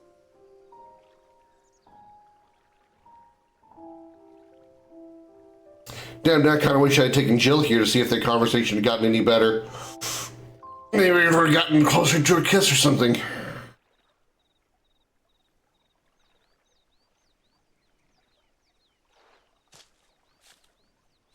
Well, I think we've tarried long enough. I ought to get these ingredients back to Tomes so he can make up this concoction of his. I'll meet you back at the hideaway, all right? All right. And thanks again. I heard Or you the kiss with first time. Gav. Somehow I doubt that one. Somehow I doubt that one. Although, considering I think he might be gay, maybe I'm wrong. Maybe he might.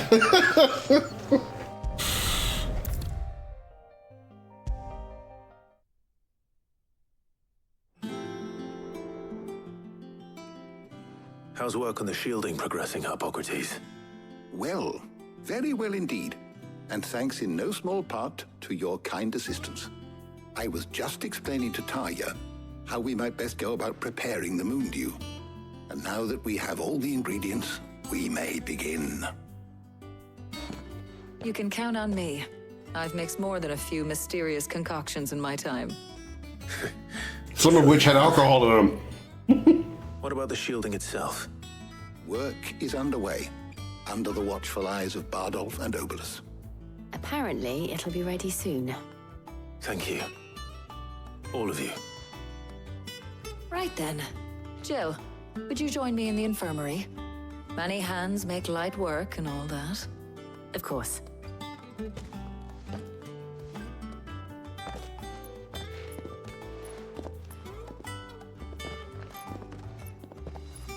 Oh, and Clive.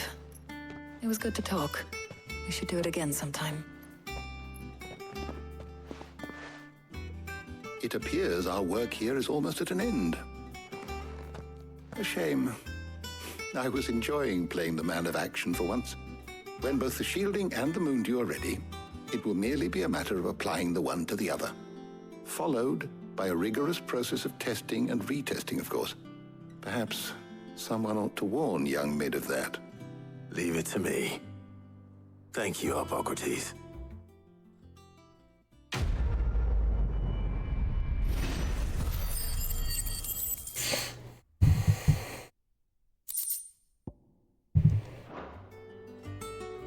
Well, I better go and give Mid the good news then.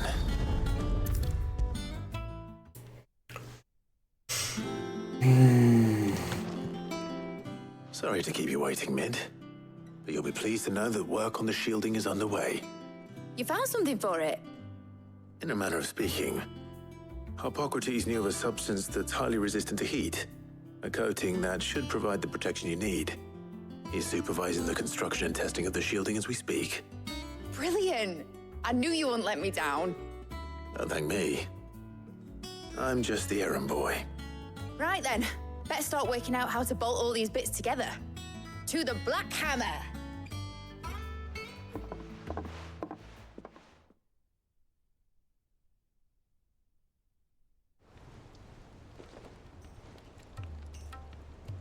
You know, when I got into the smithing game, I thought I'd be making swords and shields, not thermal bleeding didgeridoo-dahs. Displacement stacks. Didgeridoo-dahs. Whatever you call it, I ain't putting it together in here. It's cramped enough as it is. Let's take this outside. Mid, you get all the parts lined up on the deck. I'll take care of the rest. On my way. Oh, and bring me the biggest hammer you can find. This is gonna require some precision walloping.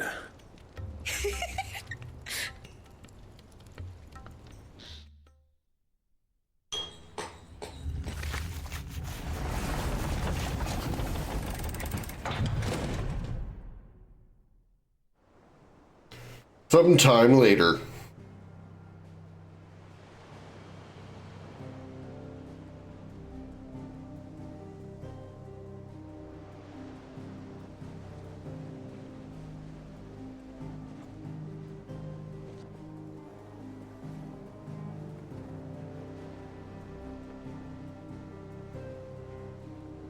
It's finished! It's finally finished!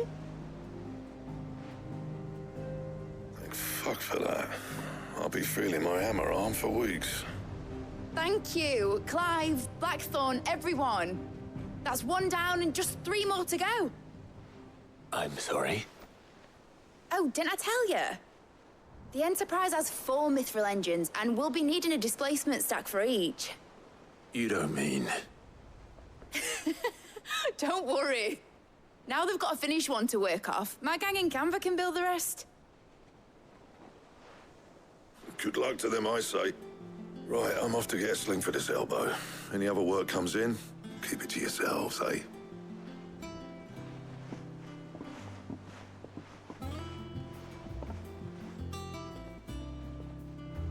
I got worried for a moment.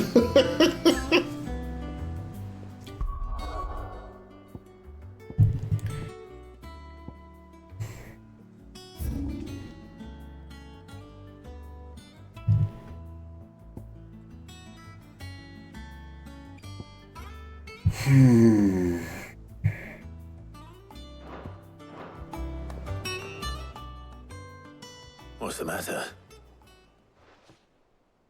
Nothing. Just daydreaming. Thinking about the Enterprise sailing off over the horizon to shores unknown, searching for a land untouched by the Blight, just like me and my dad planned. So if the worst came to the worst and every scrap of soil in the Twins turned black, we might still have a chance. That's what she was meant to be. You see, one last chance just in case we needed it. But now she's so close to being finished, I've realized I don't want her to be that.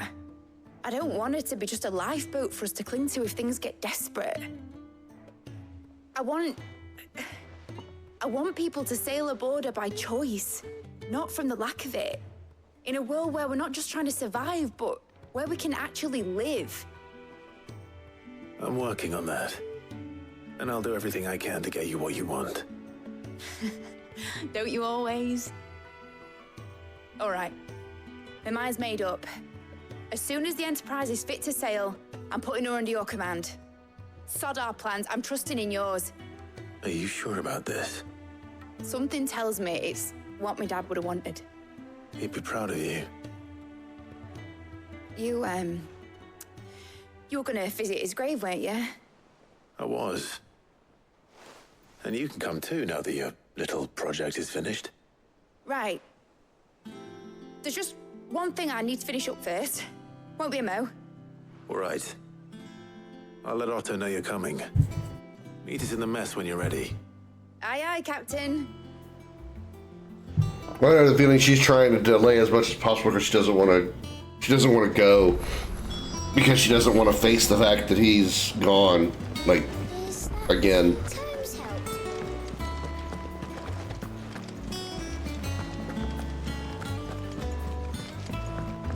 Mid told me she was building a ship.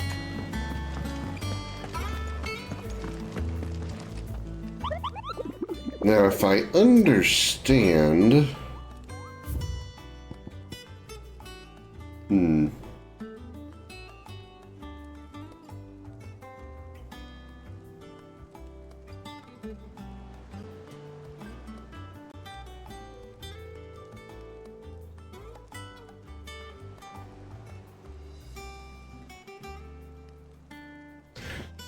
Alright, let me double check this one more time.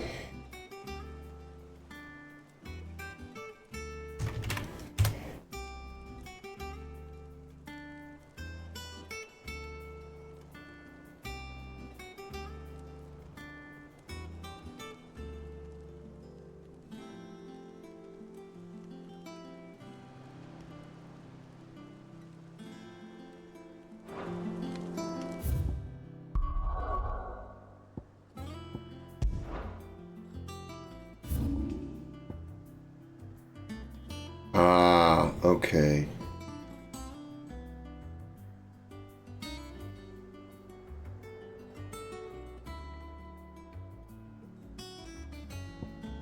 This is probably closer. Totally, this is where it's supposed to be.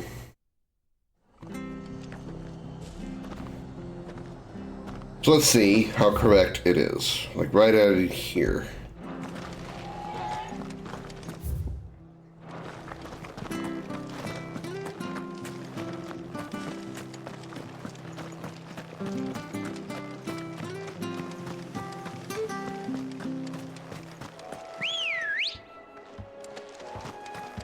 Ready, go?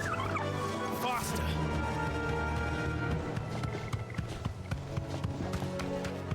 Let's go!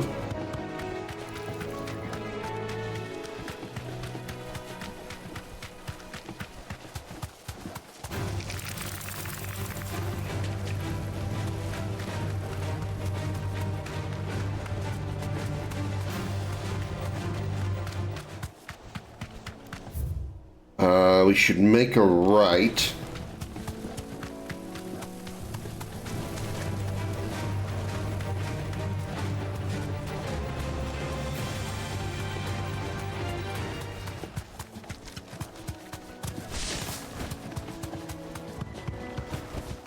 Back to the stables, girl. Right. Hope I'm ready for this. S rank. Unfortunately, I got spoiled on the fact and read that it's level 45.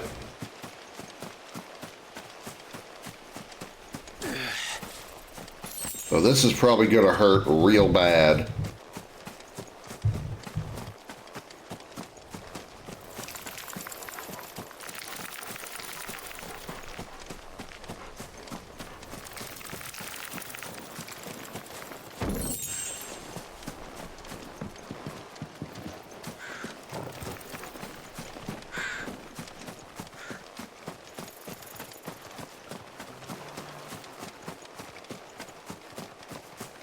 There it is.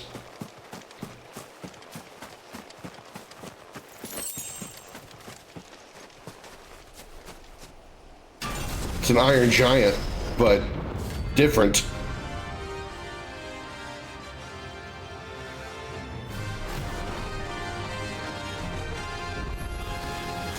Relic of the Fallen. Well, it seems this one has a little more life left in it. All right then.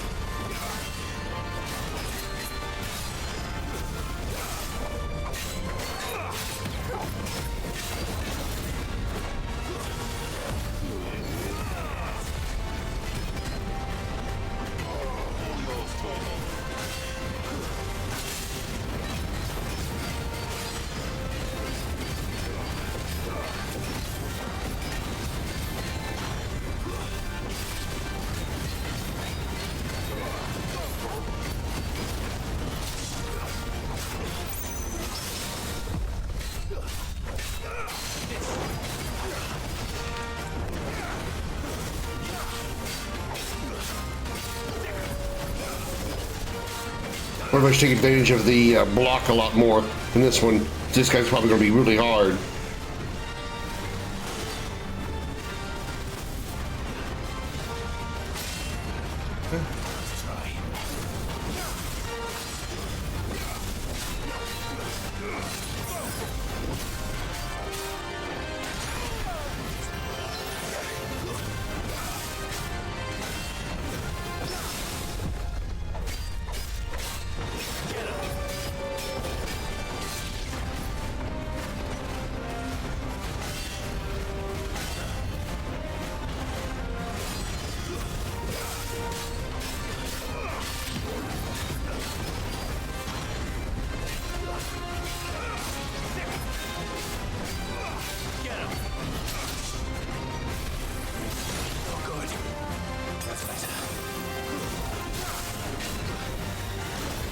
What? How does that hit when I fucking perfect dodged it? I was pressed X as soon as it hit the ground.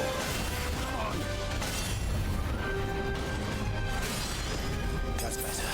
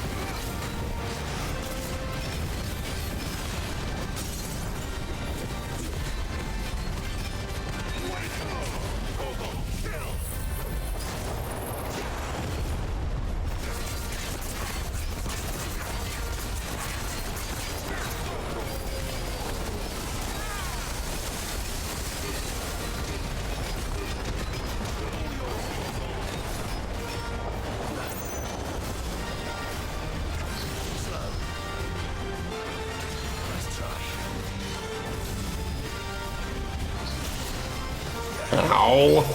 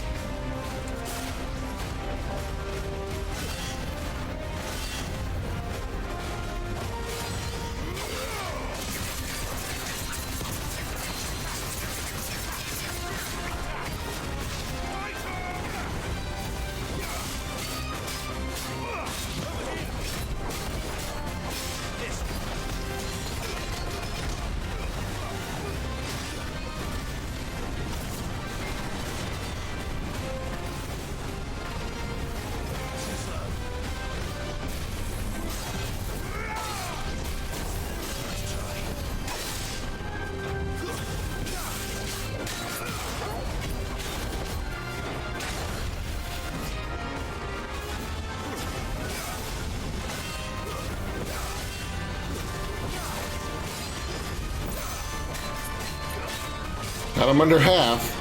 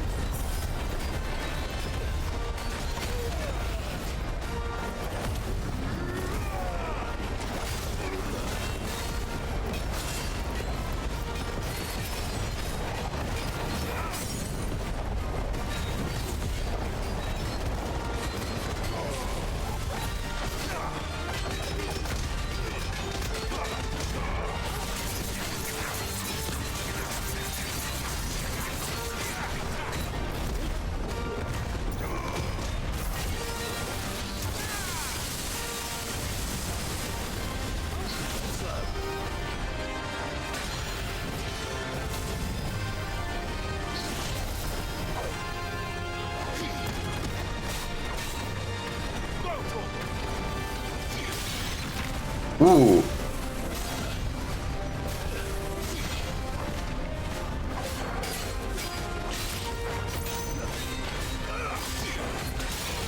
Nope, that does not block everything.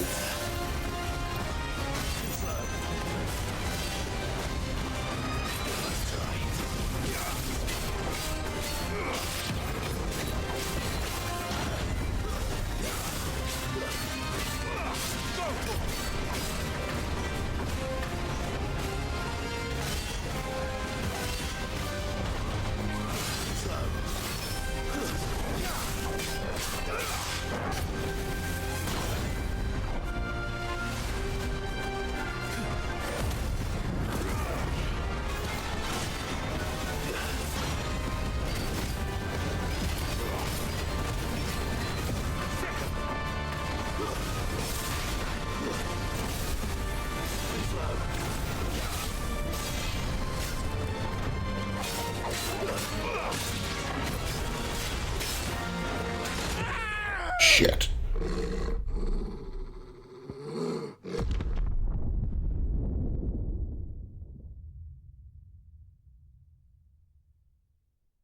I got pretty far on him though.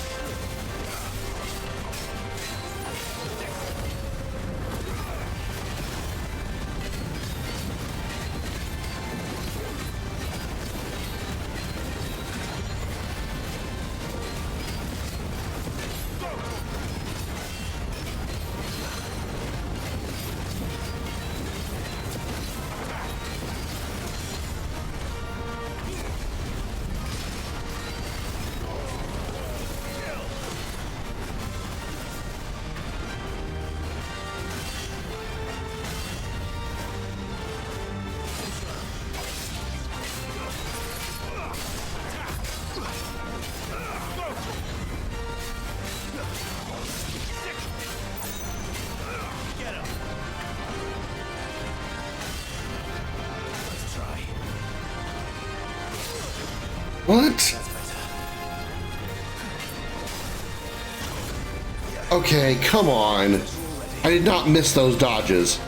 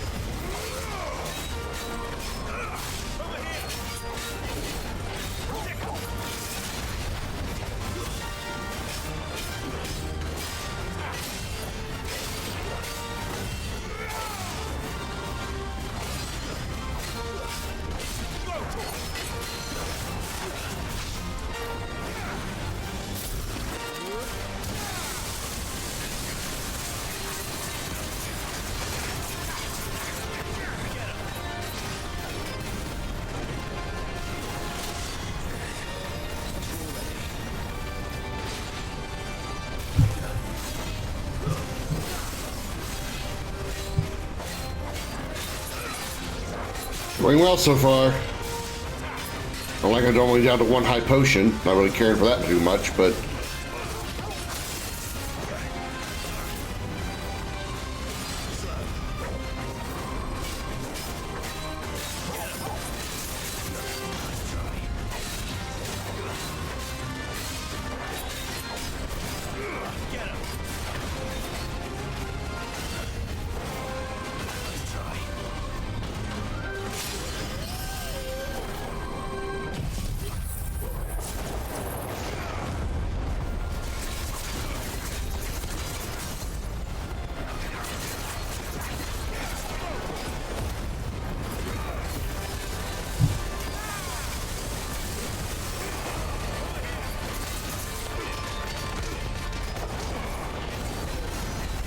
$36,000 damage, that's not too bad.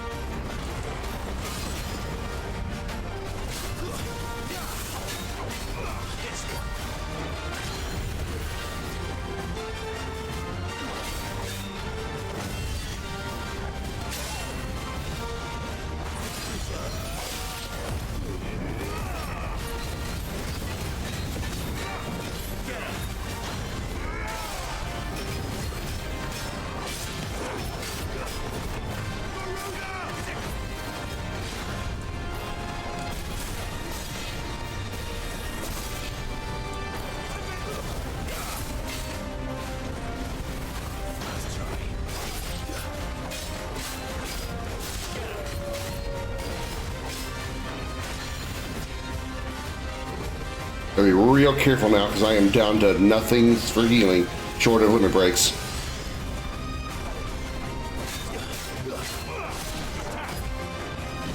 Fuck. Need not make mistakes like that.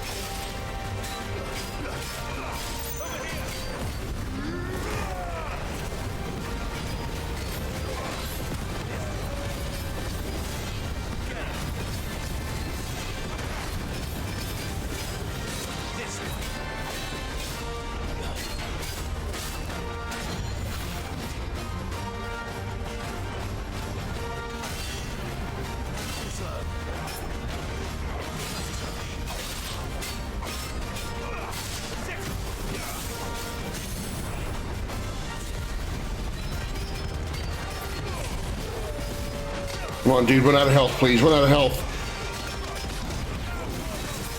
Yeah!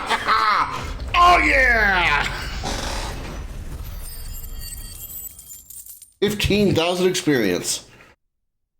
Whew! Wow, I gained 2 levels on that. Wow. I was 34 and I went all the way up to 36. Woo! Ow, my hand. Woo!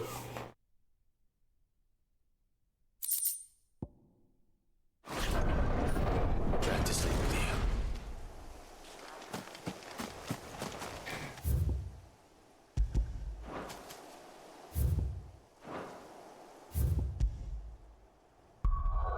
you. I'll save, so I don't have to do that again.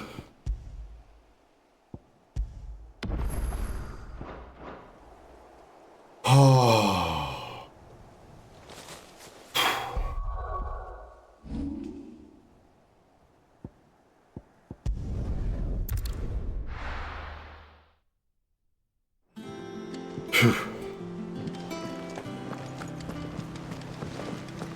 Is that the thing Tomes helped? Mid told me she was building a ship.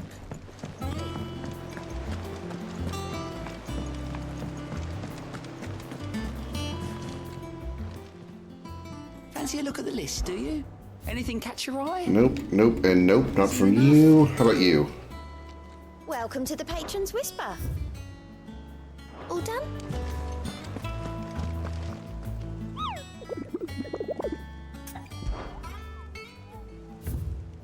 And that's all of them, at least for now.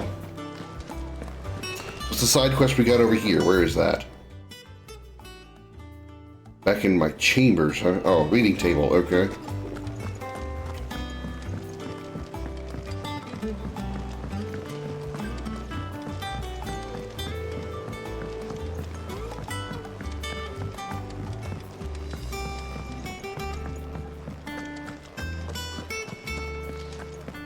He cracked the crystal too? You're joking.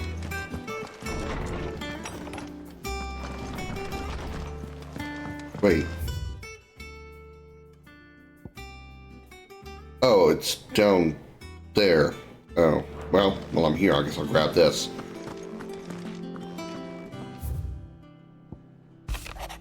About Blackthorn. Cheers for your help dragging Blackthorn out of the dumps the other day. Thing is, I reckon he's gone and thrown himself back in, judging by the droop of his jowls lately. So I'm thinking maybe it weren't just the leather what was on his mind. Maybe there's other demons jabbing their pitchforks into his privates.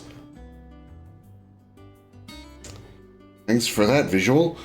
I know you're a busy bloke, but next time you find yourself free, maybe we could go and ask the old bastard what's got him so hot and bothered, assuming it ain't just the forge. Sure. Hopefully it's nothing. But I should speak to Blackthorn just in case. Another side quest.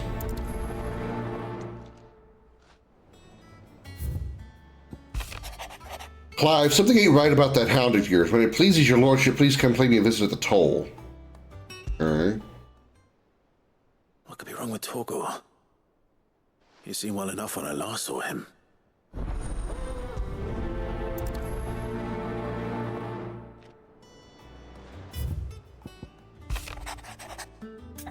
I was thumbing through the hideaway ledgers at Otto's behest, and might I have come across something that might need your attention.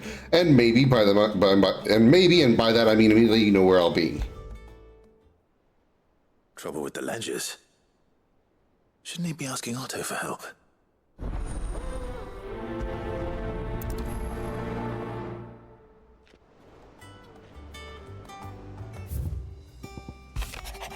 Sid II, I trust you will forgive me for putting you and your dear uncle to the test. I am confident that a man of your position can understand the importance of earning one's trust, especially in times like these. For what it is worth, you now have earned mine. I can assure you it shall not be easily relinquished. May this be the start of a fruitful relationship.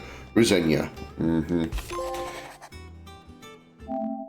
Open 10 letters to the reading table. I apologize for what happened at Rosalith. I fear what might have been had not you, Gavin, Torgal fought so fiercely. Once again, you were there when I needed you most, and for that I shall forever be grateful. Seeing the city I had once come to know as my home reduced to flame and rubble has left me with much sadness in my heart. But the time for looking back is beyond us. We must focus on the here and now. Our memories will be waiting for us when this is all through. Jill.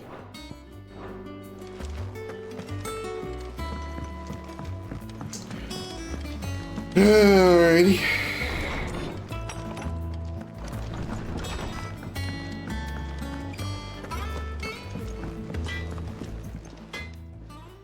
Blackthorn, do you have a moment? Not really, no. Not really, no. It won't take long. I just wanted to ask how you're getting on. August was worried about you, that you might still be doubting your craft, even after learning the trick of that cuirass. Is there something else weighing on your mind? Perhaps sharing your thoughts might help. That bastard's like a dog with a bone. Still, you've got a keen eye, I'll give him that. He's just, well, Karen showed me something. Oh no, this again? Something I've never seen before. And that was? A sword. An odd-looking thing with a single-edged blade. The metal itself wasn't anything to write home about, but fuck me. The edge on it. You could slice a man clean in two with a weapon like that, and he'd be halfway home before he even realized he'd been cut. So that's what's troubling you? Nah. Not troubling me exactly. More distracting. Can't stop thinking, how do you get an edge that sharp? It's driving me mad. And if you knew how to do it, we could arm the curse breakers with even better blades. That's about the size of it, yeah. I'll see what I can find out. Sharper swords are always welcome. And we can't have our master blacksmith being distracted. You're a soft touch, you know that. But I can't say I'm not grateful for it. Good luck, eh? Thank you. Let's see what Karen knows about this sword. I gotta talk to Karen anyway for one of the side quests. I got your note. You think something's wrong with Torgal? So you can read. Congratulations. What a I didn't bitch. say I were wrong with him. I said something weren't right. He's not been eating me treats. He used to love cracking the bones from Molly's boiled brown, but now he won't so much as look at them. Didn't like him. Which is why I'm of a mind that his mind's on something else. You've not been working him too hard, have you? No harder than usual. Is that it, boy? Do you need a rest? What was it you said he was? A frost wolf? That's what the lawsman seems to think. Then maybe this all has something to do with whatever it is that's woken inside him. I suppose things have been different since Rosalith. Perhaps Hippocrates knows something. Instead of everything, you mean? Perhaps. I should go see him again? Yep, okay. But first, you, while you're here. You're looking well, Karen. What do you want? Out with it. I want to know about the sword you showed Blackthorn. Single-edged, and extremely sharp. Running around after him again, are you? I suppose I am, yes. But I need to help him find out how to work an edge like that. It's driving him to distraction. Little wonder, I suppose. There's not many like that make it as far as the twins, and those that do go straight into private collections, which made it nice and easy finding a buyer. Can you tell me who bought it? Where is it now? You think I tell people who my clients are? Suppose you're not likely to go nicking him off me, are you now? Fine. If you stop mooning at me like that. Lord Ignac's the man you want. Dalmekian bloke. Collects weapons and the like. And he's got more money than sense, which is why he's one of my favourite clients. Reckon he'll still be at the inn in Dalamil, where I left him. Thank you, Karen. Oh, and he's a touch eccentric, if you take my meaning. I appreciate the warning. Define eccentric.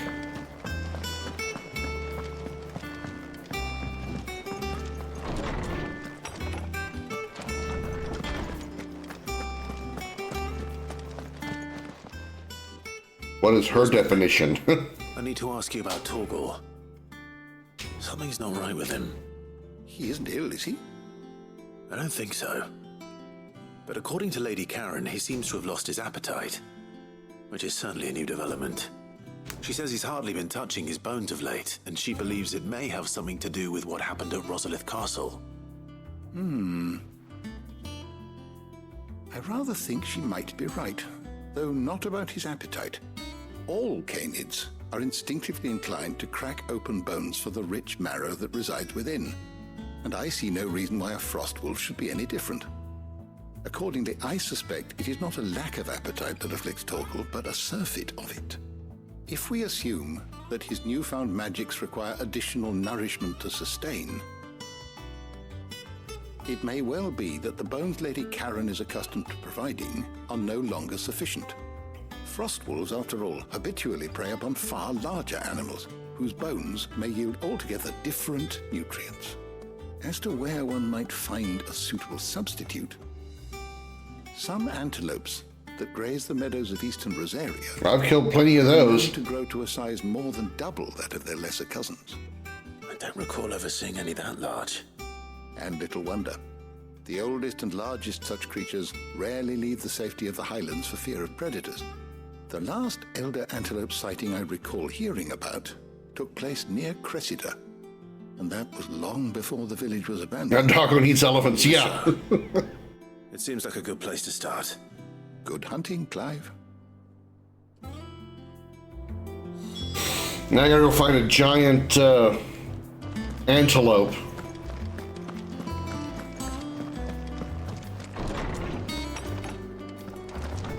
Or supposedly a giant one, or larger one.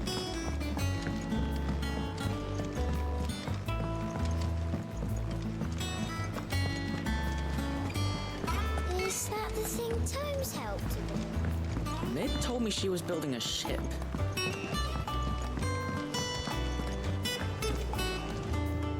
Clive, did you get my letter? That's why I'm here. Otto might be listening. Is this better? A little. Listen, I've some bad news. It turns out the hideaway may be slightly behind in its payment to certain lenders, and it may be my fault. But I swear to the goddess, I thought I had the numbers square. Sadly, that square turned out to be more of a circle. Zero. Now become an accountant. Say. I can straighten it out, I swear, but it's gonna take some time, and I'm gonna need help keeping it from Otto. Bit late for that, I would say. There you are! What a surprise! So let me get this straight. You forget to pay our lenders what they're due, and instead of coming straight to me, you get Clive to come to you. And I hope he'll dig you out of the hole you've dug for yourself. Clive, the man in charge of the place you've been cheerfully trying to bankrupt. And you thought this was a cunning plan. Why? Embezzlement. Who needs paying? Oh, just Martha. And the dame. And, well, Lady Karen. But only 500 talents. We owe 3 of our most trusted friends 5 million gil. Each. 5 million each. They lent us the bulk of the money we used to rebuild the highway, you see, and, well, I must have made some sort of oversight. Those ledgers were my responsibility, and it was my decision to entrust them to you. This is my fault. Do we have that much to hand? I can always ask my uncle. No, we don't. And no, you won't. We've lightened Lord Rosfield's purse enough. After the king's ransom we had off him, he deserves better than to see our begging bowl. Besides, we'll need to learn to stand on our own if we're gonna make this work. Well, it's only embezzlement if he kept it. But that doesn't mean you have to shoulder the burden yourself. Is there He anything didn't I can do to bother help? paying them back for the... How'd you fancy taking the rest Rocks. Rocks, he says.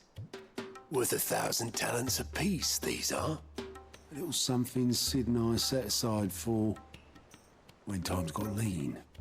And I reckon 15 million in overdue debt probably qualifies. I just hope our associates' eyes are a bit more discerning than yours. I'm sure they will be. Should be me making the rounds, really. But you know how it is with this place. Orders to bark, arses to wipe, and all that. I know. Which is why I don't mind going in your place. Go. Do you know why I only gave Master Clive here 2 star rubies? Because you'd rather Lady Karen killed me. Basically, yeah. I'd rather Lady Karen killed you. Yes. Well, I suppose this is goodbye then. Don't worry. They said he used it for Really? on the hideaway itself. No. Like to help build it and stuff. That's how it managed to get built. Essentially, they invested. All right, let's see.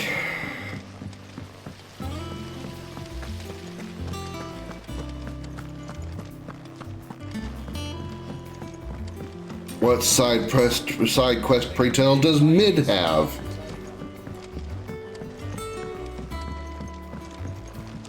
Oh, it's not Mid, it's Elena. Well, here. Oh no, it's this guy. Reckon you might be just the man to help me out of a bit of bother, if you've a mind to.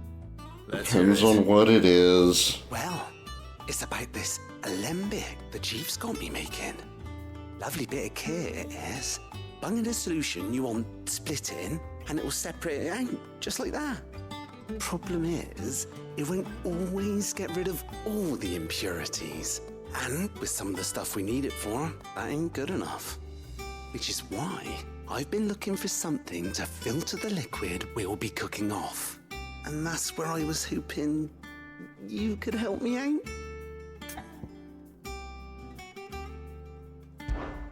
I imagine Ty could get some use out of this alembic too.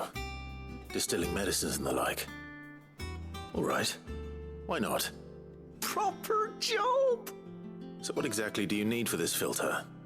Nothing but bomb ash'll do, says the chief. Gave me a sample she'd obtained from the university stores. Couldn't believe my eyes. You pour the blackest blight water through it, and it comes out clear as a mountain stream. So, I did a bit of reading about where I might be able to get hold of some. And do you know what I found out? It's only the blimmin' bones of a bomb king. They leave them behind when they die, see? I take it that's where Should have said it out loud. It was in my head. It was like, it's gonna be a bomb. I should have said it out loud. I just let it rattle around my brain, so I let it transfer to my mouth and say it out loud. Just the other day. Would have gone myself, but, well, fighting dirty great balls of flame ain't exactly my forte. You, on the other hand... But wait, I've completed all the hunts on the board, so does that mean I already have what you need? Thank you kindly. And good hunting, eh?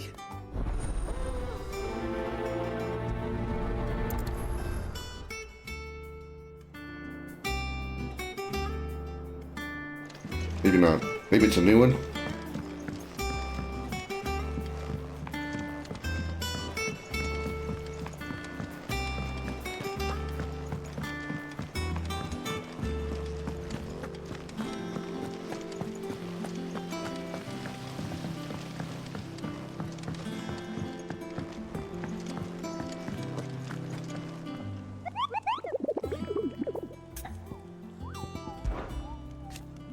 Are you on the hunt for the Bomb King, Kupo? If so, I have a builder that might interest you. B class. A curse breaker aiming for the Imperial chase took a wrong turn into a nearby wood, within which she discovered the ruins of a fallen airship, and within them, a beast akin to a great ball of fire that chased her screaming from the grove. The soldier later identified the creature in an almanac of echoes, but was firm in her insistence that the bomb she saw was nearly 10 times the size of the one depicted therein. Where was it located?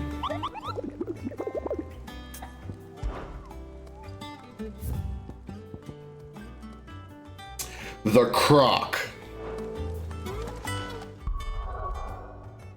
Where?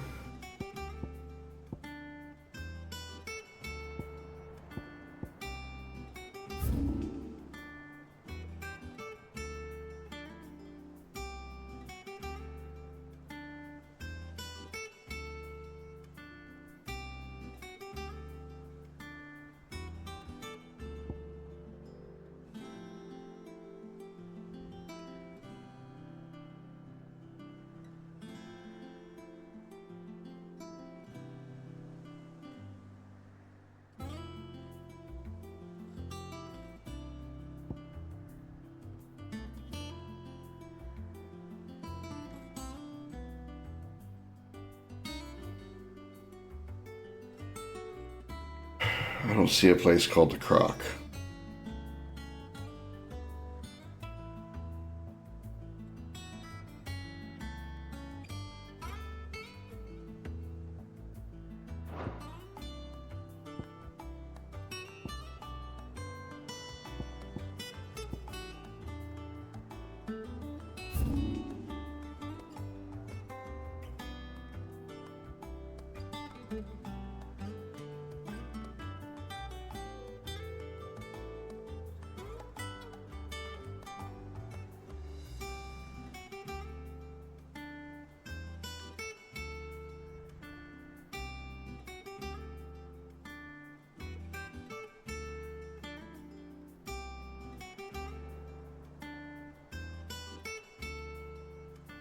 There is a part through here that I apparently haven't visited. Like right in through here.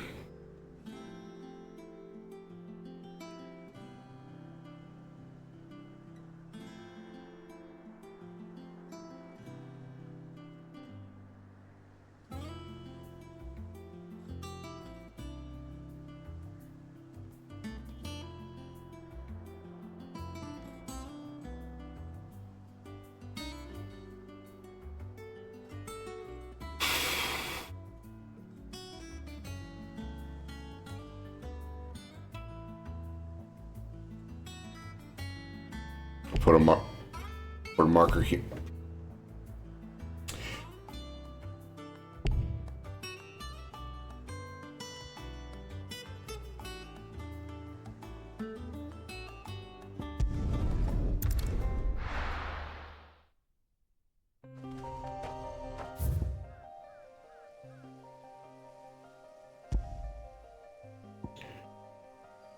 What is this? Oh, okay. Let's do this real fast. This is right here. We know where it is. All right, Isabel.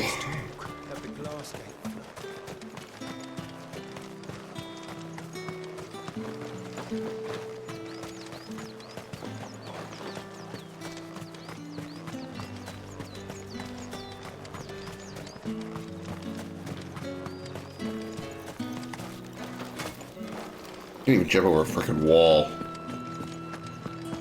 Did you hear? The gate's I want to see you. It's all right. What am I going to do without Sweetwater? I got something for you. Milady, I come bearing gifts. Gifts? Whatever is the occasion. I got rocks for you. Oh my. Clive, you really have outdone yourself. Otto asked me to give it to you. To settle the Hideaway's debt with the Veil. And to compensate you for the time it took us to do so. You disappoint me, Clive. I thought you might finally be warming to me. You're not that cute, lady. Tell Otto he can keep his baubles. I tried to tell him as much the first time around. The man owes me nothing, nor does the Hideaway. My contribution to the restoration effort was made freely and willingly. It was the least I could do. You once told me Sid did you a kindness. I'd like to do the same. Please, accept it. For my sake. And for Otto's. For all of us. For all you've done. It is rather fetching, isn't it? Very well. Otto is lucky to have you, Clive. I doubt anything could ever replace his son. But you and the others at the Hideaway are the closest thing he has to family. Otto had a son. Long ago, yes. Sid told me... I was going to ask if it was like, wait, did we see the son? And I thought, well, probably did in the earlier part of the game, and I just once again forgot, but... Whether there was anything he could have done. But it was clear that it weighed heavily on him. I'm sure we'll go back to Otto and ask about it, and he'll explain it to us. How could you have? I doubt anyone did. Besides Sid, I've never met a man more keen to bear his sorrows in stoic silence. An ill habit, given that both have always been surrounded by friends desperate to help them. I'm beginning to see that.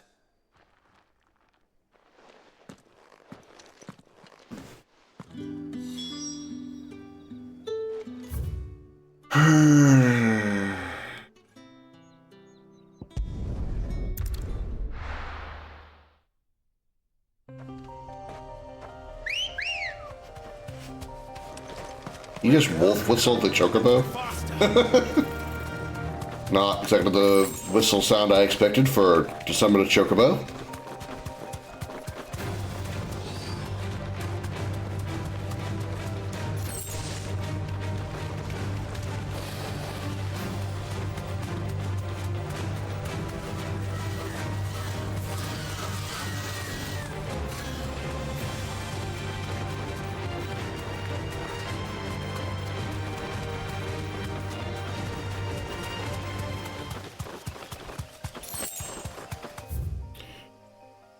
Heaven Hall. The Croc. There it is. I was right.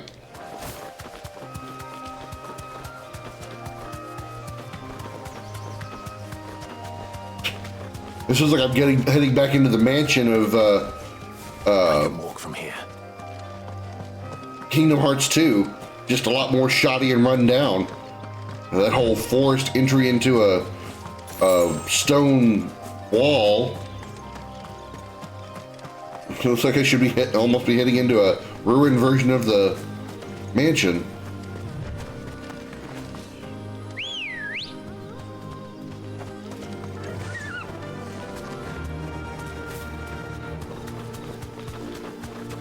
I missed the turn. Yep, sure fucking did. Of course I do.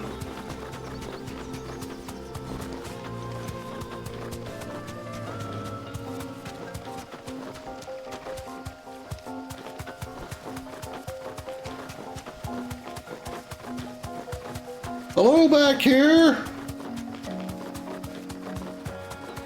Are there any bomb kings that want to be exploded?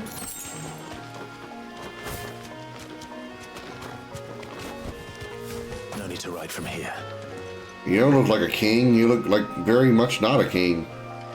You're very small, in fact.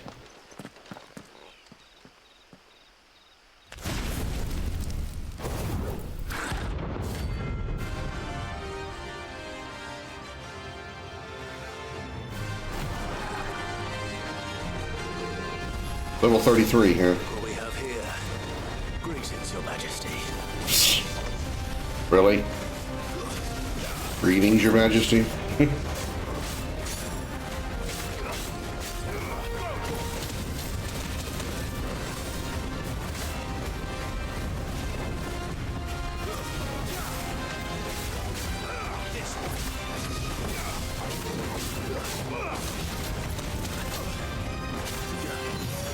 Oh my god, he does. Didn't even notice that.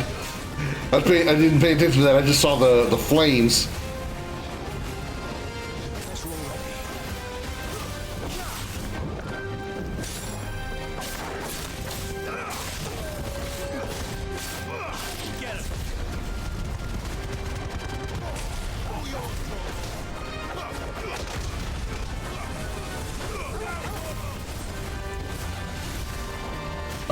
Wait, what?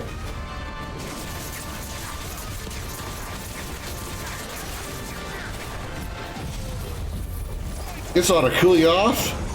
Probably not.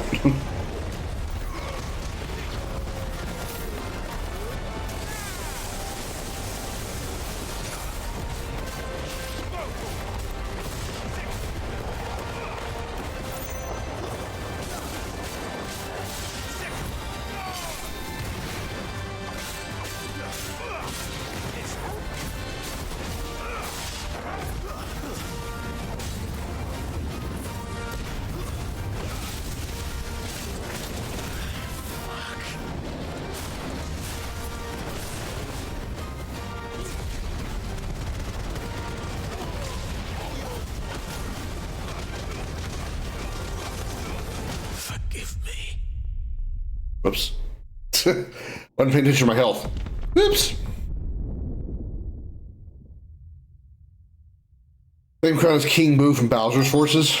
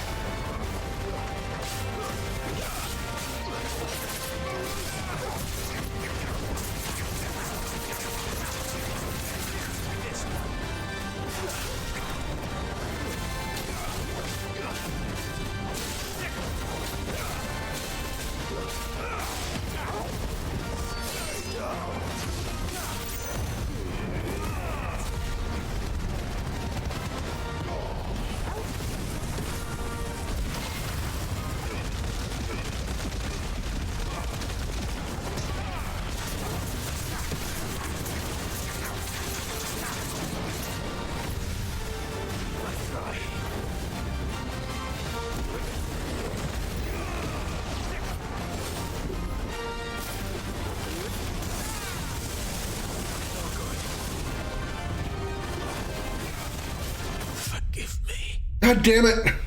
Wasn't paying attention to my health again. He's almost beaten too. God damn it.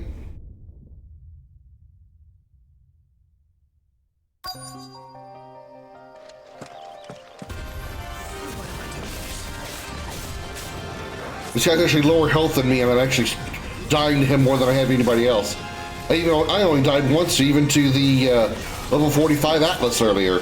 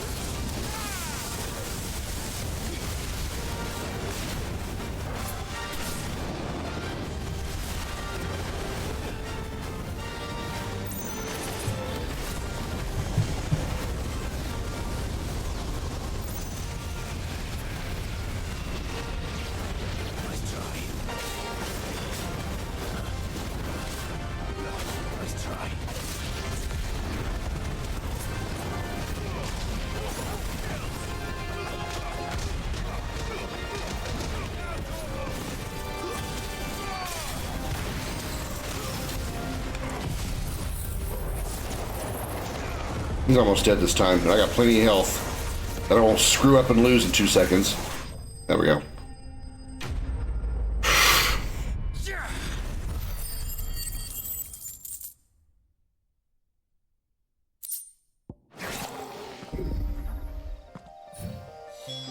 Your reign is over. Now to collect the ash. This looks like the stuff. Let's see if there's any more.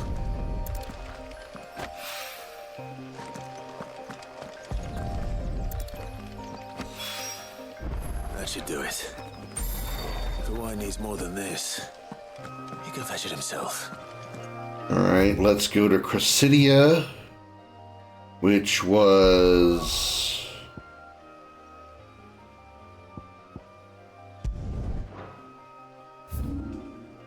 yeah, right there. Also got to go here anyway to turn the money into Martha.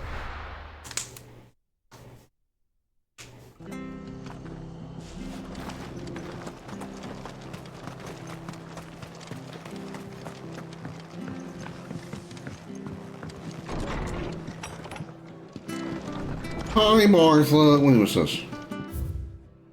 Dressing greens of Gasol. I seen these already?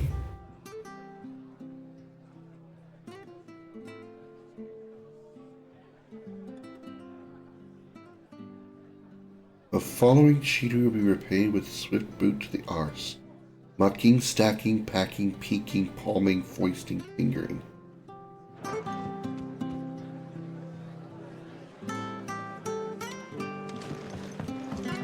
I don't know what half that shit meant. Clive, we weren't expecting you. I wasn't expecting to be here, but it seems we still owe you a considerable amount of coin for your help with our rebuilding efforts. And though I doubt it's what you were expecting, we were hoping you'd take this as payment.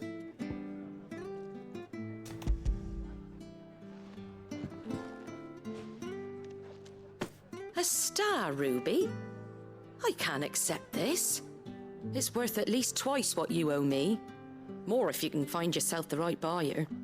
Think of the difference as interest. Interest? If word got out I charged that much, no one would ever borrow from me again. Anyway, why are you the one here asking me about this? I'd have expected Otto. Bit much sending the Lord Marquis out to settle your debts, isn't it? The old goat working himself to death again. Something like that. Most days I think he's the only reason the hideaway's still standing. Same as always, eh? Back when the place was nothing but a twinkle in the eye of a recently retired Lord Commander, word is he was the first one Sid reached out to. Probably knew that without his strong arm and level head, the idea would never get off the ground. Sid may have been the face of the hideaway, but Otto's always been the backbone. And when Sid passed away, we were all worried that would be the end of it. That Otto would just give up. His death was hard on everyone. But it must have hit Otto hardest of all. But he didn't give up, did he? Quite the opposite, in fact. If I recall, he was the one who nominated you as Sid's replacement, and rallied the rest around you. I reckon what he saw in Sid, he saw in you too. And don't we all? Doesn't hurt that you're half as stubborn and twice as handsome, neither. That, and you keep good company. I suppose I do. Keep good company, you mean chill? Goat will want to know the stones were delivered. If he's still with us. Okay, now we go to Chrysidia. But first, let's welcome in the Raiders from Annie Sharkstream. Good to see you, Annie. Welcome in, Raiders 2. The Starship Dragon, welcome aboard. Glad to have you here. I am Commander Krim. First, let me say, if you need to raid and run, I totally understand. But if you do want to hang out, allow me to introduce myself. In case you haven't seen me before, I'm Commander Krim, Captain of the Starship Dragon. And my first officer will tell you more about what we do here. Thank you once again so much, Annie, for the raid. Hope you and your 5 people are having fun. Tetris, nice. You enjoy that game far more than I ever do. You, just by pulling the game up, you are enjoying it much more than I ever will. But glad to have you here, Annie. Hope you're doing well. It's okay. The game is okay. I have some very legitimate complaints about the game. Fortunately, I would say some of the most important stuff is the most fun stuff, but the rest of it is really lacking. Why are you hating on Tetris? I do not like Tetris, man. Also, hello, Caffeinated. Welcome in. Thanks for being a first-time chatter as well. Thank you for coming aboard the raid. I'm not a, no. No. Tetris and I don't get along. Tetris and I do not get along.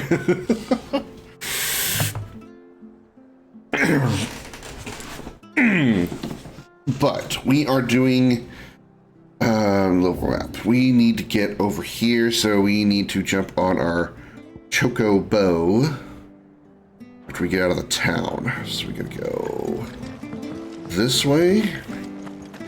Not everything is for everyone. Yeah.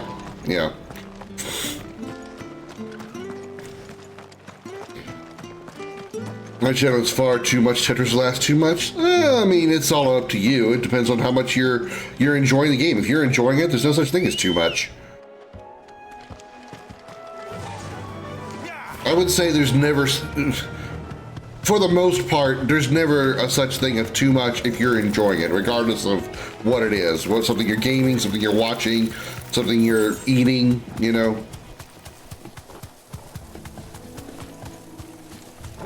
Person who never played Final Fantasy? Yeah. Well, see, there's also a difference between not playing something and not interested in playing something, right? You know, I have played Tetris. I don't like it. You, just possibly, may not have ever played it just because you haven't tried it. Or maybe you don't like it. Or maybe you've watched it or something. Maybe you're just not into RPGs, you know? I get it. Nothing wrong with that at all. But I would certainly say there is a difference between not liking something and not playing it. I would always say that unless you were just vehemently against a particular genre of game, It would seem like just the place. you should always at least try it once. And that goes true even for me. There hasn't been a game that I have said I will never play unless I've tried it at some point, or maybe even watched somebody else play it and be like, yeah, this doesn't look like something I'd be interested in playing. Like for example, Battle Royale games. I've only played a little bit of Warzone, and I played Fortnite a long time ago. Never played Apex, never played Valorant, or any of those other like really big Battle Royale games, and I have no desire to play them. It's not for me. You know, PvP in general is not my thing, but there's a few exceptions that I'll make. But Battle Royales are definitely out for me. Stuck on a fence.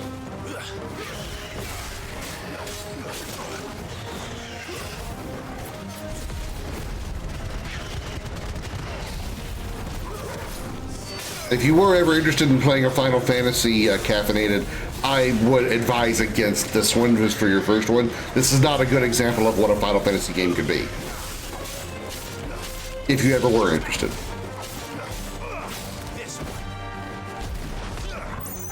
There are better examples of a first-time game. Now, I would say eventually you should play it because it is decent enough. It's not like it's a shitty game at all. But it's certainly not what I would recommend for a first-time playthrough, a first-time introduction to the franchise. Best of 6, I would say 7, but that's partially because also 7 was the first game the first RPG and first Final Fantasy I played. Don't disagree in our appreciation of this game. Yeah, I mean, everybody has disagreements. No. Would you, Darth, would you recommend this game for first-time players of the Final Fantasy franchise in general? I mean, I understand you do like this game, and that's fine, and you know, but would you recommend it as first playthrough for someone new to the franchise, or new to maybe RPGs in general? Which means we owe the lawsman our thanks. You're just a big puppy, aren't you? What does a farm player have to do with this? Very big puppy. Yeah, very big puppy. Zelda counts an RPG? Yeah. You do know it's a different type of RPG. It falls under like a different different genre, like a subgenre of RPG.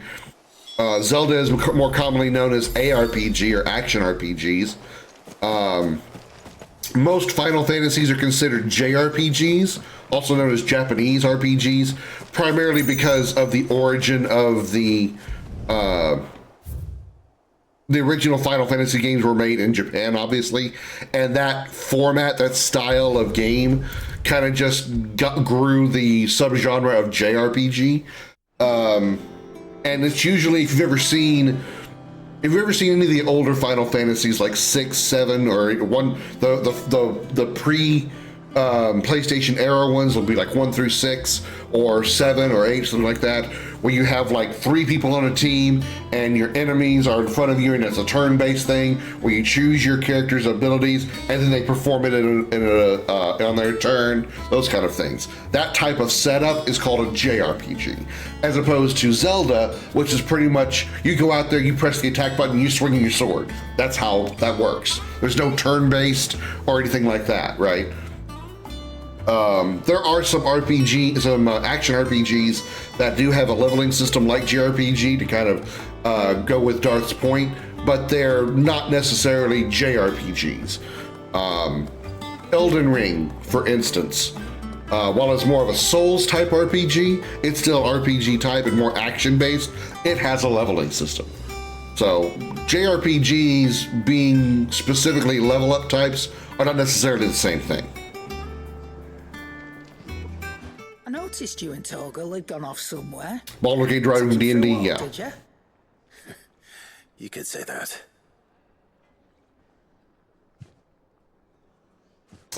But for some, not for others, depends on what they expect from an RPG in general. I would say, like, if for first-time players of RPGs in general, I would have better recommendations than Final Fantasy 16. I think there are better games to introduce somebody to this style, this genre, this type of RPG than Final Fantasy 16, just to be honest. I brought one for later. Can I leave it with you? Dragon Age, for instance, while in a slightly more turn-based scenario, would be a better game for. You can thank Tomes for. Would be a better game than Final Fantasy, or like a first-time player, over Final Fantasy 16 specifically. What JRPG would I suggest? I've always said that Final Fantasy 7 or Final Fantasy 10 would be a good starting point for JRPGs, primarily because they're the easiest to learn. Specifically 10 more than 7, because 10 is completely turn-based. Completely turn-based. Once your character's turn comes up, say it's Titus's turn, you put in a command and Titus will commit that action right then. Whereas with 7, it has an ATB system where, where you still put in the command and they will still perform that action, but they have to have it on their turn. So while you put in the command, if the enemy is doing their action, the enemy has to complete their action before your character gets to do their turn. So it's a little faster paced and would be better, and I feel 10 would be better for learning how those types of systems work, because you've got to learn, like, you choosing attack, or you looking at magic. Okay, you're going to learn what magics do what, that fire does better against ice enemies, and so on and so forth. Okay, well, I'm low on health. How do I fix that? You would go to items and find potions or high potions, or if you're running out of MP, you need ethers, Learning menuing is easier to do when you're not having to rush because of an active time battle system like 7 has. 10 is, you put in the command when you're ready, and that's when the game will actually do something. So that's why I would feel for first timers, 10 is much better. I know I ramble, but that's my answer. He cracked the crystal too. You're joking. Yeah, the ATB system is better for people who have already experienced the basics, the fundamentals of JRPG combat.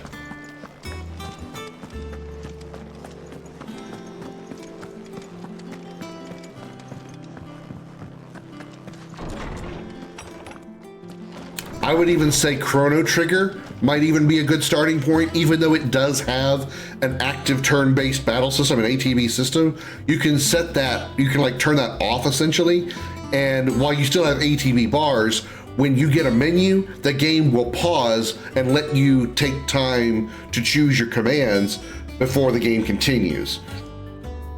So Chrono Trigger is a little bit better on that point as well, but I would still say 10 is a little more reliable for absolutely learning the basics of JRPG mechanics.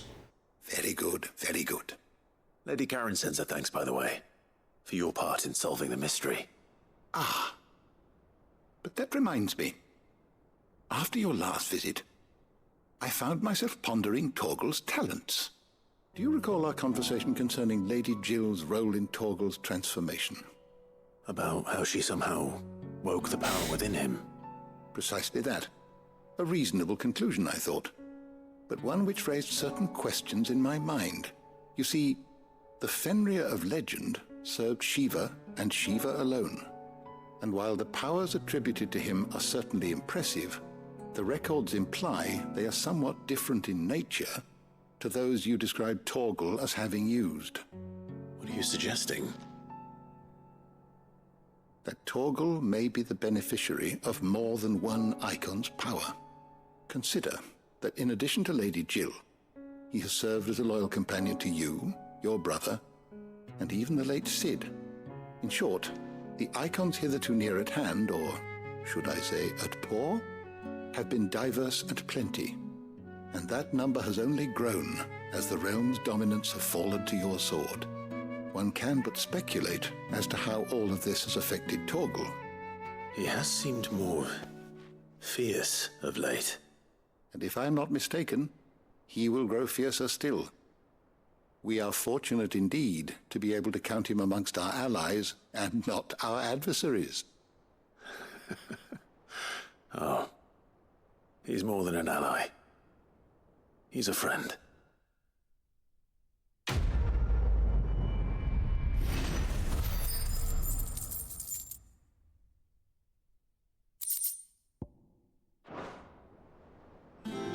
All right. Oh, I've got to go to Dalamil. Okay. Let's do that first, actually. Going back to Dalamil and turn that in.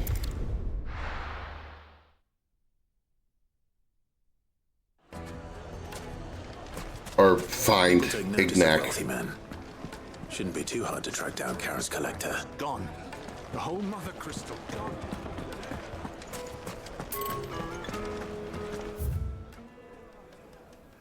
Was I in the right place?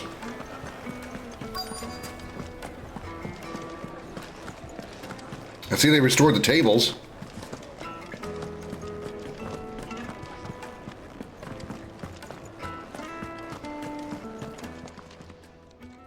My reputation will be ruined! Ruined! Calm yourself, Lord Ignac, I beg of you, before you do yourself a mischief. Pardon the intrusion, but... Out! Get out! I paid for these rooms so I wouldn't be disturbed. Leave me be! You realize you're standing outside the room you're bitching about, yeah? Please, allow me to apologize. His lordship is going through a difficult time, and he's never been fond of guests arriving unannounced. Radim! Get rid of the filthy oaf this instant! Very good, Lord Ignac. Would you mind stepping outside for a moment?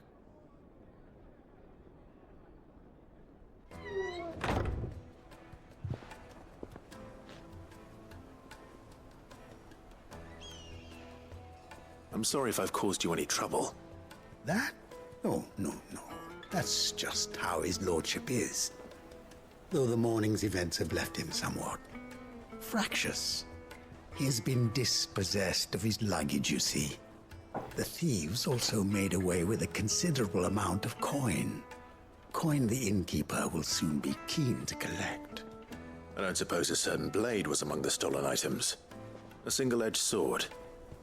It was purchased from a merchant friend of mine. Ah, you know Lady Karen. Yes, I'm afraid it was. Then I'll retrieve Lord Ignac's luggage.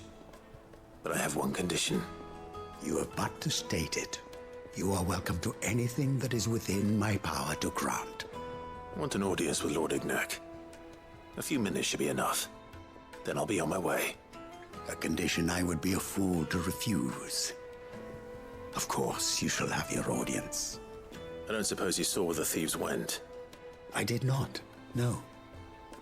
Though some discreet inquiries made on his lordship's behalf mean that I know where you might find them. The bandit's bed. Every ill-gotten coin in Dalamir. Well, that's a great place to hide. All right, we're bandits. We're going to start stealing stuff to help us do whatever it is we do as bandits. What should we call our hideout? Something that nobody would ever suspect would actually be a hideout for bandits. Bandit's bed. Perfect. You're a genius. Farewell. And best of luck. Nobody will ever suspect it. Why don't you put on a big fucking neon sign that says, "We are here. We are here. We stole your shit. We are here."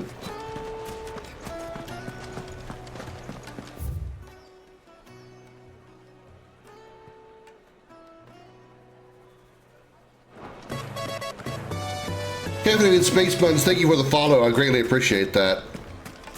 Welcome aboard the Starship Dragon. North. Yeah, we can go through. We can go from here. No better. Their new bandits are hiding in the nation's collective bandit hive. Ready, go? Excuse me. Fly, Ambrosia.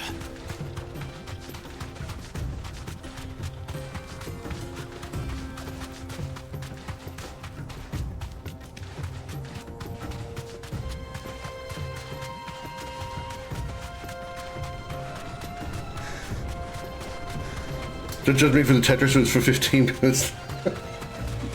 I don't judge anybody for playing the games.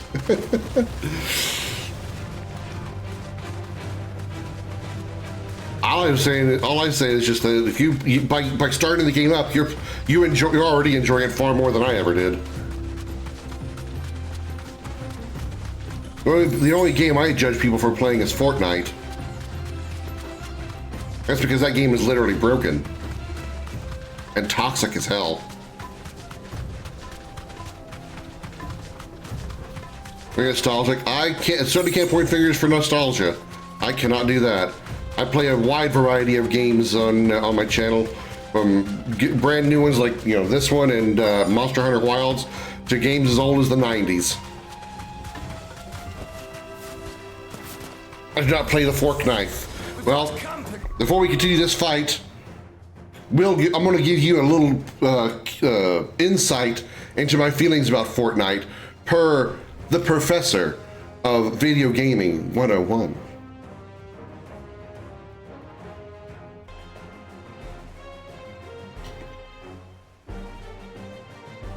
I even, the day I stopped playing Fortnite, I even made a video explaining why I stopped. It was very ranty. It was a very ranty day. Miss me! Miss me again, cause you suck. Eat my raging fists of fury!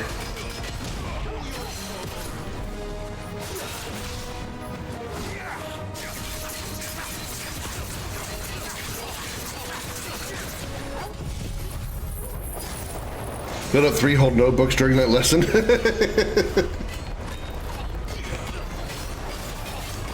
The professor is very very detailed with his lessons, very informative.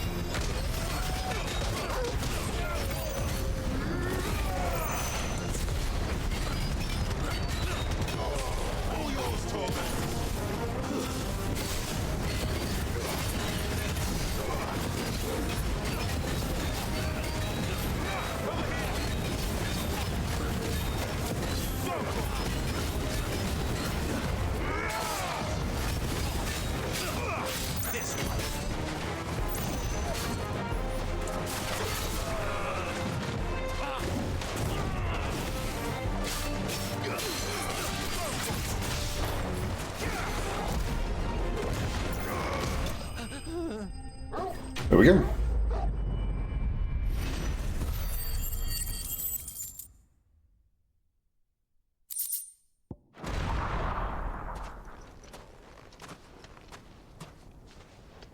This must be Ignac's luggage. Nothing seems to be damaged. All right. Let's get it back to Dalamil. How? It's just you, a dog, and a chocobo. How you gonna carry all that crap back? Video game logic, that's how. I hear I have you to thank for the return of my effects. What shall I call you, my good man? Wyvern. Glad to make your acquaintance. Oh, there's a name he hasn't used since the beginning of the game. Name indeed.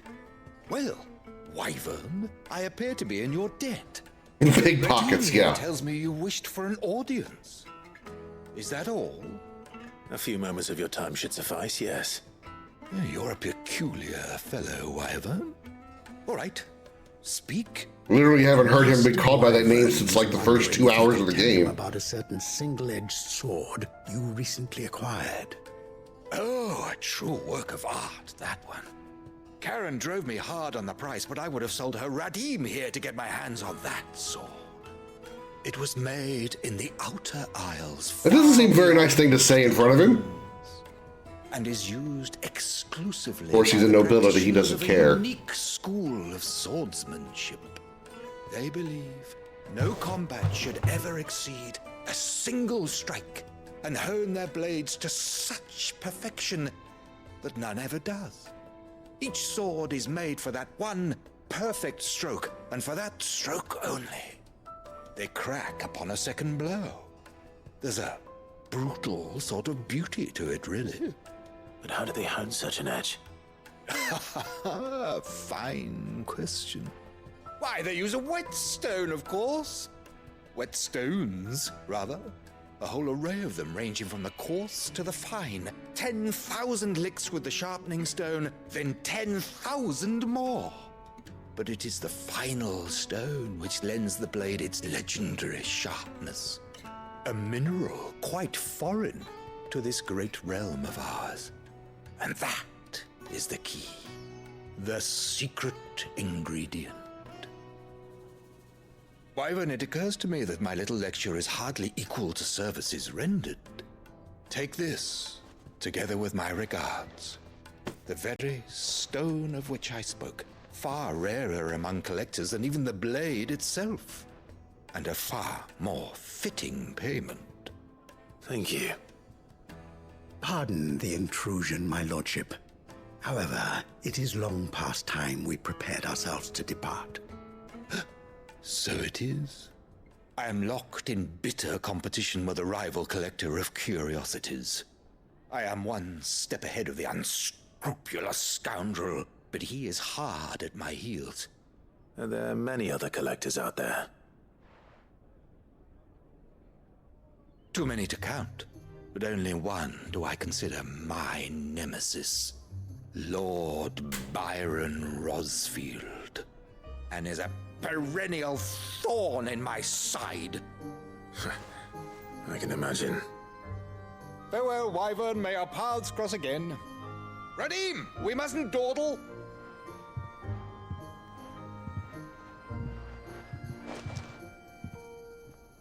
I think his lordship is rather taken with you, Master Wyvern. Thank you again for your assistance. Coming, my lordship. I'll be right there. Yeah. Good thing you did use his code name.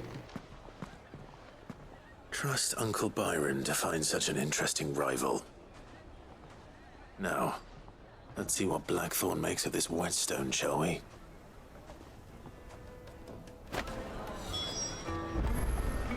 Back to Blackthorn. That should be everything outside of the hideaway. Sorry for the wait, but hopefully you'll agree it was worth it. You learned something about that sword then? I did better than that.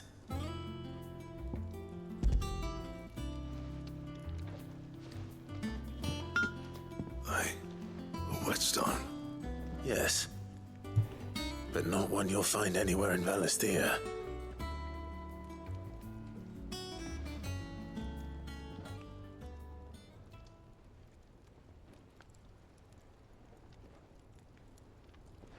No wonder I couldn't get the same finish on the grinding wheel. One hit and all done, eh? Might not be so bad if all you ever fought were duels. Good luck on the battlefield.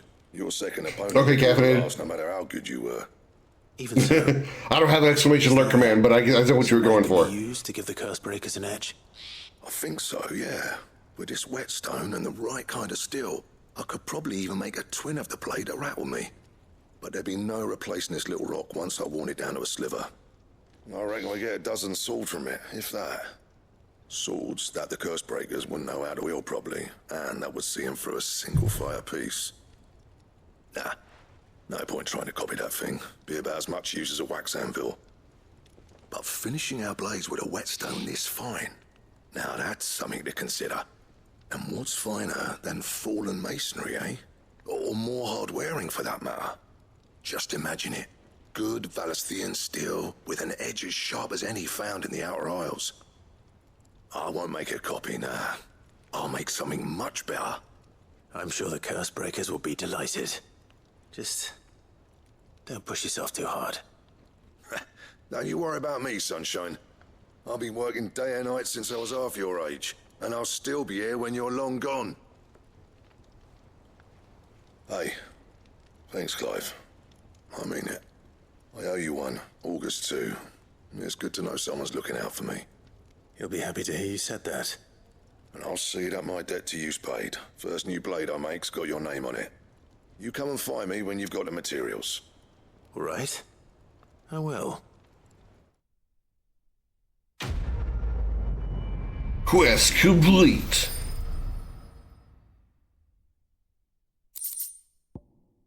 Excalibur design graph. Wow, draft. Wow. The Excalibur.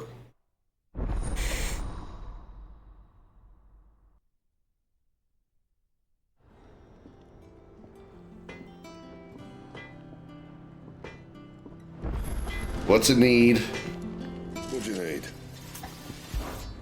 What's that for you, dear?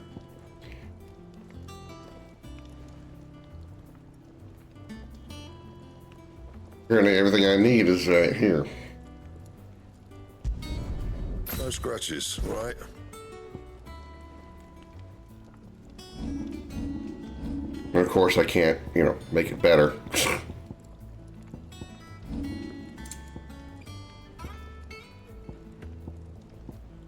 Still never found Electrum, so I don't know where to find that, but at least I have Scarletite from that turtle that I fought. He cracked the crystal too? You're joking. I need to keep going in here. Hate navigating this place so much, it's such a pain in the ass.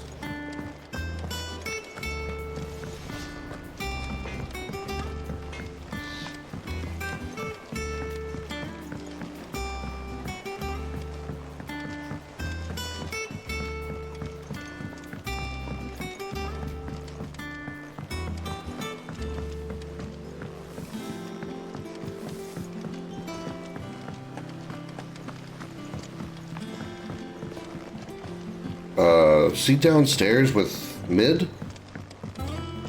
Oh yeah, it was Owain. Right.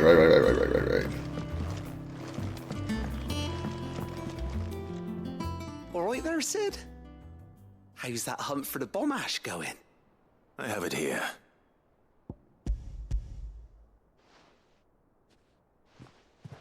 Comment, buddy, can you move just a little bit? You're not pushing my microphone into the screen so I can't see. Have to keep the Olympic bubbling away for a good old while. You're a gent, Sid. Let nothing say otherwise. Right then, let's get this contraption up and running.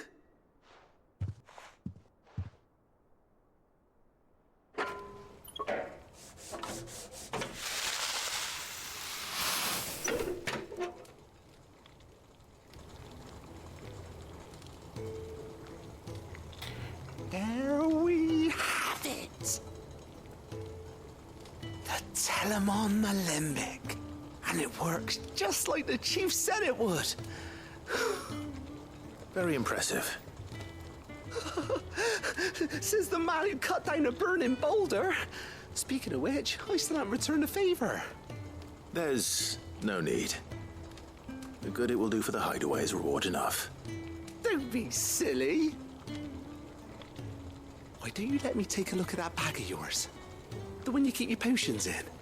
Reckon I could work some magic on that, huh? About frickin' time!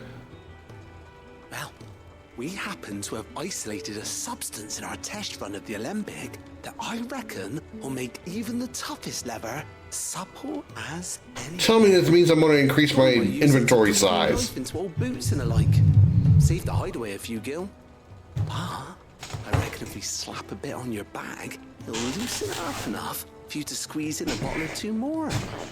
Well, it can't hurt to try, I suppose. Please do! Leave it with me. I'll only be a mo. Why did it take this long of the game before I got this mission? Christ. This is an upgrade I feel I should have had like, I don't know, 8-10 hours ago. What do you reckon? It certainly feels more flexible. Right? Told you. Thank you. I think. No. Thank you for supporting Mid and the rest of us in our endeavors. Without you, we'd never have been able to discover wonders like that stuff I rubbed on your bag. And I'm telling you, There's plenty more where that came from.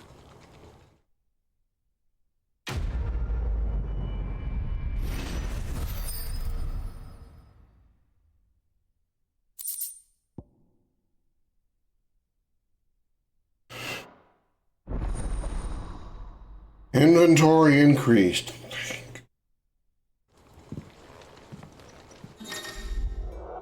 You obtain a treated potion satchel, hereby increasing your capacity for carrying consumables. Item slot increases are as follows: potions to 6, high potions to 4, strength tonic to 3, and stone skin tonic to 3. Like to have had two more high potions as well, but beggars can't be choosers, I suppose. Alright, Gout, let's go get yours done. And we should be good on side quests. We can move on to the main plot again.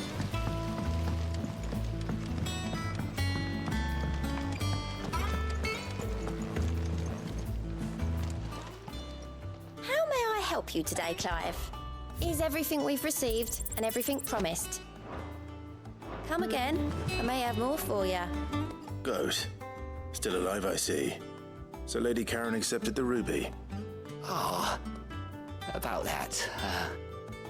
I tried my best, but she was just too stubborn to take it. She threw it right back in my face, in fact, and told me I could stick my stupid stone where the sun don't shine. Karen refused payment. I hope it wasn't something I said. I'm sure you were as tactful as ever. Let me see what I can do. Oh, wonderful. I hope you have better luck than I did.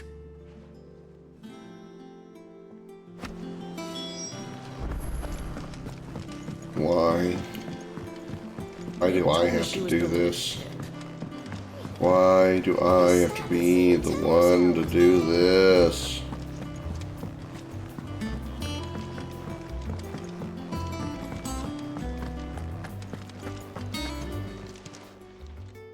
Lady Karen, Goat tells me you weren't happy with our offer. Would you prefer the debt was repaid in coin? What debt? I don't recall lending any of you lot me hard-earned gil. I may have tossed a talent or two in the Hideaway's coffers, but those were donations, and you can hardly call it charity if you go asking for it back. Of course not. But one good turn deserves another. And our circumstances have changed.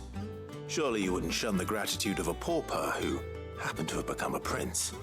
Oh, so you're a prince now, are you? Fine. Actually, he never stopped being a prince. He just lost his kingdom, whether you like it or not. more or less.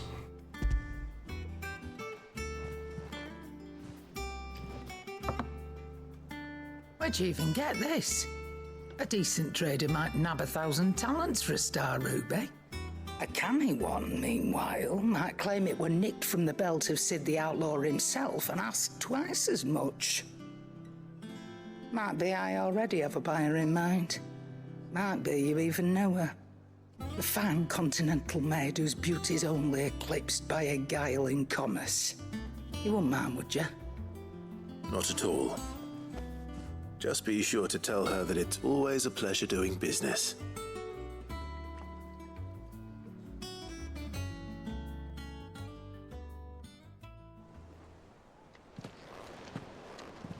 I hear you ended up delivering all 3 stones. Thanks to this lump. I sometimes wonder what I pay you for. Speaking of which, I still haven't been paid last month's wages. Oh, so you remember what's owed to you then? Get your ass behind that disc of yours and don't get up before those ledgers are square. Right away.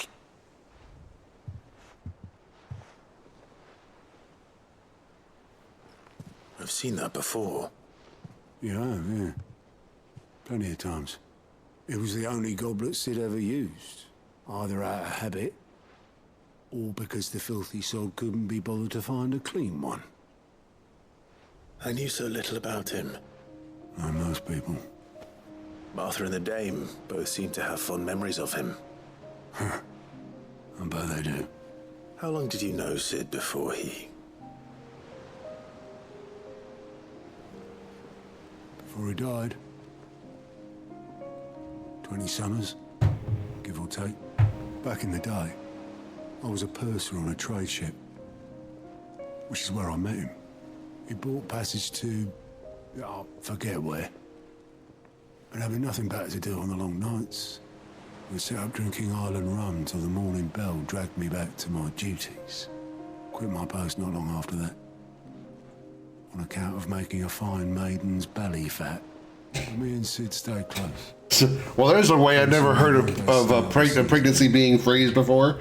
On account of making a maiden's belly fat. Before Fate stepped in and said she was having none of it. The magic woke inside my son soon after his first name day, and there was no hiding his nag. Couldn't you and your family have? My family were the ones who summoned the constable, wanted the monster taken away. I couldn't turn my back on him, forget what I felt, and I couldn't for the life of me understand how they could. Luckily, Sid was of the same mind as me. It was him who stood beside me when all I wanted was to tear the whole world down. Him who cried for me when I had no tears left of my own. Him who swore he'd do everything he could to stop it from happening again. And he was true to his word, too. Left the Royal Army once and for all. His ranks, his ribbons, gone. Just like that. Threw away everything he had. All to right a wrong that no one else had the courage to face. I knew then I'd follow that man to the ends of the earth.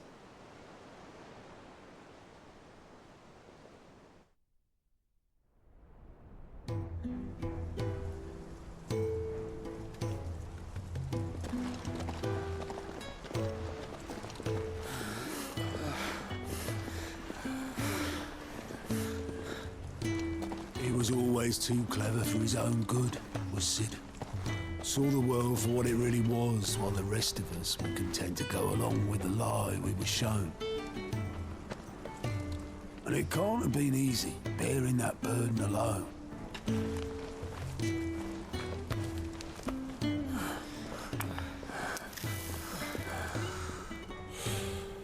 But he didn't let it stop him.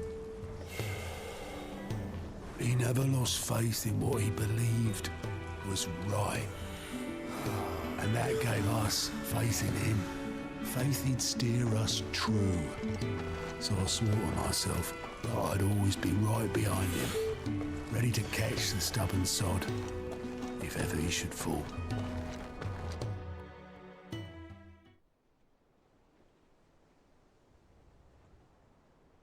But I couldn't even do that.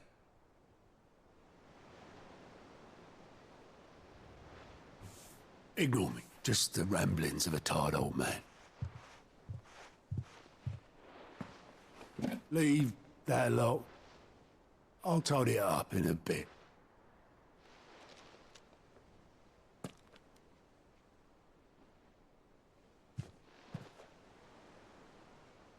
This is Sid's handwriting.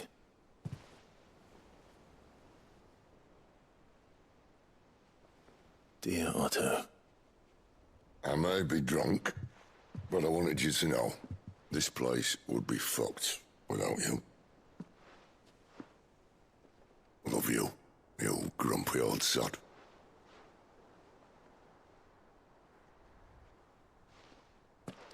This note. Hmm?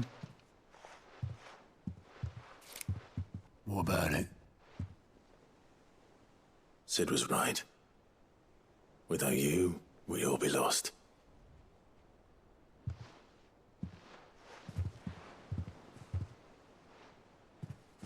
He should have bloody well said so then.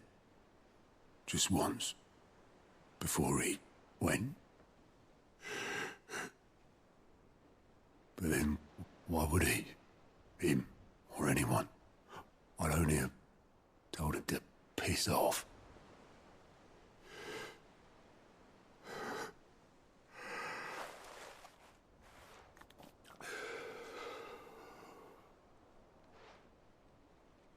You're wrong, though. Both of you. It was never just me keeping the hideaway afloat. It was all of us. I just shoved people in the right direction. I barely seem to be able to do that anymore.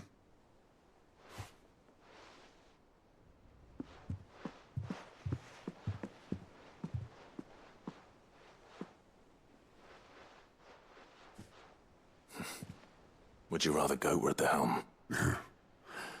Well, maybe I've got a few more years left in me. I'm going to hold you to that, Otto. Before you go,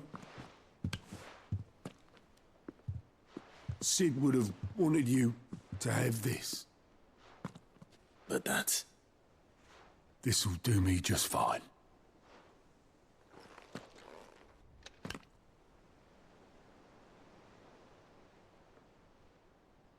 Thanks for the ray of sunshine. I'll see if I can't pay you back. Already have.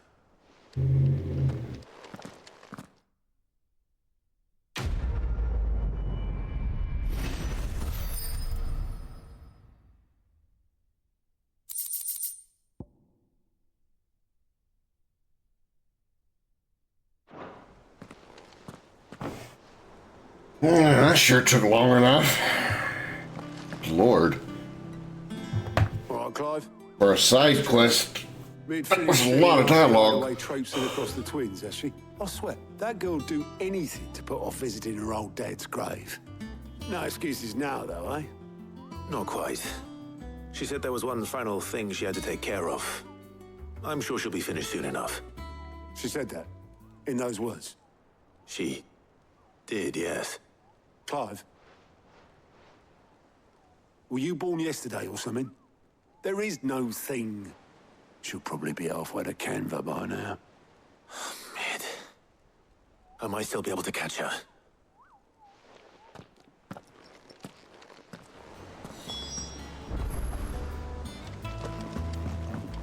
Mid told me she was building a ship. Is that the thing Tomes helped? Obolus, have you seen Mid? Yep. In a boat, going that way. Then I'm too late. You in a hurry at all, are you? I offered to take her across, but she wouldn't wait. Just paid for a dinghy and rowed off. Oars going like the clappers. Got some life in her, ain't she? But anyway, I was on my way up to see you.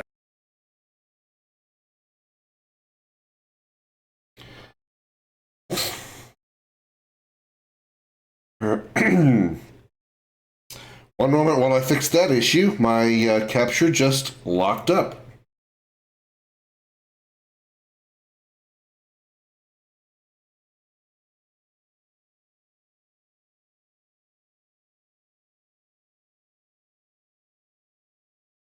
So this doesn't screw with my recording or anything.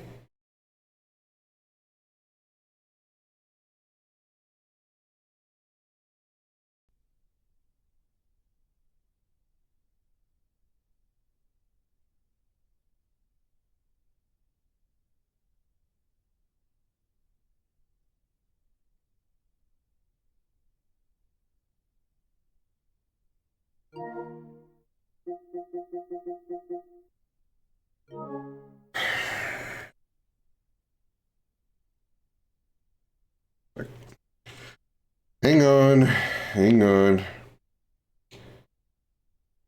Technical issues abound.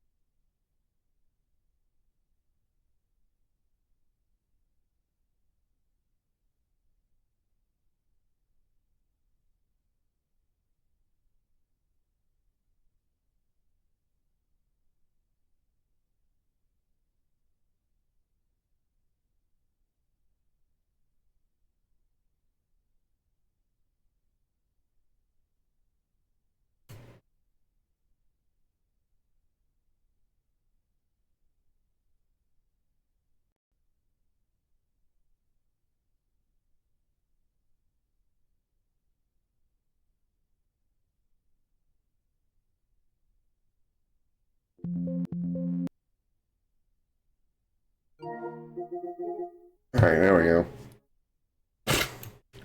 Know where the hell that came from.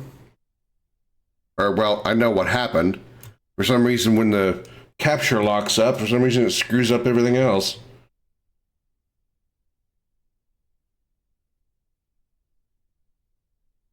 But, looks like my audio's back. I can hear the game, which means you guys should be able to hear it. Alright. Out of it. One of your uncle's men said I was to hand it to Sorry you about that. in person, post-bleeding haste. And you're here now.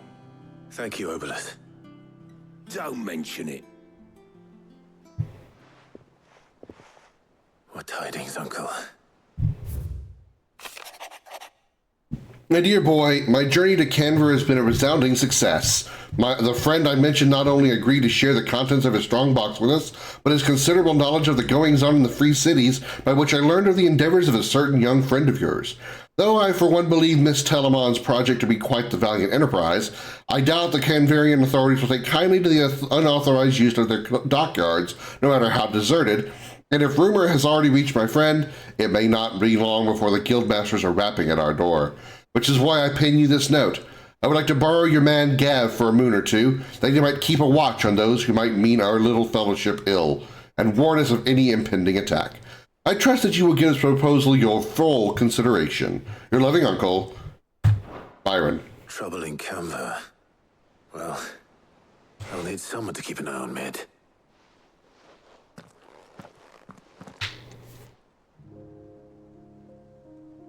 Keep an eye, get it? So what? Mid got us to do all the dirty work and then just sailed off into the sunset? It, seems that way. Well, nothing we can do about it now. But next time you plan on visiting Sid, you might want to tie her to something before you suggest it. Ah, don't be so hard on her. Gotta admit, the dirty work was kind of fun. Everyone pitching in, all that bollocks. Just like when we built this place. You're right. Anyway, we all set to head to the old hideaway. I could do with getting to Canva pretty sharpish. Wouldn't do to keep Lord Rosfield of the Seven High Houses waiting now, would it? Not after he asked for me personally. Gav will be leaving with me. Will you mind the place while we're gone? You can count on me. Just be sure to give Sid and the others my regards. All right. Oh, by the way, Jill will be joining us too. She's got some things to take care of, but she'll meet us there. I hope she's telling the truth at least. Hope she's telling the truth at least. Some things to take care of. Alright, well, we can't go there. Where do we go? Visit the old hideaway. Oh, right there.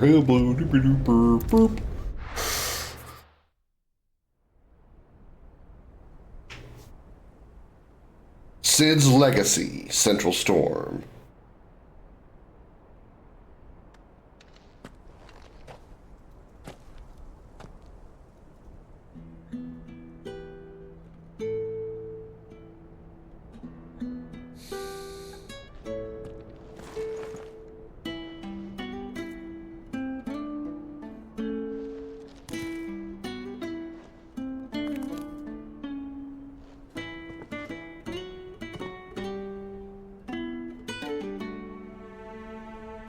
Well, Sid,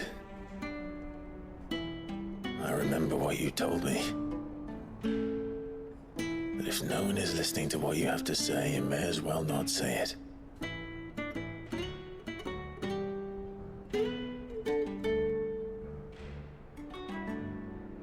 But I will say this, old friend. Hugo Kuka is gone. His shadow looms over us no longer. It's a pity the Phoenix can't be in two places at once. If he'd have been with us, maybe he could have done something for the lost. Not even the Phoenix can bring people back from the dead.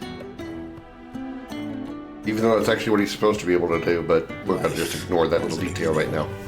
And an end. So we must live while we have the chance. And not as slaves to the crystals. as free men. May we join you? Hey, Hodor's here. The Phoenix can bring stuff from the dead, not others. Yes, but I'm talking about like the Final Fantasy version of the Phoenix. What a pleasant surprise. In most Final Fantasy games that feature the Phoenix, Phoenix is a revival skill, or revival summon.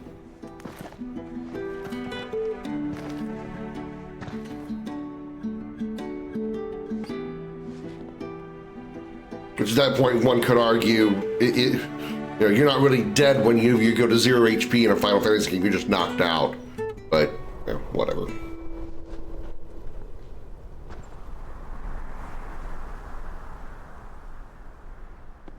It wasn't the most scenic view back then, but it were never as bad as this. I know.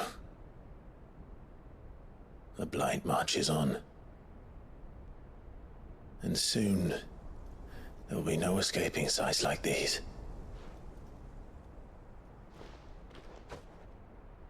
So our mission remains unchanged. We cannot stop until every Mother Crystal is gone, and their thirst for ether with them. The only one that remains in Storm is Drake's Tail in the Crystalline Dominion. Our next target. We're going to Twinside. It's the capital of the Empire these days. I wouldn't like to think how tightly guarded they've got the place. Not that that'll stop you, but we do well to scout it out before you go charging in. We would indeed. If you're off to the Dominion, you can take this great lump with you. Goods. Oh, I am sorry. Have you forgotten you're the most wanted man in the Twins? I thought you might like to disguise yourselves as the attendants of a travelling trader, assuming you've no better ideas. You wanted to buy yourself some tools, didn't you? Well, now's your chance. You're letting me go with them? Oh, thanks, Nan. Stop that! You'll break me bones, you great galoot. I was just thinking the same thing. She ended up snapping her neck by accident going back and forth like that. Whiplash at the very least. It's managed by the Merchants Guild. Just show them Goots' traders pass and you'll be on your way. It'll be a damn sight less risky than footing it the length of the Crystal Road. Goots, shut up! Thank you, Karen. And glad to have you with us, Goots. Oh, okay then. I'll get me things and I'll meet yous there. See yous down in Bucklad. Get off! Me poor fingers! Jill, you're with me. Understood. And Gav. Already on my way, Captain. Be careful. Aren't I always? Aren't I always? Well, you're missing an eye, so apparently not. Weren't careful enough to dodge that sword at your face. Do you see that, Sid? Your protege's making a proper little outlaw of himself.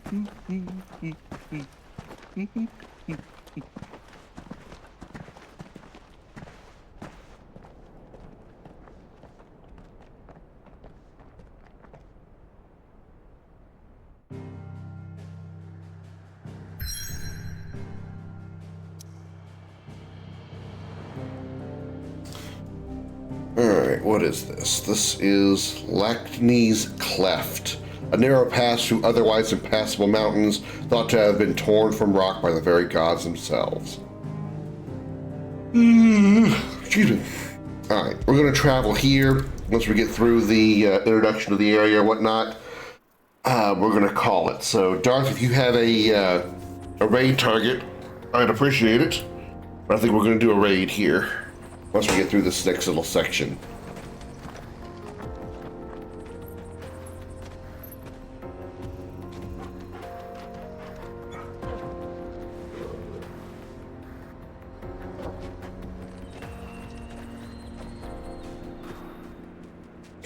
Well, that was quick. Onward. How are you feeling? Let me see. 3,100 points. Holy crap. Okay, yeah. I want to put some stuff on this. So I think I'm going to do that next time as well. So at least I got some points to play with. Holy crap. Not a bunch. I can't save. Why can't I save right now? Better. Thanks to Taya. I'm glad to hear it. And Torgal helped too. Didn't you, boy? Can I save now? Thank you. Gotta get to the dialogue first. Okay, there we go. Alright, that's gonna do it for this one. Doom Pickles playing Kingdom Hearts. That works for me. Alright, that is going to do it for this one. Thank you so much for hanging out. I hope you all enjoyed that. If you are watching on the YouTubes, please don't forget to like, comment, and subscribe down below. I'd greatly love to hear your opinion on the game and your thoughts on the stream in general, or the game in general. What did you say? Doom, P-I-C-L-E. All right, we're gonna rate Doom Pickle. There we go. Let him know that I sent you, and I will see you all in the next one. Thank you so much again. And if you'd like to catch us live, we're over on Twitch at twitch.tv/Commander Krim. If you'd like to catch my YouTube channel, I really appreciate your support there. YouTube.com/@Commander Krim. Thank you so much for watching, and I'll see you on the next one. Until then, have a good night, everybody. Bye.